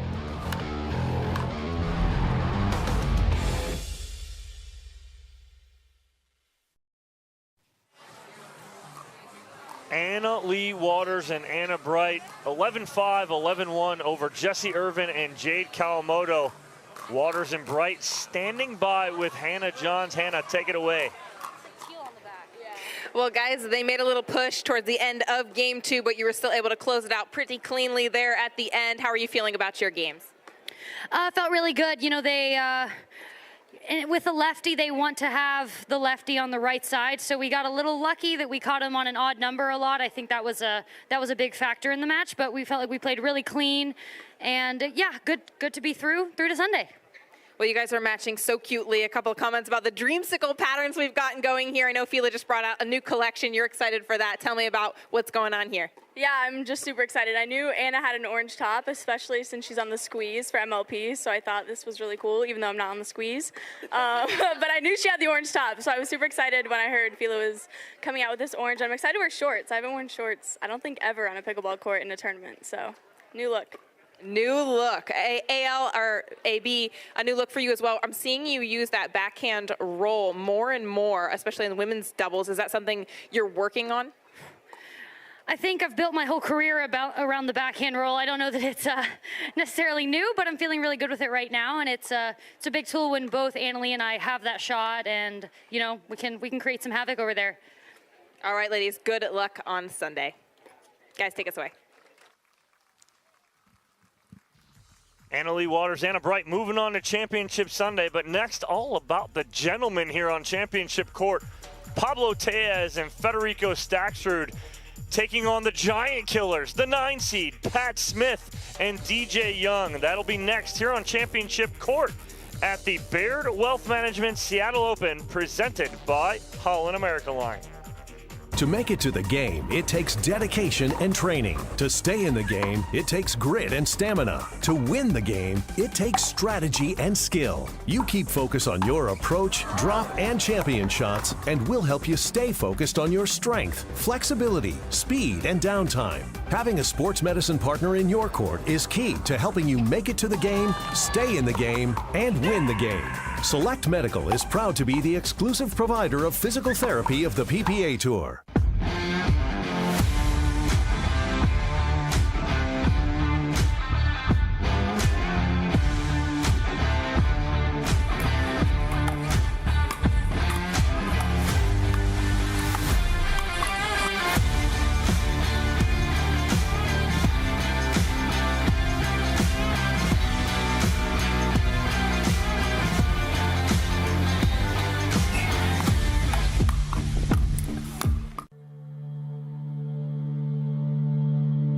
Pioneered by revolutionary technology, backed by relentless research, we bring you an unmatched quality of product made right here in the USA. Each performance paddle is engineered to perfection and built to last. Because when it comes to the sport we all love, quality and performance matter.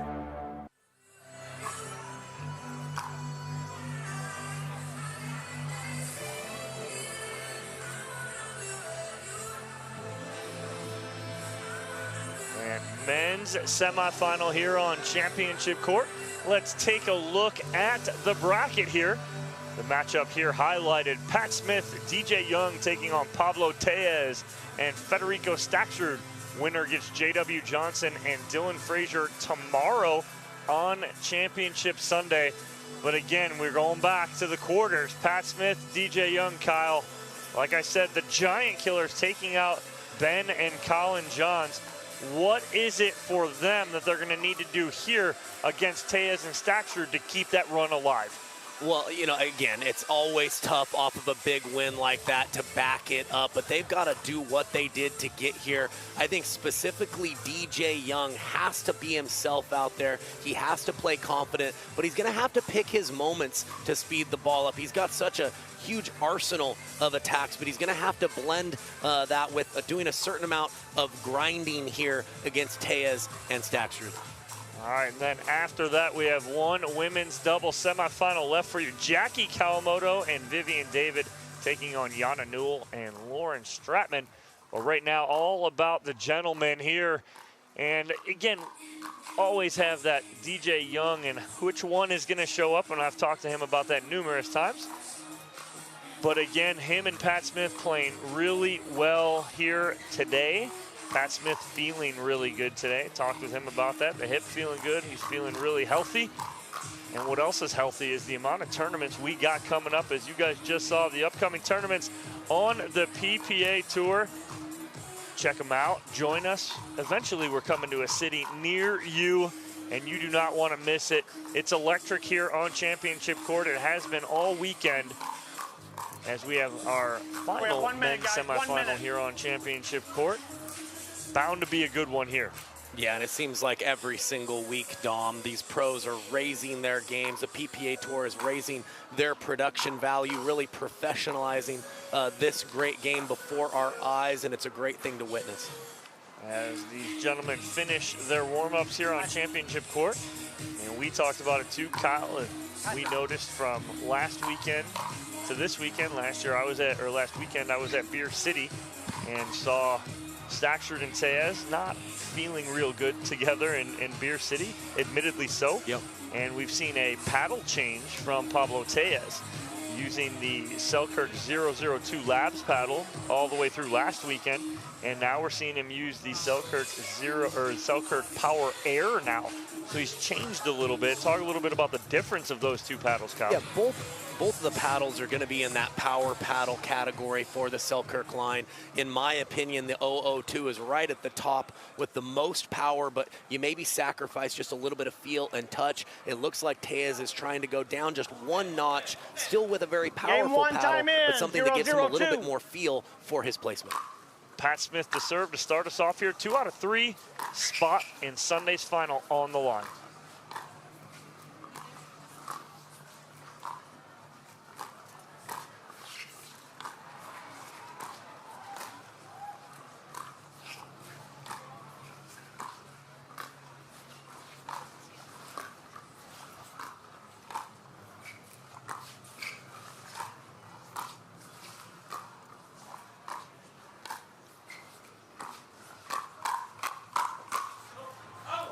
I thought Pat Smith had the advantage there with that speed up.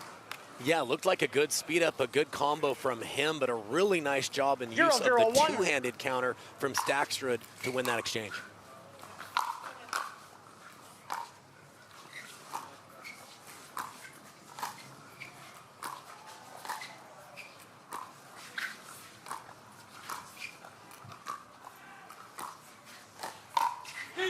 Oh, and the speed up from DJ Young, and Pablo Tellez all over that one. Yeah, DJ trying to flick that at Tellez. I think he wanted just a little bit more pace on that ball to get on Tellez quicker. It sat up just enough for him to be able to effectively punch back.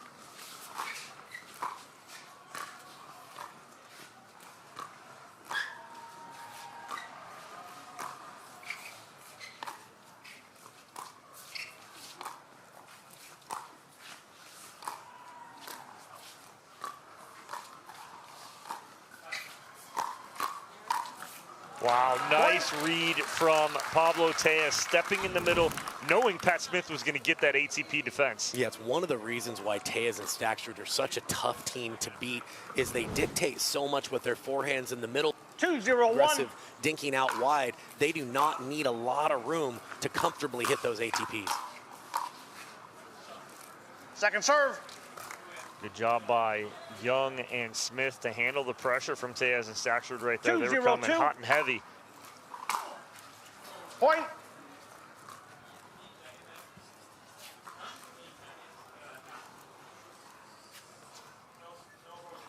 Looks like DJ Young is questioning the ball, maybe saying that he thinks it's out of round, but they're going to play on. 3-0-2.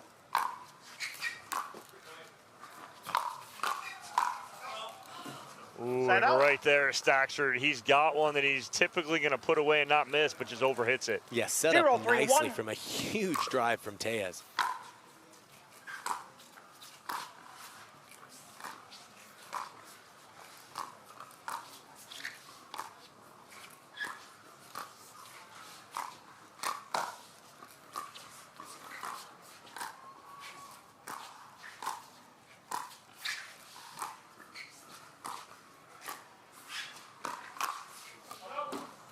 Pat Smith all over that one too, but just goes a little long.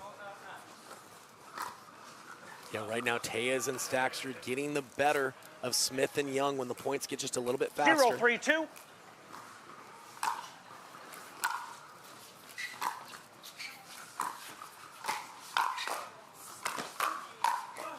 Wow, it's just feeling good, our Federico Staksrud and Pablo Tellez right now. Yeah, Staksrud especially moving really well. Looked like he was beat middle 3-0-1. and closed that gap very quickly on the DJ Young speed up. Point. Just airborne is Staksrud right there and just continuing to put that pressure on both Pat Smith and DJ Young.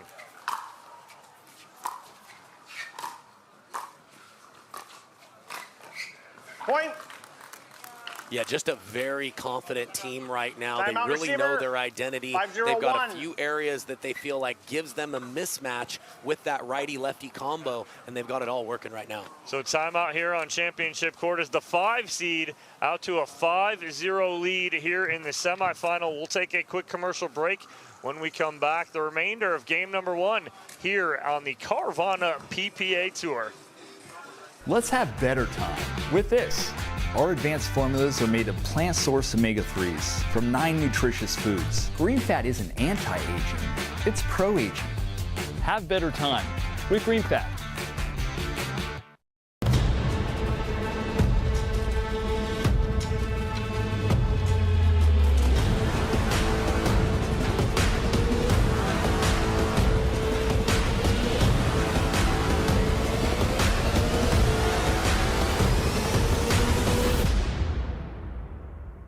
Want to maximize your game performance to always stay in bounds? Look no further. Thorlo pickleball socks are specifically engineered with our innovative padding to help you perform your best. Pickleball socks that keep you on the ball. Find your sock at thorlo.com.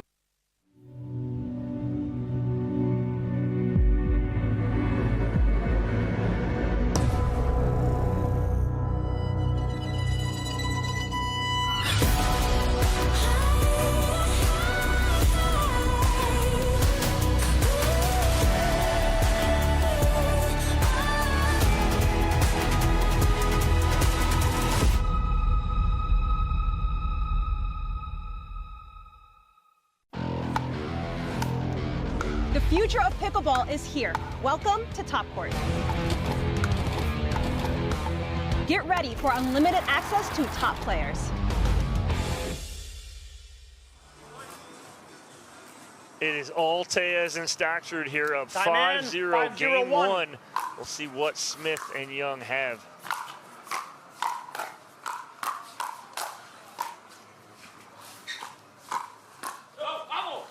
Wow, great job again. Federico Staksrud just getting big in the middle right there and just resetting everything. Yeah, he's seeing the ball huge right now and covering a lot of court. 6-0-1. Really can't do anything wrong at the moment, Dom. And then that return of serve goes long from DJ Young. Second serve. 6-0-2. I'm sorry, I believe it was overruled. Point. I think Staksrud overruled Tellez, saying no, it was in. But then that one does go long right there. Yeah, good sportsmanship there by Tellez and Staksrud, making sure they get the call right.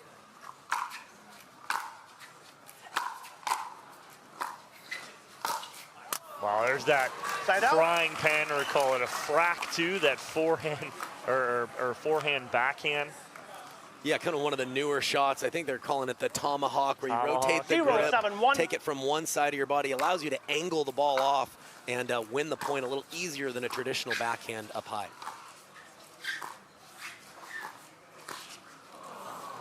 Point. Federico Staksrud going the Ernie drop a la Deco Bar. Yeah, committed. Perfected that. Committed to making the jump, but then didn't have really any other option than trying to just dink it back.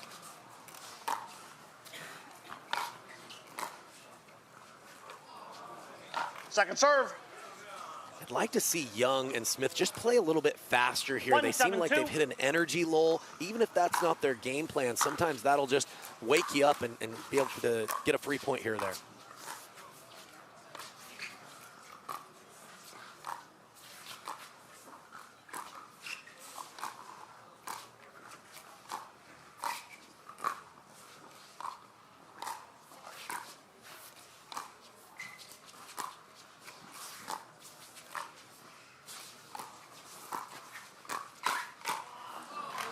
Side out. And just, it seemed like, Smith and Young were just in control. Pressure dinks, but just can't come out on top in the end. 7-1-1. In particular has had a few attacks, or it looks like he's ahead, but the counter punching from Staksrud, especially on the backhand side, has really won out in those patterns.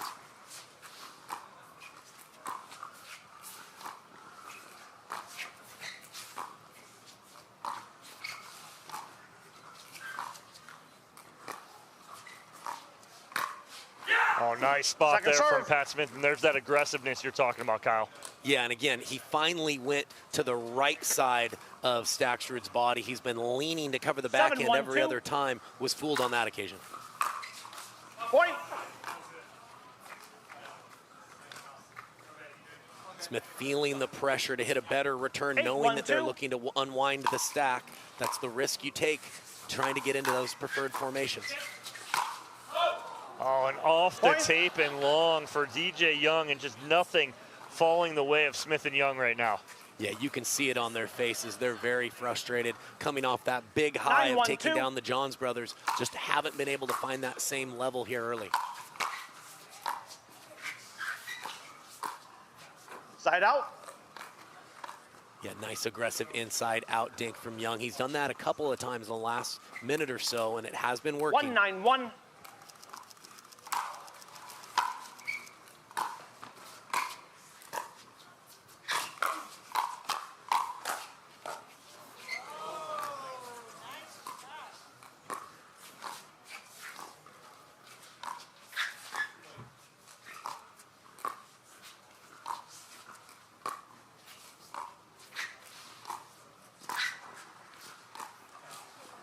Second serve. Just uncomfortable right now, look, Smith and Young. And I'd like to see Smith be a little more aggressive with his cross-court dink. Hasn't forced Tellez to play hardly any backhand dinks this match, and I feel like cross-court is the best time to be able to pull him out there and keep him honest on that side. Unforced error from Tellez, and Smith and Young put a crooked number up on the board. 2-9-2. Down by 7 here. Got to get a little bit of a run going if they want to have any chance here. Side out. Can't have thirds into the net. Got to be over. Force some pressure. 9-2-1.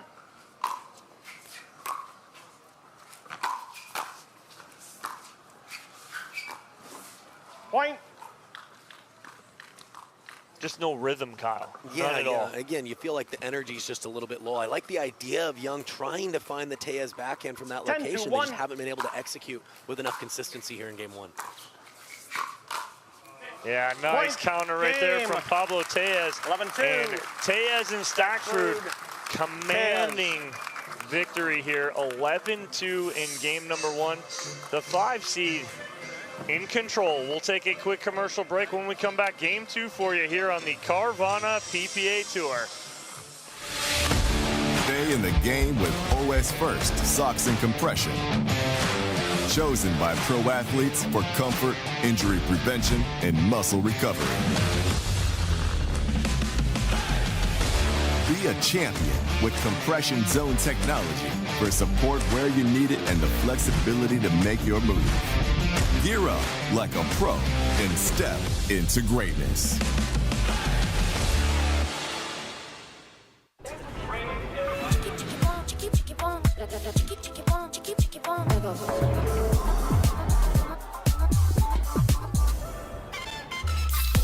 Follow your vibe. Busy Hard Seltzer, flavor for every vibe.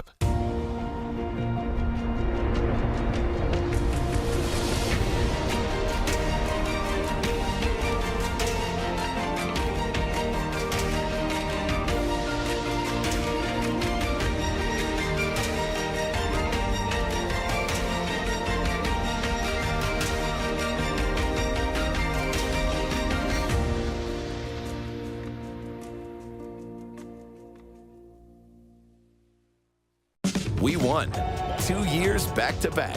Now you win too. The Hyundai Ioniq 5 and Ioniq 6. The Hyundai Ioniq 5 and Ioniq 6 come standard with complimentary maintenance and America's best warranty. Visit your local Hyundai dealer today.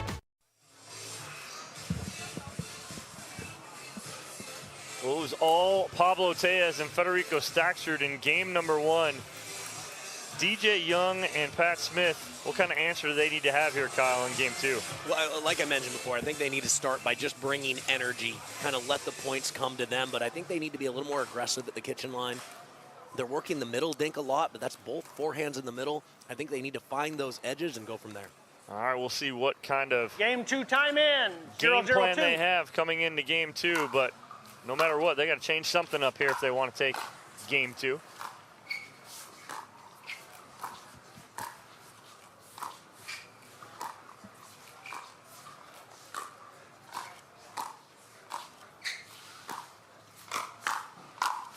Yeah, nice combo there from Staksrud, and you get the forehand put away.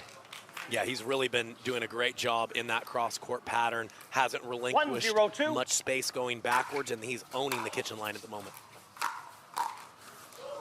Side out. Oh, and that ball dropping over. If any team needed a break right there, it was Smith and Young, and they get one here early in game 2. 0-1-1.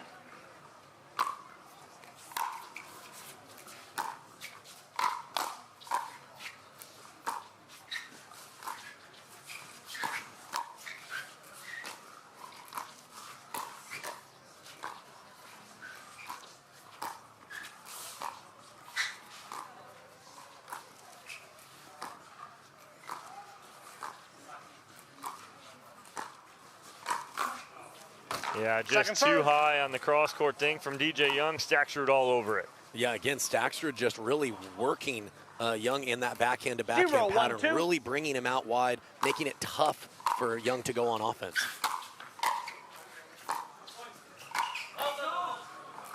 Pat Smith, DJ Young trying to tell him let that ball go, and he can't get his paddle down in time.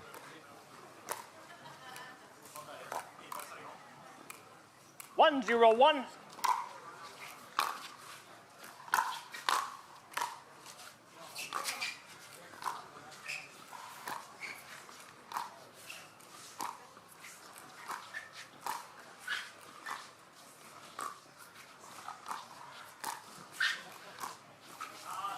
Second serve. And good pressure there from both Pat Smith and DJ Young on Staksrud.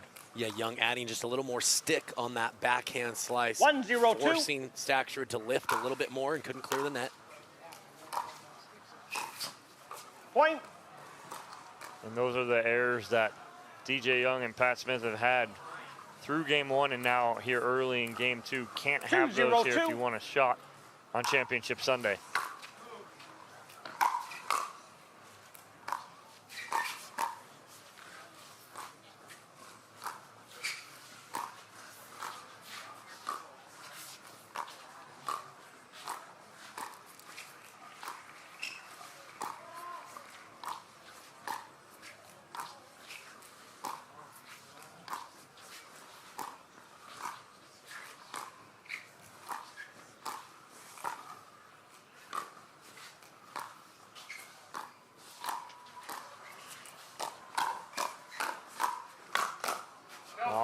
DJ Young coming out on top of that hands battle right there. Nice job. Yeah, and a better job of working the corners and forcing Staksrud and Tellez to play some backhand dinks. They didn't get the error there, but if they can continue to do that, they're going to be able to dictate a little bit more often.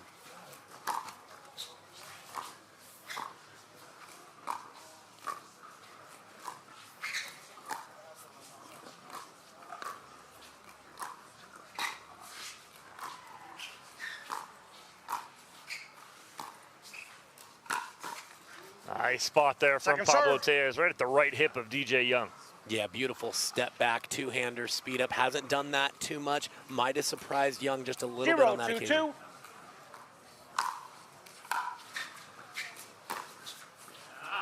Side out.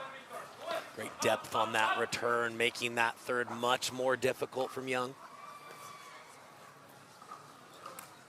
2-0-1.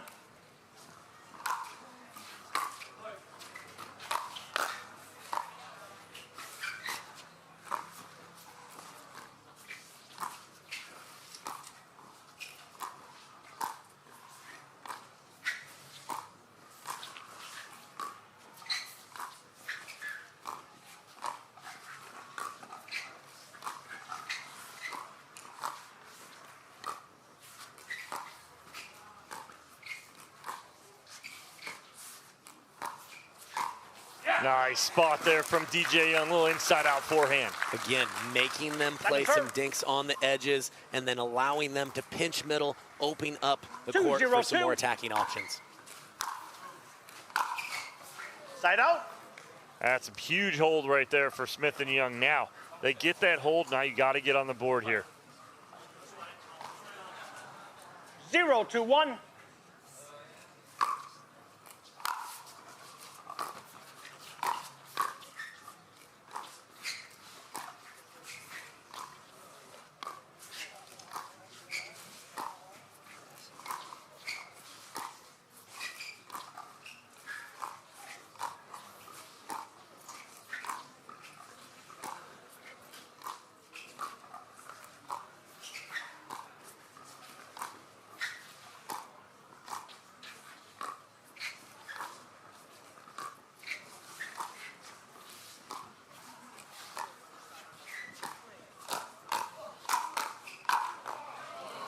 Young left one ball up a little too high, allowed Staksrud to step in and speed up. Yeah, it was a good point by all four players. Not much given away, but right now Staksrud does not need a lot of air under the ball to be able to engage, playing very sharp at the moment.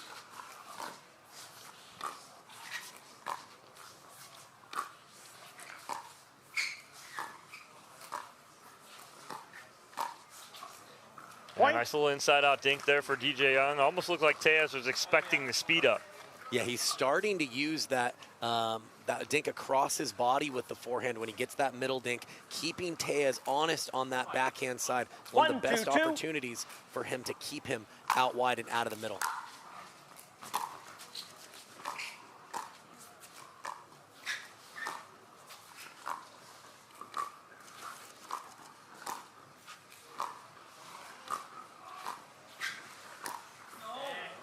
As soon as DJ Young went to hit that, he knew he missed it. They do get on the board, though. 2-1 here. Tellez and Staksrud with a 1-point lead. Game 2.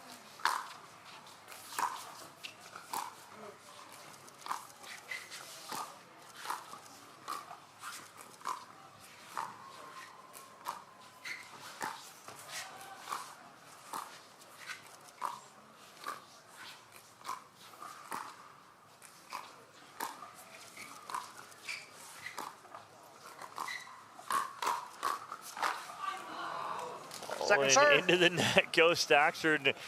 People at home watch and be like, why are there not more speed ups? I think it's the respect of all four players, respecting all their hands, knowing that most of those speed ups are going to come back, so you're waiting for that right opportunity. Point. Yeah, absolutely. It seems like there's certainly a ratio between frequency of speed up and quality of the hands. That's why you see a lot of these tight men's doubles matches, really long kitchen exchanges. They all have a lot of respect for the counterpunching of their opponents.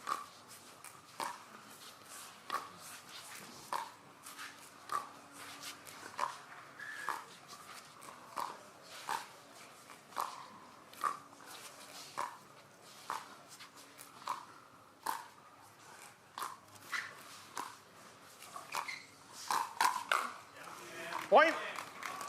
A nice little speed up there, and again, it's at the right time.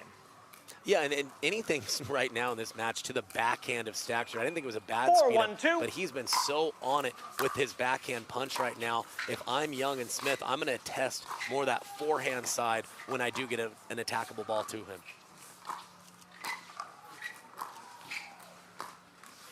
Point. And it's another unforced error here. And as soon as that ball hits the ground, DJ Young walking off, calling a timeout. They are down 5-1 here in game number 2 on championship court. We'll see what Smith and Young have here when we come back from timeout here at the Baird Wealth Management Seattle Open, presented by Holland America Line. Pioneered by revolutionary technology, backed by relentless research, we bring you an unmatched quality of product made right here in the USA. Each performance paddle is engineered to perfection and built to last. Because when it comes to the sport we all love, quality and performance matter.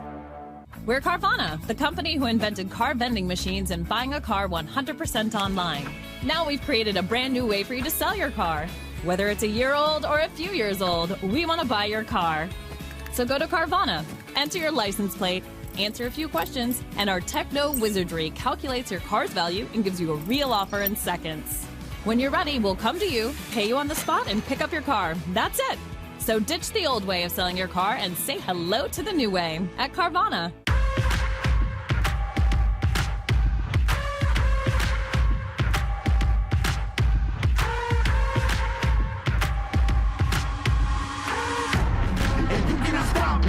Nah, you cannot stop it.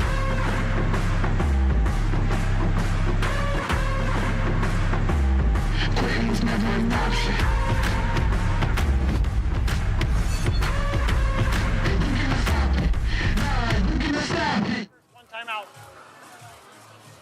Back here, Federico Staksrud, ball in hand, ready to serve, up 5-1. 5-1-2. Looking to punch their ticket to Championship Sunday.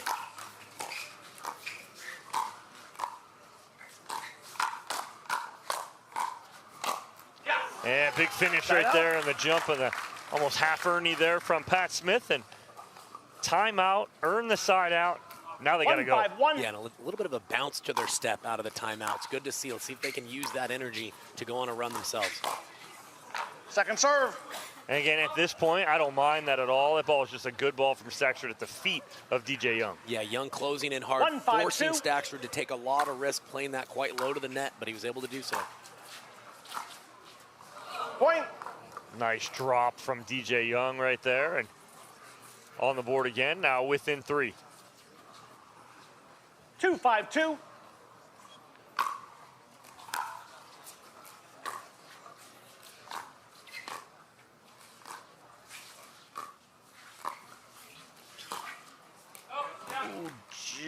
Oh, no. Okay, so I think Tellez was saying out as he was getting out of the way, and then he watches it, and it just drops in. Good ball from DJ Young.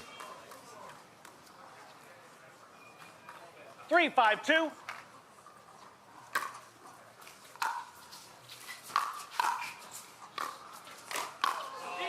Oh, nice Ernie right there from Staksrud.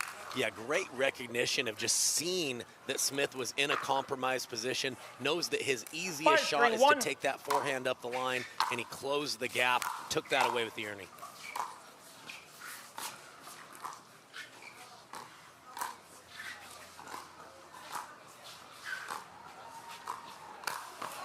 And DJ Young going for the Ernie, but I think he was in the kitchen. So he got a right foot fault here. You'll get a chance to see it. Yeah, great read by him. Takes off from really far, but maybe it looks like the heel just caught the line at the end of his lead.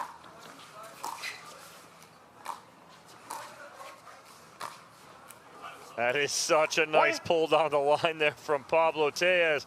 DJ Young looks at it, looks at Tellez, looks at it again, and goes, yep, he got it. Yeah, Dom, I think that's his best attack. He really holds that till the last second, goes inside in, usually stretched to the backhand side of a righty when they're in front of him. Federico Staksrud, just full-on kick, almost a pouting motion. Can't believe he missed that ball down the line. You see the level of perfection he puts on himself out here. Played a great match so far.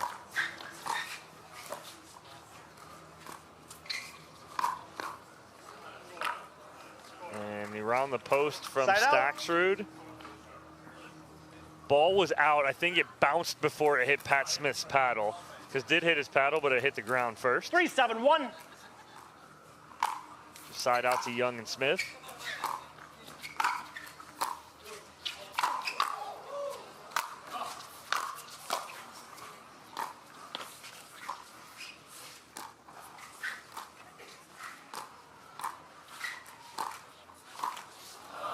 Ooh, DJ Young trying to speed that ball up on the middle with the backhand.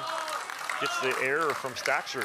Yeah, a little bit fortunate there with that sitting up off the tape, but they'll certainly use it.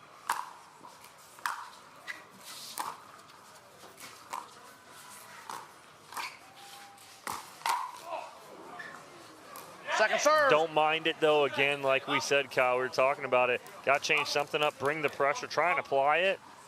But Staksrud ready for it there. Yeah, got to try something new when you're losing one way Certainly want to add some variety. Didn't work out there, though. Side out.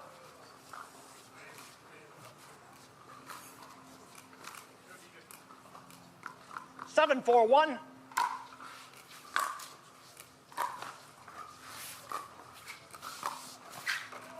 Second Good serve. pressure right there from DJ Young. Forced Pablo Tellez to, I think, try and pull that back a little further than he wanted to. And you're right, Dom. Just making that move can sometimes change the preferred location of your opponents.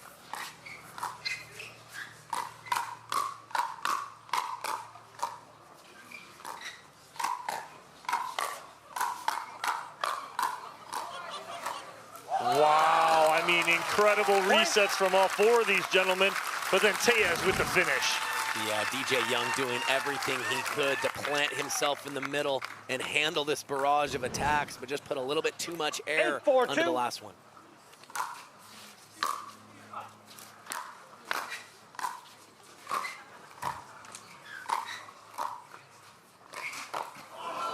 DJ Young trying to be just a little too cute with that ball and drop it just over. It'll be a point for Tellez and Staksrud. Again, I think it's the wrong time to go for the drop shot there. Tellez was well inside the baseline. Probably would have had to be perfect for that to work out.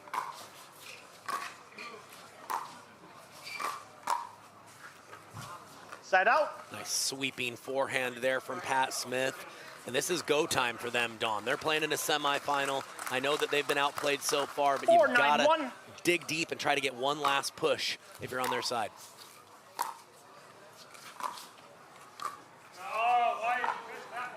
Second serve. Yeah, Pat Smith not very happy with himself right there. Again, got to take advantage of these service opportunities and get on the board here.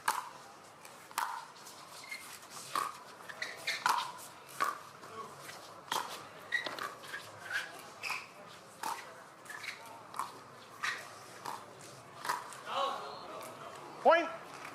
All right, now back within 4 are Smith and Young. Yeah, Staksrud knowing that that was just a little bit too low to try to initiate, especially with the hand speed of Pat Smith right in front of him. Nice job getting on top of that is DJ Young, and all of a sudden, little momentum shift to Tellez and Staksrud. Playing a little bit more up-tempo the last point. I'm them. I'm going to look to do a little bit of that to steal away a couple more points.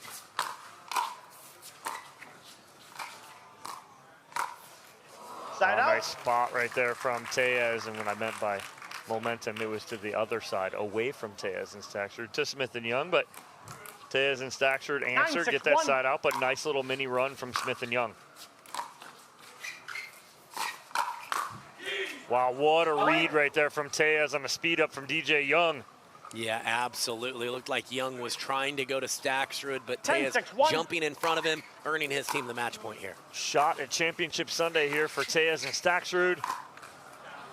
And that ball goes just wide, I believe, off the paddle of DJ Young. Looks like we might see a challenge here. Okay, we have a challenge of the out call as we stand with the rally. It's 11-6. We will proceed to video challenge. The call was out. There's going to be a challenge on the court and see if it was out. That's ball game, Kyle. Game, set, or game and match.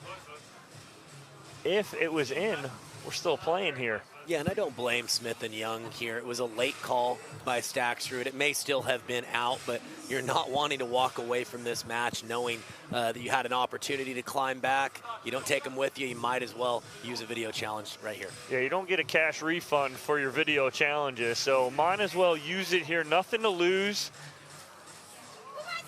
So we'll see what happens here after the video review. Onisha Smith is under the hood looking, and will give us our answer shortly as soon as she goes with this review. Again, Championship Sunday coming up tomorrow. Don't forget to join us. We'll be on ESPN noon to 2 Eastern time, 9 to 11 Pacific. So don't forget to join us on ESPN for some great matches as Onisha Smith comes out She has her answer, and we'll see what that is here on championship court. But excited for some great gold medal matches already set for tomorrow on the single side and mixed double side. Jim Ryan will give us our answer here, our lead referee. Upon video review, the out call is overturned. The ball is in. We are at ball 10-6-2. was in. Here we go, Kyle. We got some more pickleball. And both Pat Smith and DJ Young with smiles on their faces. It's like they've got new life right now. Dom, anything can happen. It's Christmas morning. Very, very close on that call. 10-6-2. Yep.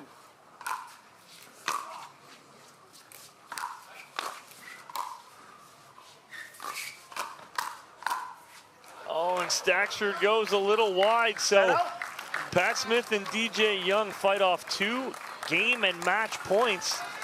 See if they can get a couple of their own, put a little more pressure here on Tellez and Staksrud.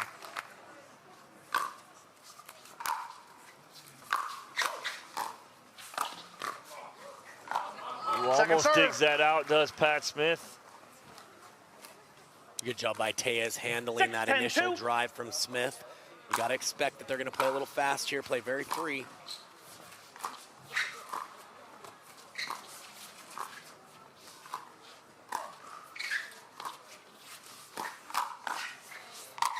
Oh, and good hands from DJ Young on the first one, but can't get it down. We'll have another opportunity here for Staksrud and Tellez. Match point number 3. 10-6-1.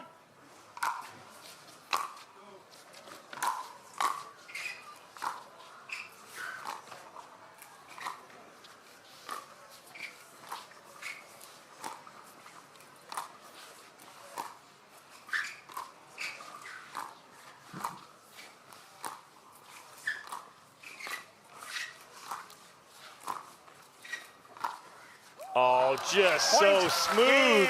Pablo Tellez finds the hole in the middle, and they will take it here. 11-2, 11-6, and move on to Championship Sunday. Well, Pat Smith and DJ Young can be very proud of the day they had taking down the Johns brothers, but Tellez and Staksrud showing that chemistry completely dialed in from start to finish, gave very little away, and they are moving on. We'll take a commercial break and hear from Staksrud and Tellez on the other side here on the Carvana PPA Tour.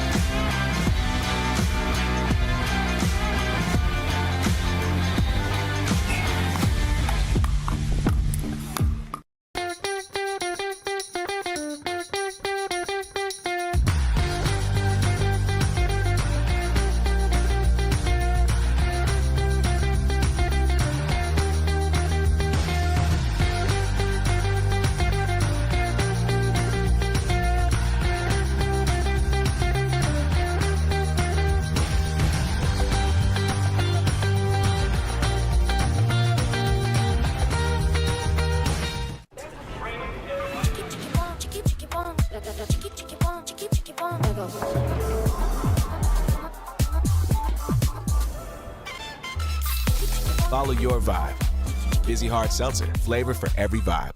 We won 2 years back-to-back. Now you win too. The Hyundai Ioniq 5 and Ioniq 6. The Hyundai Ioniq 5 and Ioniq 6 come standard with complimentary maintenance and America's best warranty. Visit your local Hyundai dealer today.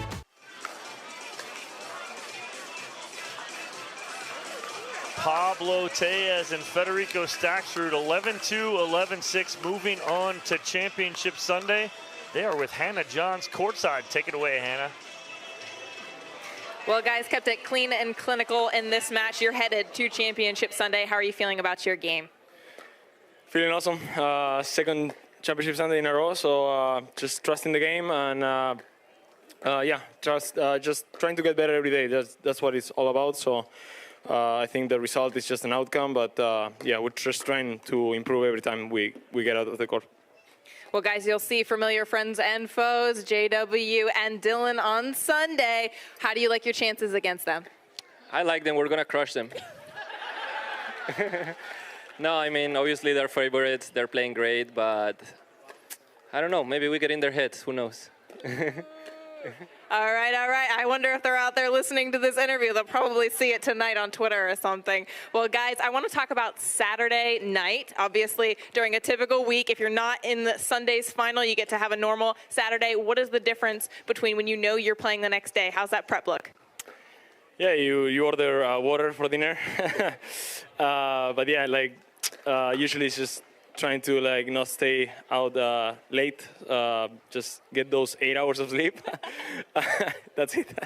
That's it. No wild parties here tonight. Guys, congratulations. We'll see you compete on Sunday. Boys, take us away. All right, Pablo, Tellez, Federico, Staksrud, moving on to Championship Sunday. Next up, our final matchup of the day, women's doubles semifinal. Jana Newell and Lauren Stratman taking on Jackie Kawamoto and Vivian David here at the Carvana PPA Tour. Hi, I'm Rick Barry. I used to play professional basketball. Now I'm into pickleball. Performance is really important, but also recovery is actually just as important. AlloMD is a product that I use constantly before my matches and after my matches for my recovery. Great for inflammation, great for recovery. I keep coming back to this. AlloMD all day long, baby. I use it. I use it. I use it. I use it. I use it. AlloMD, Acute Relief Cream.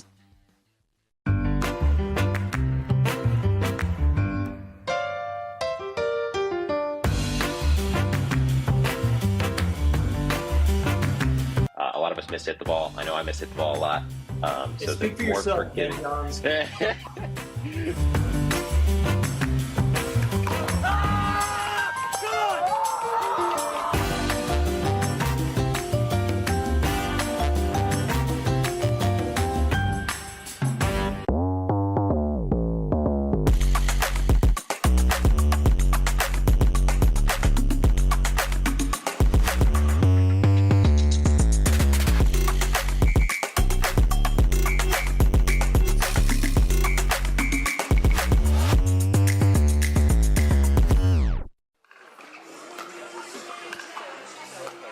Jackie Kawamoto, Vivian David, Jana Newell, Lauren Stratman here in Seattle, Washington.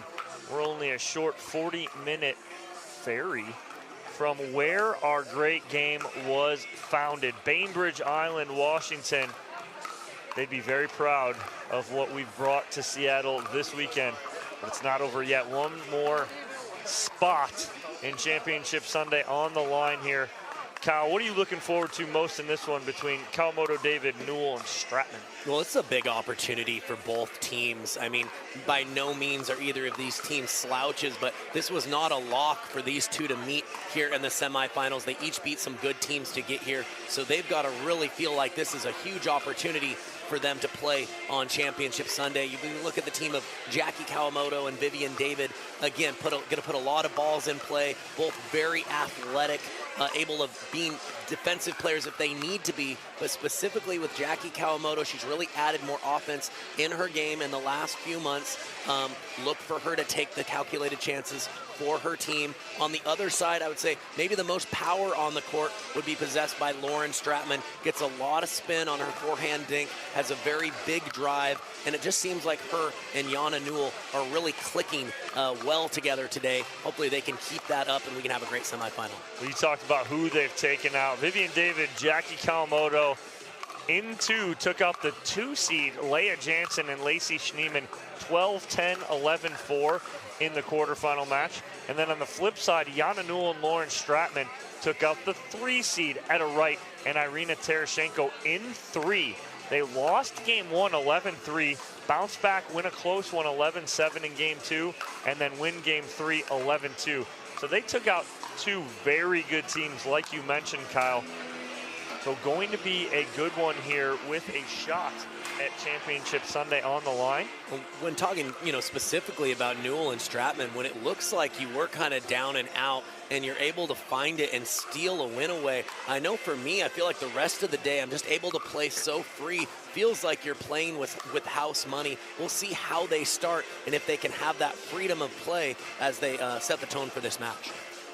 Going to be a good one here. And again, join us tomorrow on Championship Sunday on the East Coast, noon to 2 Eastern time, 9 to 11 Pacific time. We'll be live on ESPN.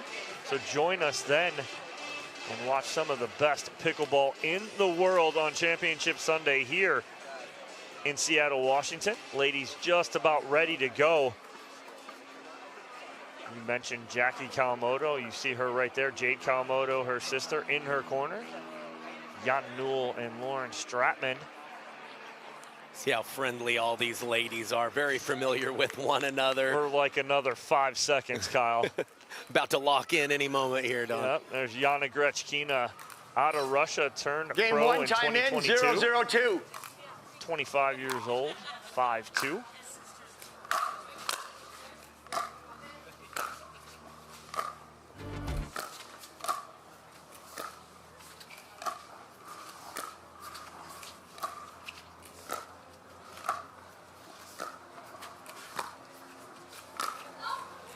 Jackie Kawamoto trying to go left shoulder of Lauren Stratman.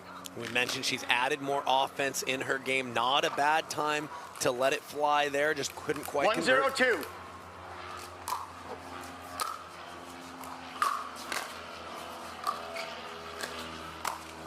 We'll talk about playing a lot or very defensive and then turning that into offense. Vivian David, wow, over the last year and a half or so, used to be known as a very defensive player. Now very offensive with some great defense.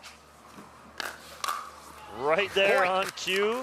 It's like Viv had something in her ear hearing me, and she goes right down that line. Powerful drive. They get on the board. Second serve. Yeah, looks like that ball just traveled a little too close to Kawamoto there. 1-1-2. Surprised by the bounce.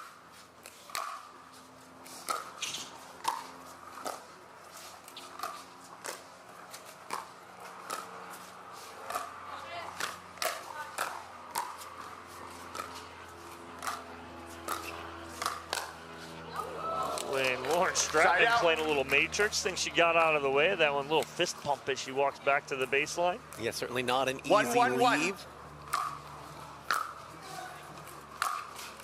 Second serve. Looking up to the pickleball gods. Can't believe she missed that one. 1-1-2.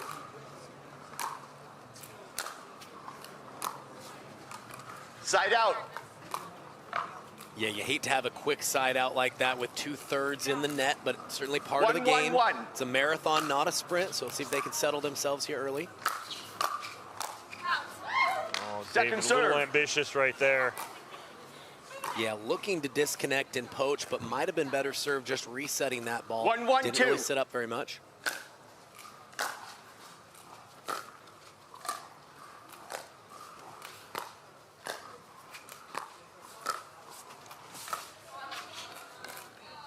Stratman was kind of in between whether she wanted to go around the post or bring that back. Yeah, I think she had an opening, but didn't quite get her body in place to have that as an option and couldn't find the court on the dink. Wow, that's a nice ball down the line there from Jackie Kawamoto. Yeah, you saw that Newell was kind of giving her that sliver, daring her to go for it. She thread the needle nicely.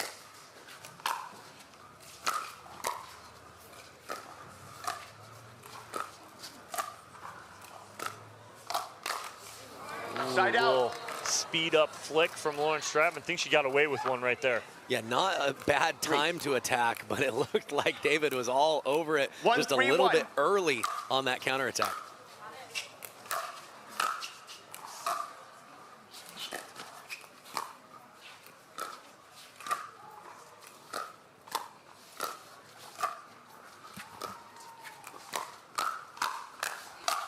Oh, and David trying to get out of the way of it, and just body momentum has her fall. Yeah, you see how little reaction time these pros have. Very tough to be in that mindset of having fast reflexes on the counter and still having good discipline to let those out balls go. Oh, good coverage by Stratman. She's there, but just can't get enough topspin on it to keep it in. Yeah, she tried to engage going back at David, but looked like she had an opening in the middle that she couldn't take advantage of.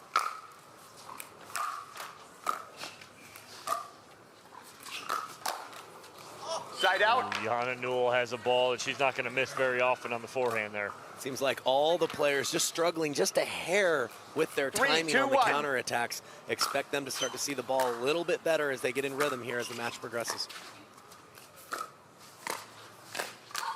When you talk about Kyle being off by like a hair here, there's a shot at Championship Sunday here, which all four of these ladies are not accustomed to playing every Sunday on Championship Sunday. That could be in their head as well.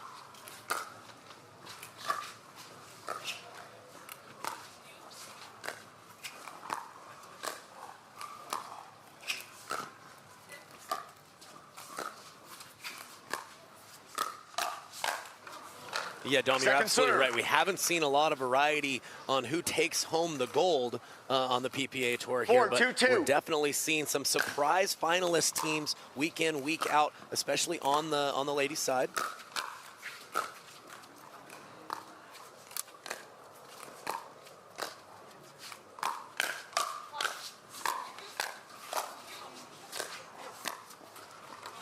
Great digs from Newell and Stratman. Just couldn't get that last one. Too much pressure there from David and Kawamoto. Yeah, great job by David, just staying engaged there, continuing to be offensive even when the other team is being nice and scrappy. Nice spot there from Newell again. It's about placement, not power, and she finds a good spot in the middle. 2-5-1.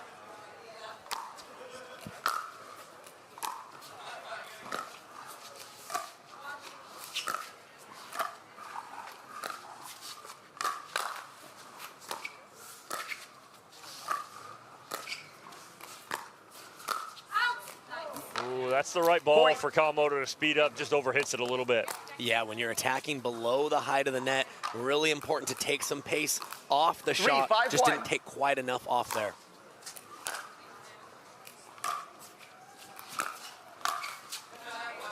A little love off the tape there for Stratman. She'll take it as they get back within one here. 4-5-1.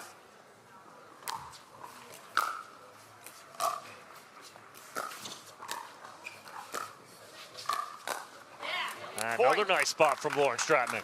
Yeah, really using that one-handed backhand roll out of the air. We've talked about that a lot today, of not all the women possessing that shot, being comfortable with it, but more and more adding it all the time and seeing some success with it.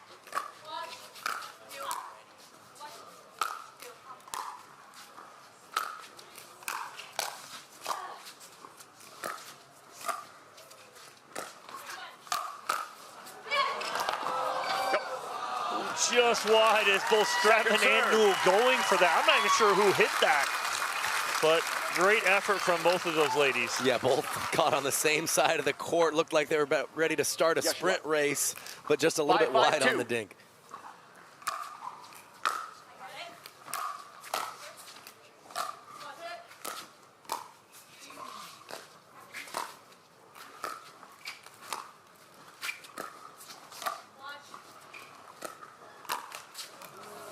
Nice opportunity there for Newell to speed a ball because she's stepping into that, but just clips the tape.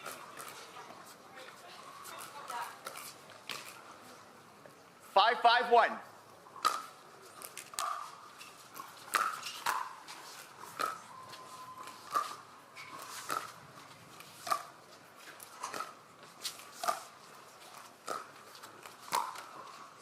Oh, down the line off the tape and in for Jana Newell. Thank you. Second serve. Yeah, good recognition there by Newell, recognizing that Kawamoto was just giving her a little bit of sliver up the line. Took it nicely. Nice pull the trigger there from Jana Newell on the counter. It looked like Jackie Kawamoto had Newell uncoiling on that stack. 5-5-1. But Jana Newell countered beautifully.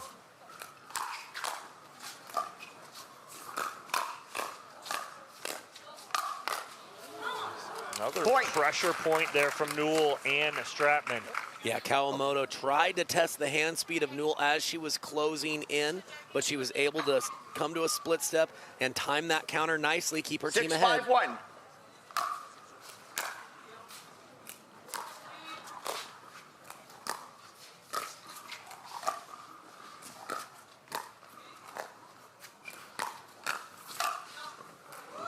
Like the little Second spot serve. in the half speed up down the middle. Looked like there was an opening, and Stratman can't get on top of that one though.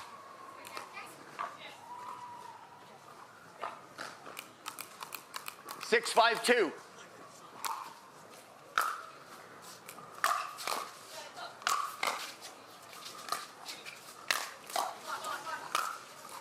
Beautiful spot there from Jackie Kawamoto with the winner down the middle. Yeah, and I think Stratman chose a poor time to lob there. 5-6-1. Already had her opponents back off the line, expecting the attack. Might want to set that up a little bit better with a dink or two first.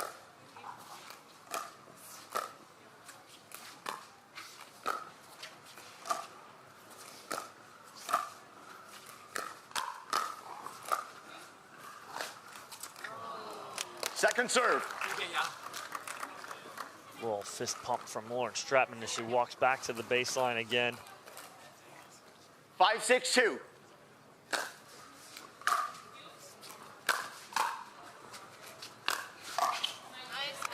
Yeah, nice ball right there from Vivian David as Stratman on full extension on that block. Yeah, rare to go with the double drive, but that first volley from Newell really 6-6-2. sat up, and David was able to stay on offense. Nice execution.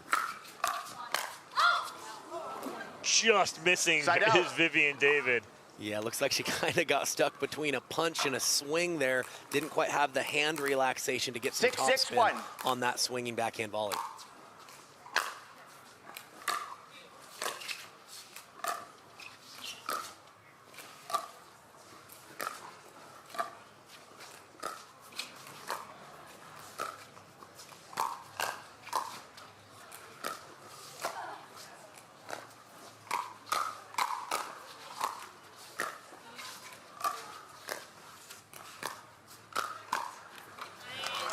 Second serve. And Yana Newell doing a great job earlier in that point of mixing up her attack locations, but Kawamoto was up to the task, able to find something she could attack back on. You got Ben Newell, the 6-6-2. birthday boy, Yana Newell's husband, and Julian Arnold, significant other of Lauren Stratman. But Point. happy birthday to Ben Newell.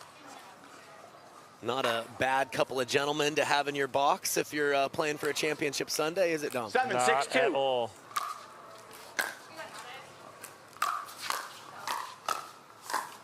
Oh, Side out. and it was like Yana Newell hesitated just a little bit because she felt the presence of Lauren Stratman coming in behind her. Yeah, you can tell she was fooled a little bit, took that left hand off the paddle, probably would have been better served to stay with the two-hander there on that last attempt. 6-7-1.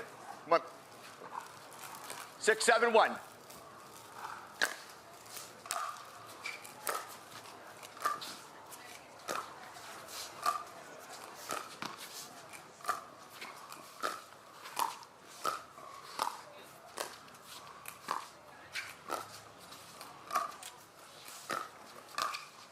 Oh, Stratman going Point. a little inside-out flick. It's there, but she just goes a little too hard. Well, and I think that is one of the times where she would have been better off using the one hand, which she possesses, by sticking with two. You 7-7-1. let that ball travel closer to you and maybe just be a little bit lower by the time you're hitting it. Kawamoto tried twice to get Yana Newell on the uncoil, and it just hasn't worked because Yana's such a good counter puncher 7-7-2. that even though she's kind of in transition, she's coming up and she's taking a full swing at that. Yeah, I think Side Newell, out. one of the better athletes on the women's side as well, Dom, so she can close that gap, which seems open a little bit faster than some of the other ladies on tour. 7-7-1. Good lead Second there serve. from Jackie Kawamoto. We're inching along nicely here at 7-7 in game number one. Spot in 7-7-2. Championship Sunday on the line. Winner gets Leigh Waters and Anna Bright. Point. A little long on the volley from Jackie Kawamoto. 8-7-2.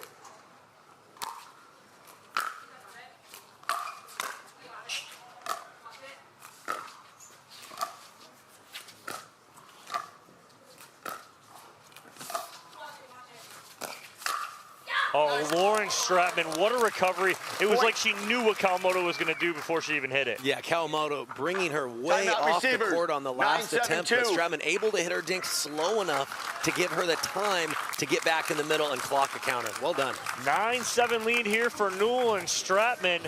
Kawamoto and David Byrne a timeout. We'll take a timeout with them here on the Carvana PPA Tour.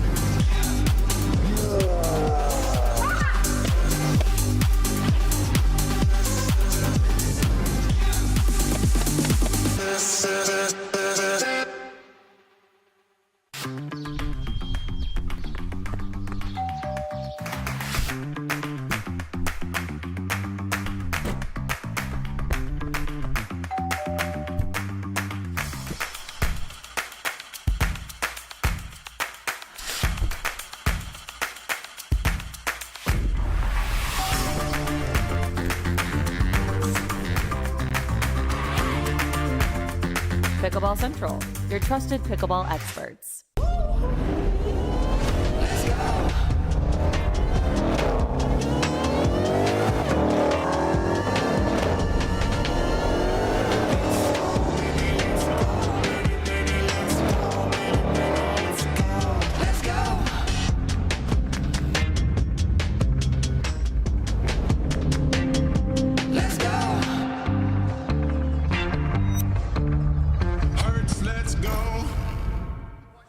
Servers, 2 timeouts.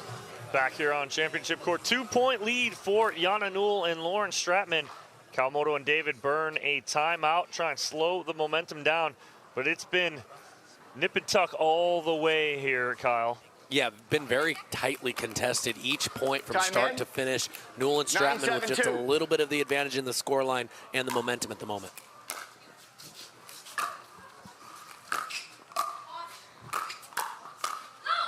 Oh, good leave right there from Lauren Stratman will give her and Jana Newell a game point here at 10-7.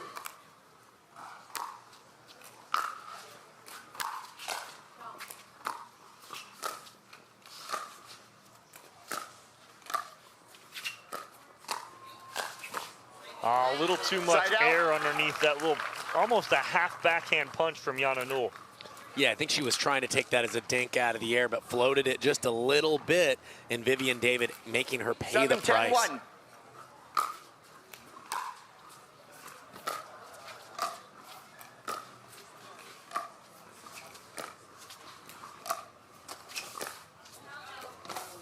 Second serve. And Lauren Stratman has played such a strong first game here, really handling a 7-10-2. lot of variety in that cross-court pattern from Jackie Kawamoto.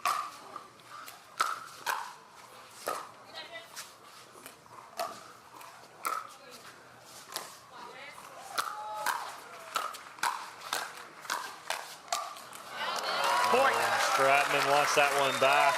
But Vivian David was engaged completely right there in the middle, taking it with her backhand. 8-10-2.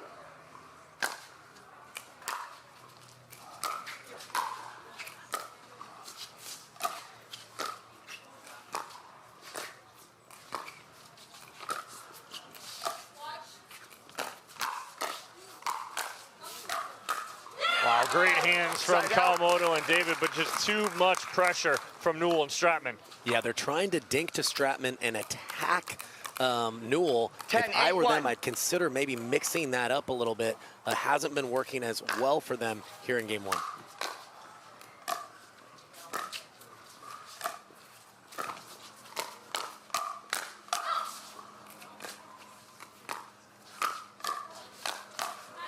Good spot right there from Vivian David.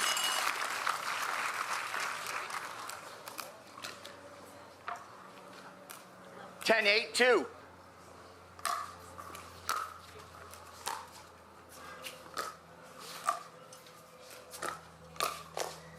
Wow, that's a nice pull right there from Lauren Stratman. Will give them on their second opportunity.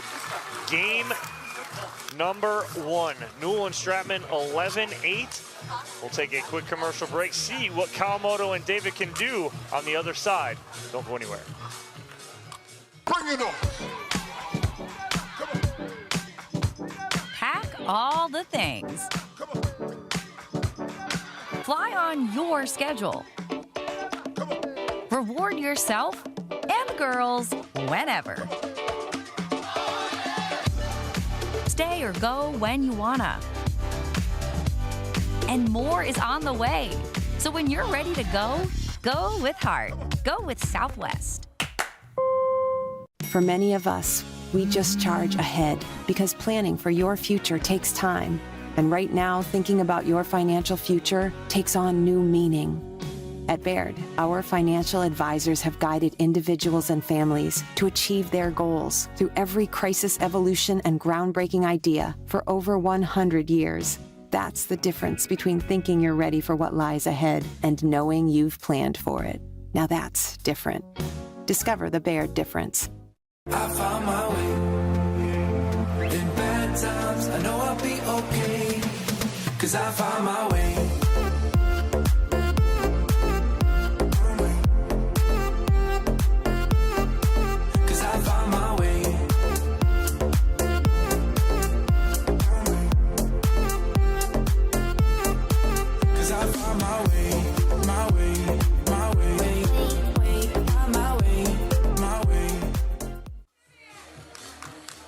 Game 1 to Yana Newell and Lauren Stratman, 11-8. Kawamoto and David need game 2 to force a third game. Championship Sunday spot against the 1 seed Leigh Waters and Anna Bright on the line. 0-0-2. Vivian David to serve to get us going here in game 2.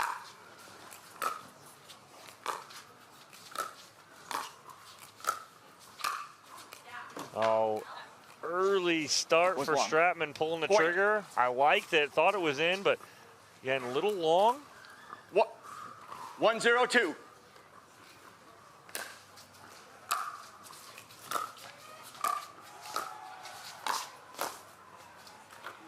Yeah, nice little inside out forehand there from Yana Newell. Had Kawamoto just slightly leaning middle, and that was enough. 0-1-1.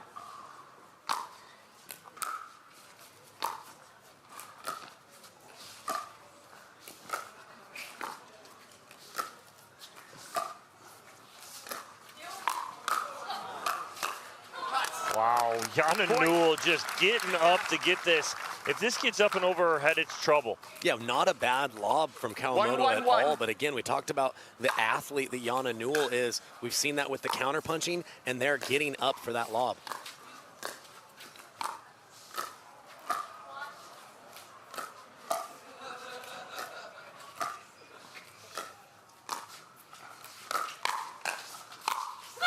Wow, I thought it was great pressure there from Jackie Kawamoto, but even better defense from Lauren Stratman to give Yana Newell that put away. Yeah, again, I think they need to kind of switch up their strategy. If you're Kawamoto and David, they're dinking a lot to Stratman, who's handling everything they're throwing at her. And the counter punching and the athleticism of Newell has been very tough to make her attackable. Second serve. Nice spin there from Vivian David, having that just jump 2-1-2. in and disrupt the timing from Lauren Stratman.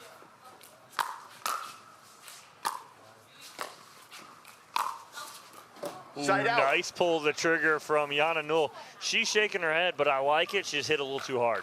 Yeah, needed a touch more spin, but she sold it just how she wanted to. Had that opening up the middle. 1-2-1.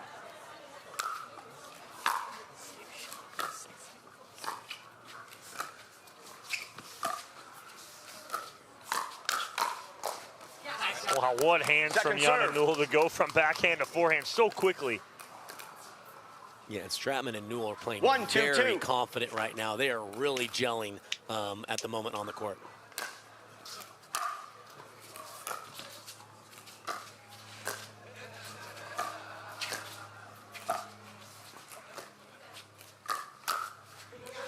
Nice counter from Jackie Kawamoto. She was ready for that speed up from Stratman. Yeah, Stratman trying to do the look away, but at this level, you can never admire your first speed up. You always have to be shifting and anticipating where that counterattack will go if they connect with it. Side out. All tied at 2 in game number 2 in semifinal number 2 with a shot at Championship Sunday on the line. Second serve. 2-2-2.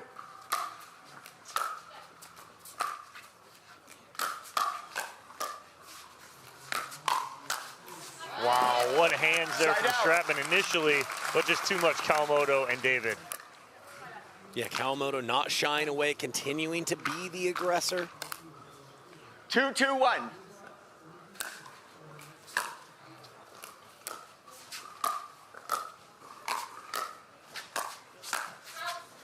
Nice, right there from Stratman. Second and serve. Newell taking those balls out of the air, continuing to put pressure on David and Kawamoto.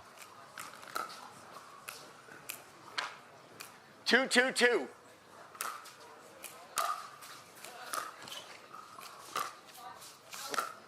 Point. Wide there, cross court from Stratman.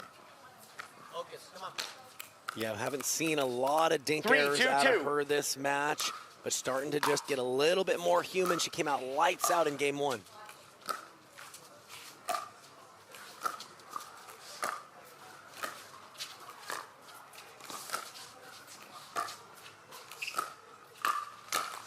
Love how you put that, Kyle. She's a little more human, but she went more robotic and money right there. She's a little flick down the middle. It's the mistake. 2-3-1.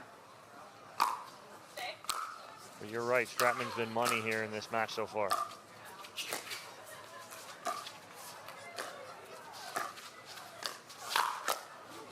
You think Yana Newell was sitting on that speed up from Vivian David? Yeah, David trying to redirect that attack, but didn't look like she fully committed to it, and it sat up just long enough for a big response from Yana Newell. Second serve. Ball about 6 feet out from Yana Newell. 3-3-2.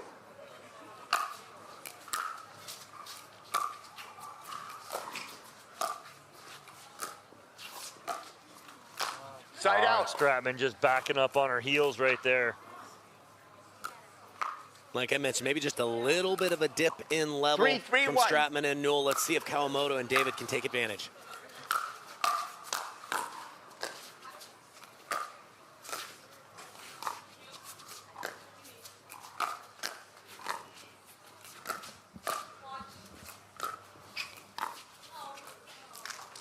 Point. David and Kawamoto starting to earn a few more dink errors up at the kitchen line.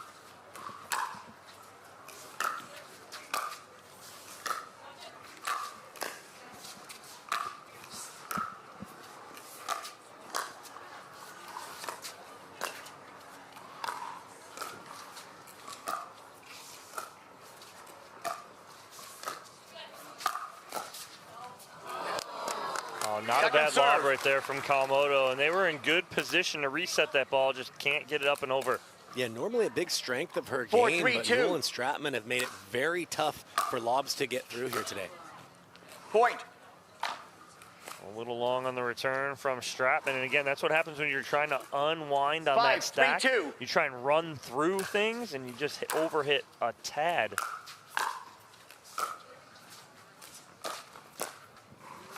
Side out. Yeah, nice little redirect with that backhand up the line from Stratman.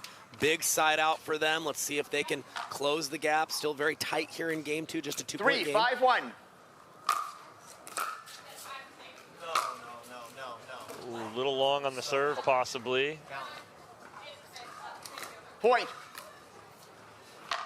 Overturn. I think Vivian overruled 4-5-1.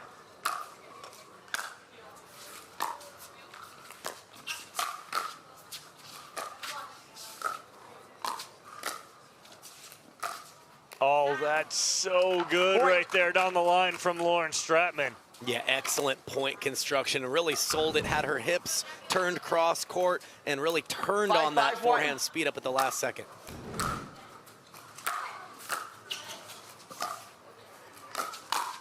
Oh, Newell's in position, but again, right at the body from Jackie Kawamoto. Yeah, and Kawamoto doing the same thing that Stratman did before, made it look like she was going cross court, and quickly turned on that speed up.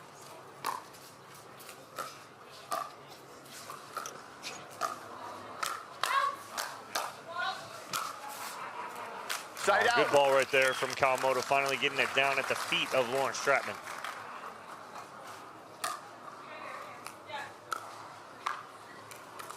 Five, 5-1.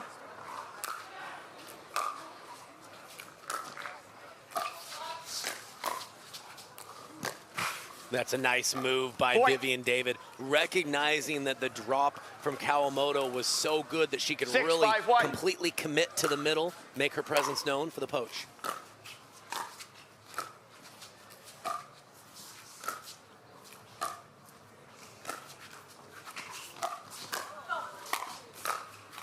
That ATP from Lauren Stratman around the post was almost going to dot the center service line. That's how far wide that went. Yeah, she knew she had plenty of angle. 6-5-2. It was a matter of if she could get there, did just enough to keep her team ahead.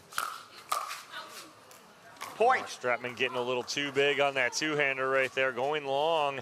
And it's a 2-point lead here for Kawamoto and David 7-5-2. late in game number 2. Trying to force a third game here. Point.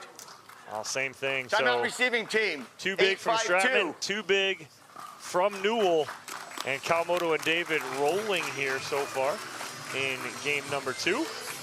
We'll take a quick commercial break. When we come back, the end of game number 2 here on Championship Court at the Carvana PPA Tour.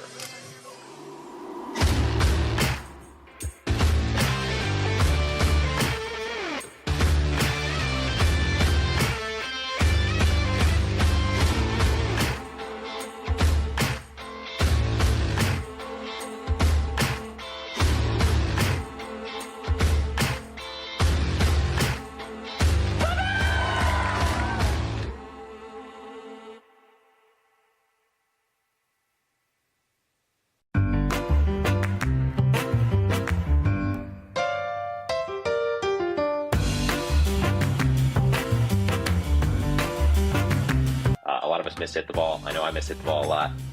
So speak for more yourself, forgiving. Johns.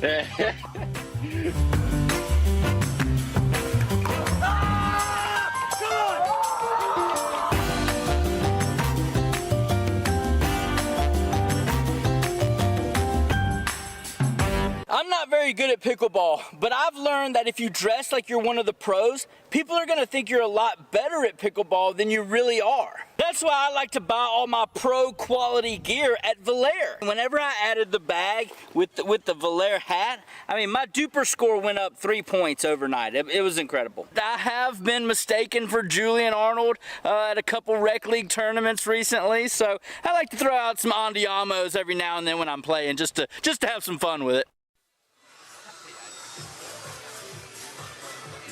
Welcome back to Championship Court, semifinal number 2, women's pro doubles. 15 seconds. Receivers, Jackie one Kawamoto, timeout. Vivian Servers, David. 2 Nice timeouts. answer here in game number 2. 3-point lead, looking to force a third game here. Time in. A shot at Anna Leigh Waters and Anna Bright on the line for Championship Sunday. That's a good answer out of the timeout from Vivian David and Jackie Kawamoto. Yeah, they're doing a nice job of recognizing when Newell and Stratman are trying to unwind that stack, 9-5-2. just playing a little bit faster, and they've got some early cheat points. Side out. Whip ball not, it peaked, but did not go over. 5-9-1. Must answer here from Newell and Stratman.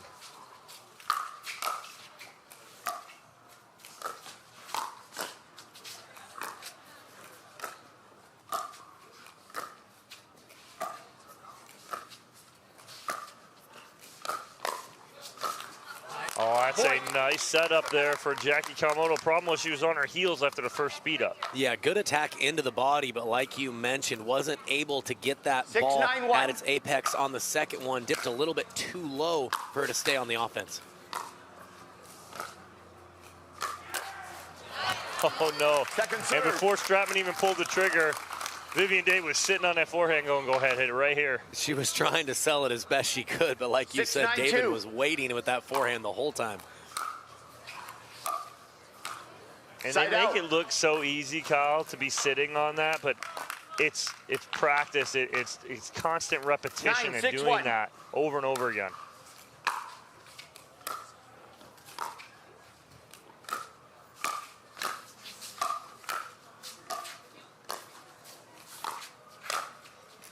Oh, and Yana Newell so upset with herself right there. As that ball's passing her, she's like, I needed to hit that, and it drops like 3 feet in, and we'll give Jackie Kawamoto and Vivian David 10-6-1. a game point here in game number 2.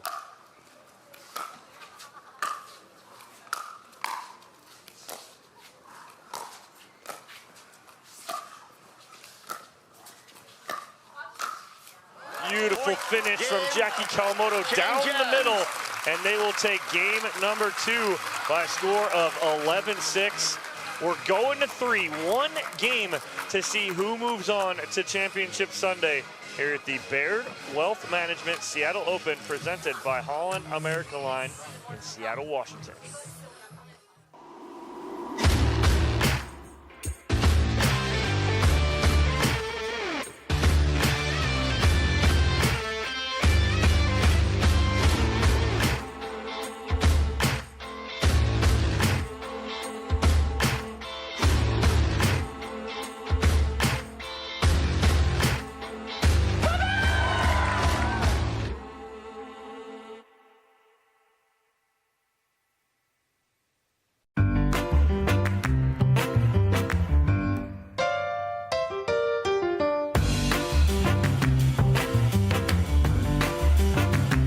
A lot of us miss-hit the ball. I know I miss-hit the ball a lot. So Speak for more yourself, forgiving. Johns.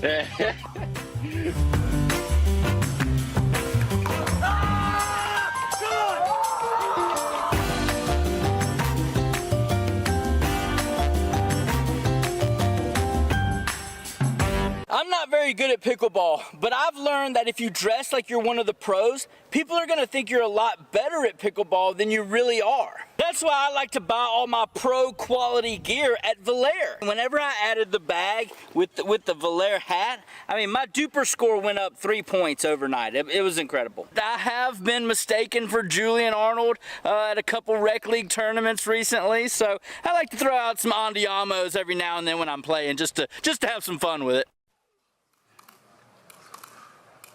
Speaking of Julian Arnold, there he is. It is his twin. Game 3, Is that time Julian in. Arnold, or I is think that that's the guy from the Valere commercials, right? Yeah. I just can't tell the difference here. Definitely a doppelganger at minimum. Definitely is. We're back here, game 3, and Yana Newell early with some love off the tape.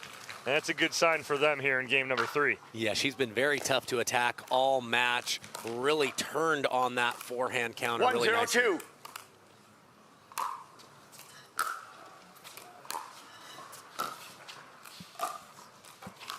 Side out.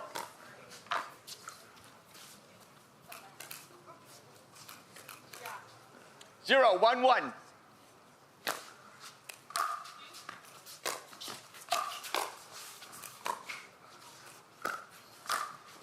Oh, nice little two-handed flick Second down the middle serve. from Lauren Stratman. Yeah, recognizing that Kawamoto, when she runs around to play those forehands, if she does leave that ball up, there's going to be an 0-1-2. opening in the middle. Nice execution.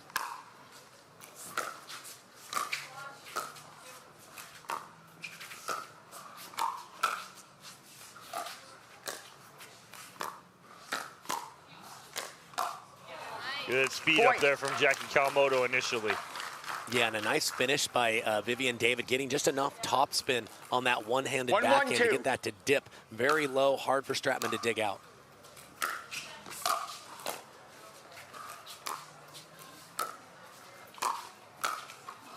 Oh, I like Side the out. attempt there from Kawamoto, turning that defense into offense. Yeah, absolutely had the one she wanted, just unable to convert. 1-1-1.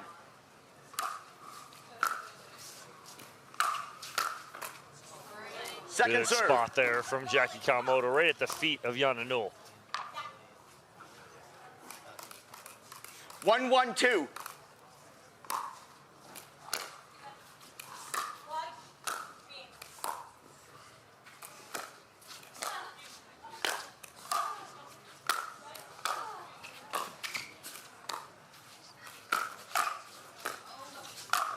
Wow, great job of just getting back in that point from Stratman and Newell. Yeah, Kawamoto trying to speed up cross court to Stratman into her body. Stratman seeing it coming, taking just that little step to the side, clearing space for the forehand counter. 2-1-2.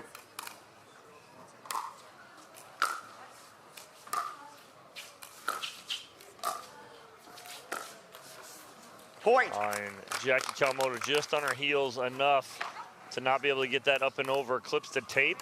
2-point lead for Newell and Stratman. Side out.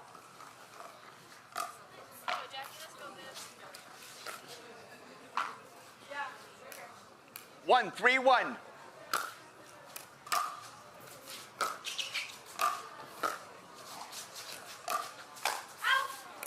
Oh, I like the move, though, from Vivian David.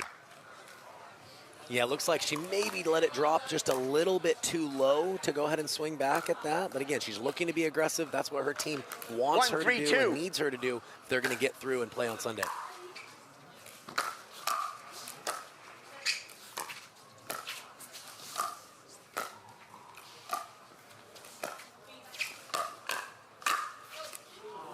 Lauren Stratman just a little too big with that two-hander.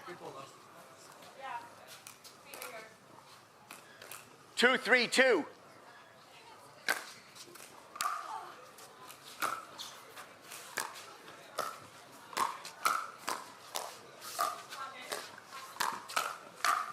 Oh, nice job of clearing her shoulders and getting on top of that ball is Lauren Stratman.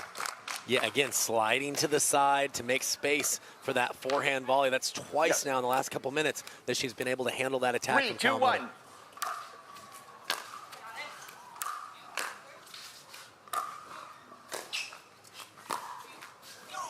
Second serve. Good angle from David there, pushing Newell out wide, continuing to maintain control. Very tightly contested game number 3. Been back and forth this whole match.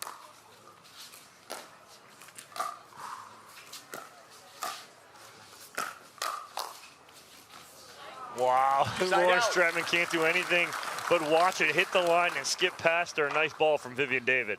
Yeah, it was a good counter by Stratman. A little bit fortunate from David to be able to kind of reset and be able to get it into the open court.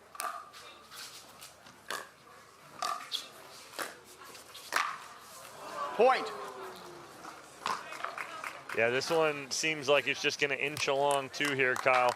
3-3 will change ends at 6 here in the third game.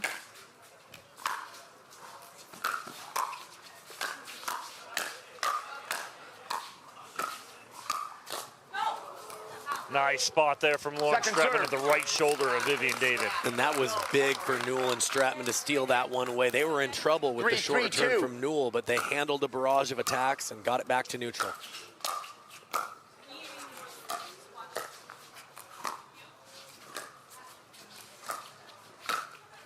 Oh, nice job by Jackie Kawamoto. Reading Lauren Stratman, trying to pinch middle. Yeah, she's really trying to keep Stratman out of the middle right now, playing a lot of attacks cross court, forcing her to stay in that corner. Point.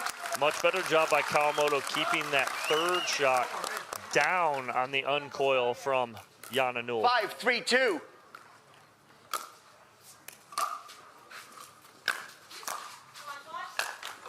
Oh, missed opportunity there for Vivian David. Yeah, she puts her hands up in the air, knows that in a tight match like this, you want to convert every opportunity, still have the lead though. 3-5-1. Second serve. Can't have that in a game 3. We got to have opportunities to score, and you lose those opportunities when your serve's in the net. 3-5-2.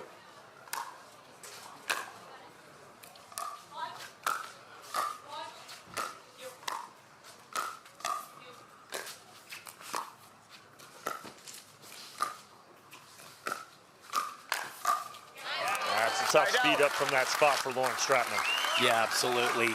A little bit low there, and David was all over that backhand counter. 5-3-1.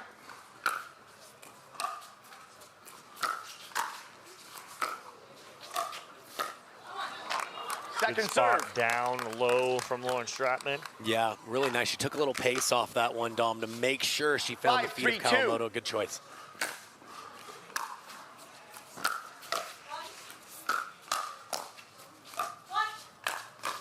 Oh, good finish right there from Vivian David. Lauren Stratman couldn't get the ball down. And so we have a referee timeout here as we'll change ends at 6-3. Kawamoto and David in control so far. This second semifinal matchup here on championship court. It seems like the change here in game 3, Dom, is Jackie Kawamoto has really been openly firing cross-court attacks at Lauren Stratman. Now, Stratman's done a pretty good job of sliding out of the way early, but I think she's trying to take advantage of this. If she can find the Stratman body, she's going to force her maybe to just be a little bit off balance, and these teams are looking for the slightest edge any way they can to find that winning pattern. How important is it for you, Kyle, to have the end change on your turns? Obviously, you're switching sides, but you always want that, right? It's almost like a mental thing to have that end change on your terms, is it not? Yeah, no, I mean, I think especially if you're rolling, you feel like you're just going to keep that momentum going. I think the momentum clearly is with Kawamoto and David. They won game 2, provided a little bit of separation here in game 3. It's nice to have that ball in hand and keep it rolling there if you're fans of that. So Vivian David to serve out of the end change here, up 6-3, game 3. 6-3-2. Trying to move on to Championship Sunday.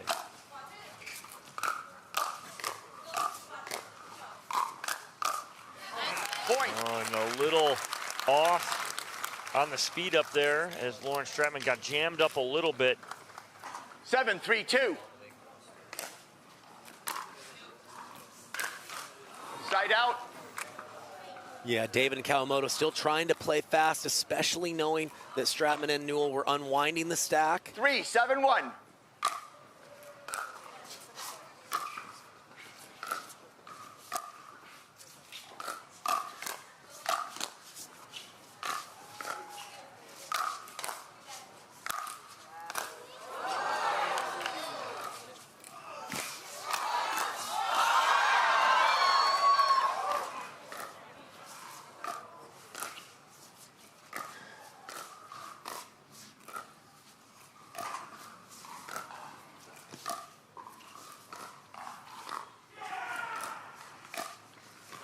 Wow, Lauren Stratman had a few opportunities, but Vivian David rose to the occasion and got them back in that point. Yeah, showcasing some of her foot speed. I believe she even had a slide on the hard courts to get one of those. She's all smiles after that point. Unbelievable. Jackie Kawamoto, her #1 supporter right there, saying, hey, thanks for keeping us in that point, partner. Point. Free point there for Newell and Stratman on the long return from Vivian David.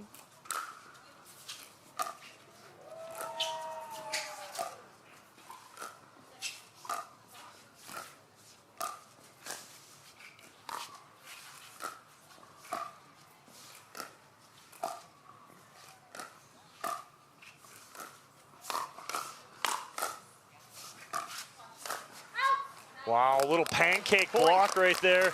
Keeps them in it. And Yana Newell and Lauren Stratman back within 2. Yeah, well fought point. 5-7-2. And a great leave at the end of that point from Yana Newell.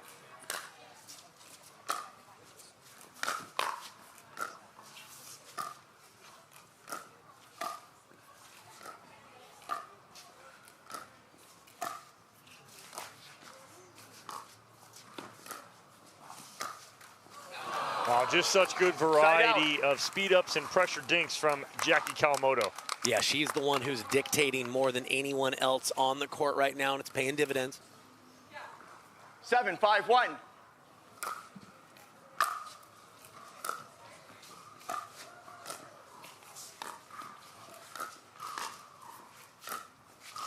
Oh, that's a Second tough serve. leave because Stratman did pull her paddle down last second to let that ball go. Yeah, again, we see Kawamoto trying to speed up cross court at Stratman. But Stratman again, 7-5-2. great leave.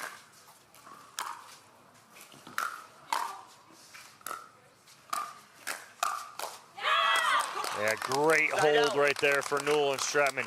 Huge to not give up any more points. Yeah, when she can get her hands on a forehand counter, 5-7-1. really gives her the advantage. Nice job handling another attack. Second serve. Oh, and both Newell and Stratman looking at each other. You know you know you. 5-7-2. Little night at the Roxbury moment. Yes.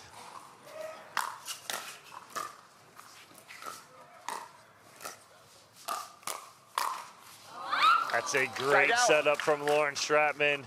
Yana Newell had a ball that she's going to put away more times than not. Yeah, she's just got to forget about that one. She was right on it. Move on to the next point. 7-5-1.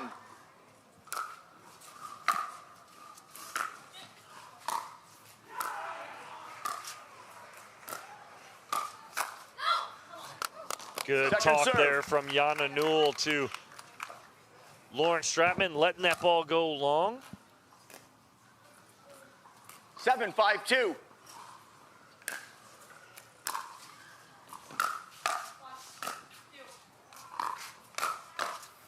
Tough speed up right there from Yana Newell on her heels. Yeah, it wasn't totally balanced. More often than not, you're better off just being conservative unless you have a good stable base with your lower 8-5-2. body.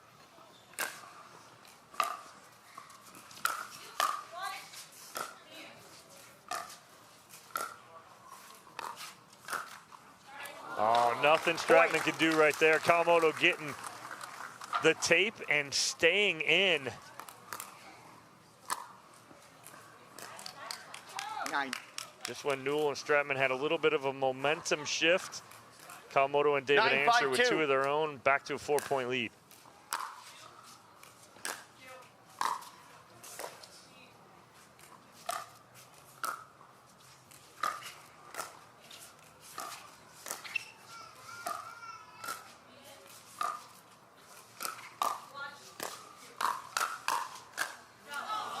Vivian David goes wide, but again, Kyle, it's set up from the cross-court speed up from Jackie Kawamoto. Yeah, they're seeing some kind of a gain there if they can get it enough into the body of Stratman. And Vivian David had a great look at that two-hander, but a big moment, big side out for Stratman and Newell. See if they can make a push. Confusion.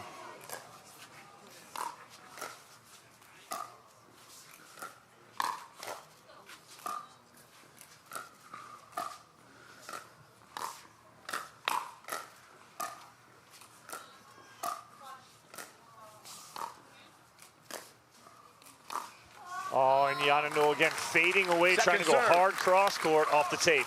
Yeah, and you mentioned it. Clearly trying to go for a very aggressive dink. Maybe would have been better served, putting a little more air under the ball, going a little bit more middle.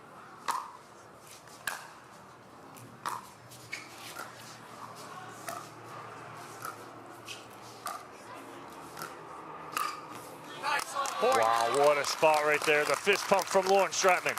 That Lauren Stratman or Ben Johns over there going with the slow one-handed roller. Really, really nice. 6-9-2. So nice, just brushing up on the back of that ball, keeping it in.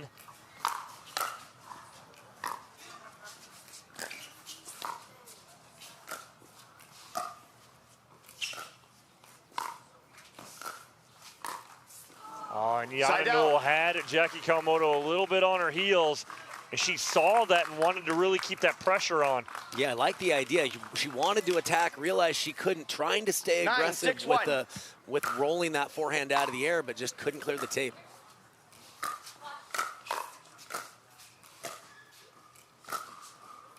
Oh, and Jackie Kawamoto finds the back corner, and that'll flip everything around here. Jackie Kawamoto, Vivian David will have a match point on their paddle here. 10-6-1.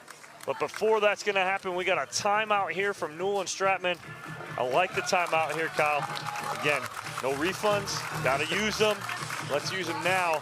Try and put some pressure on Kawamoto and David here in game 3. Well, yeah, and you talked about it. It's the pressure. Make them think about this moment just a little bit longer.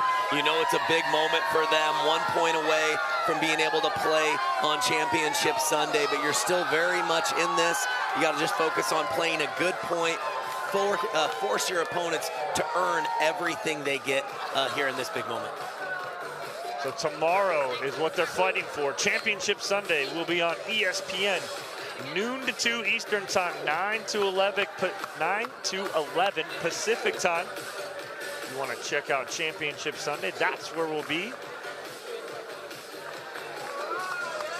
One more spot available, Kyle. Yeah, and credit to the problem solving of Kawamoto and David. They've played a good match from start to finish, but they've clearly changed their tactics. Kawamoto looking to stay aggressive, looking to fire a wide variety of attacks, and it's really worked for them here in game 3. 10-6-1. Match point, Kawamoto and David.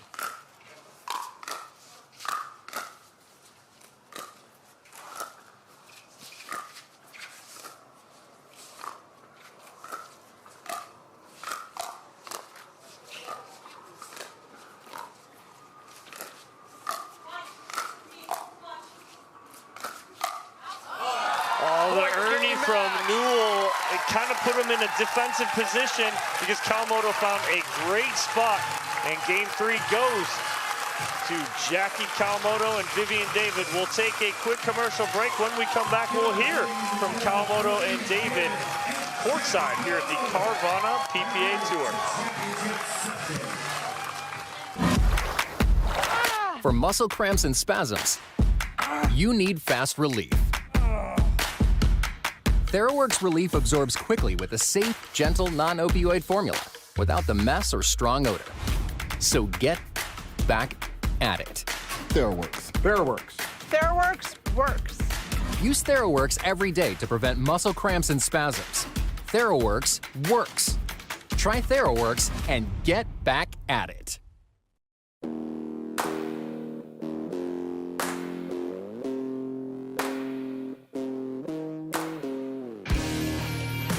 This spring, you don't have to be a baller to buy like one. With a power bid approval from Guaranteed Rate, you can go head-to-head with cash offers and win. Call a Guaranteed Rate loan officer today. We won 2 years back-to-back. Now you win too. The Hyundai Ioniq 5 and Ioniq 6. The Hyundai Ioniq 5 and Ioniq 6 come standard with complimentary maintenance and America's best warranty. Visit your local Hyundai dealer today.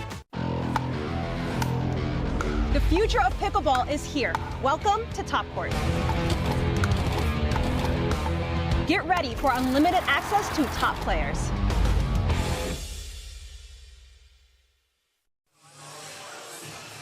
Jackie Kawamoto and Vivian David moving on to Championship Sunday, 8-11, 11-6, 11-6. They are courtside with Hannah Johns. Hannah, take it away.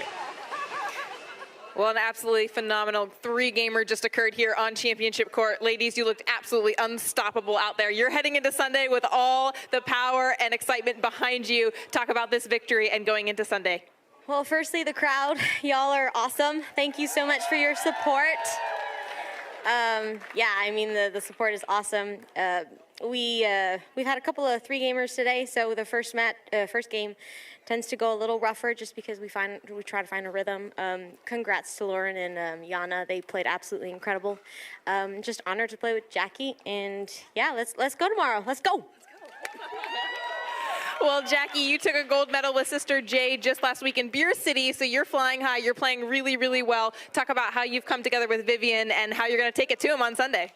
Oh gosh, it's an honor to play with Vivian. She carries like every person that she plays with to Championship Sunday, so lucky I got to squeeze into her schedule there. But yeah, she's played awesome. I definitely started a little slow, a little rough. She told me to get my butt all the way into the net, and it worked. She slapped me on the butt and told me to literally get it in, so yes. It certainly worked out here today, ladies. Congratulations. Can't wait to watch you on Sunday. Back over to you guys one last time.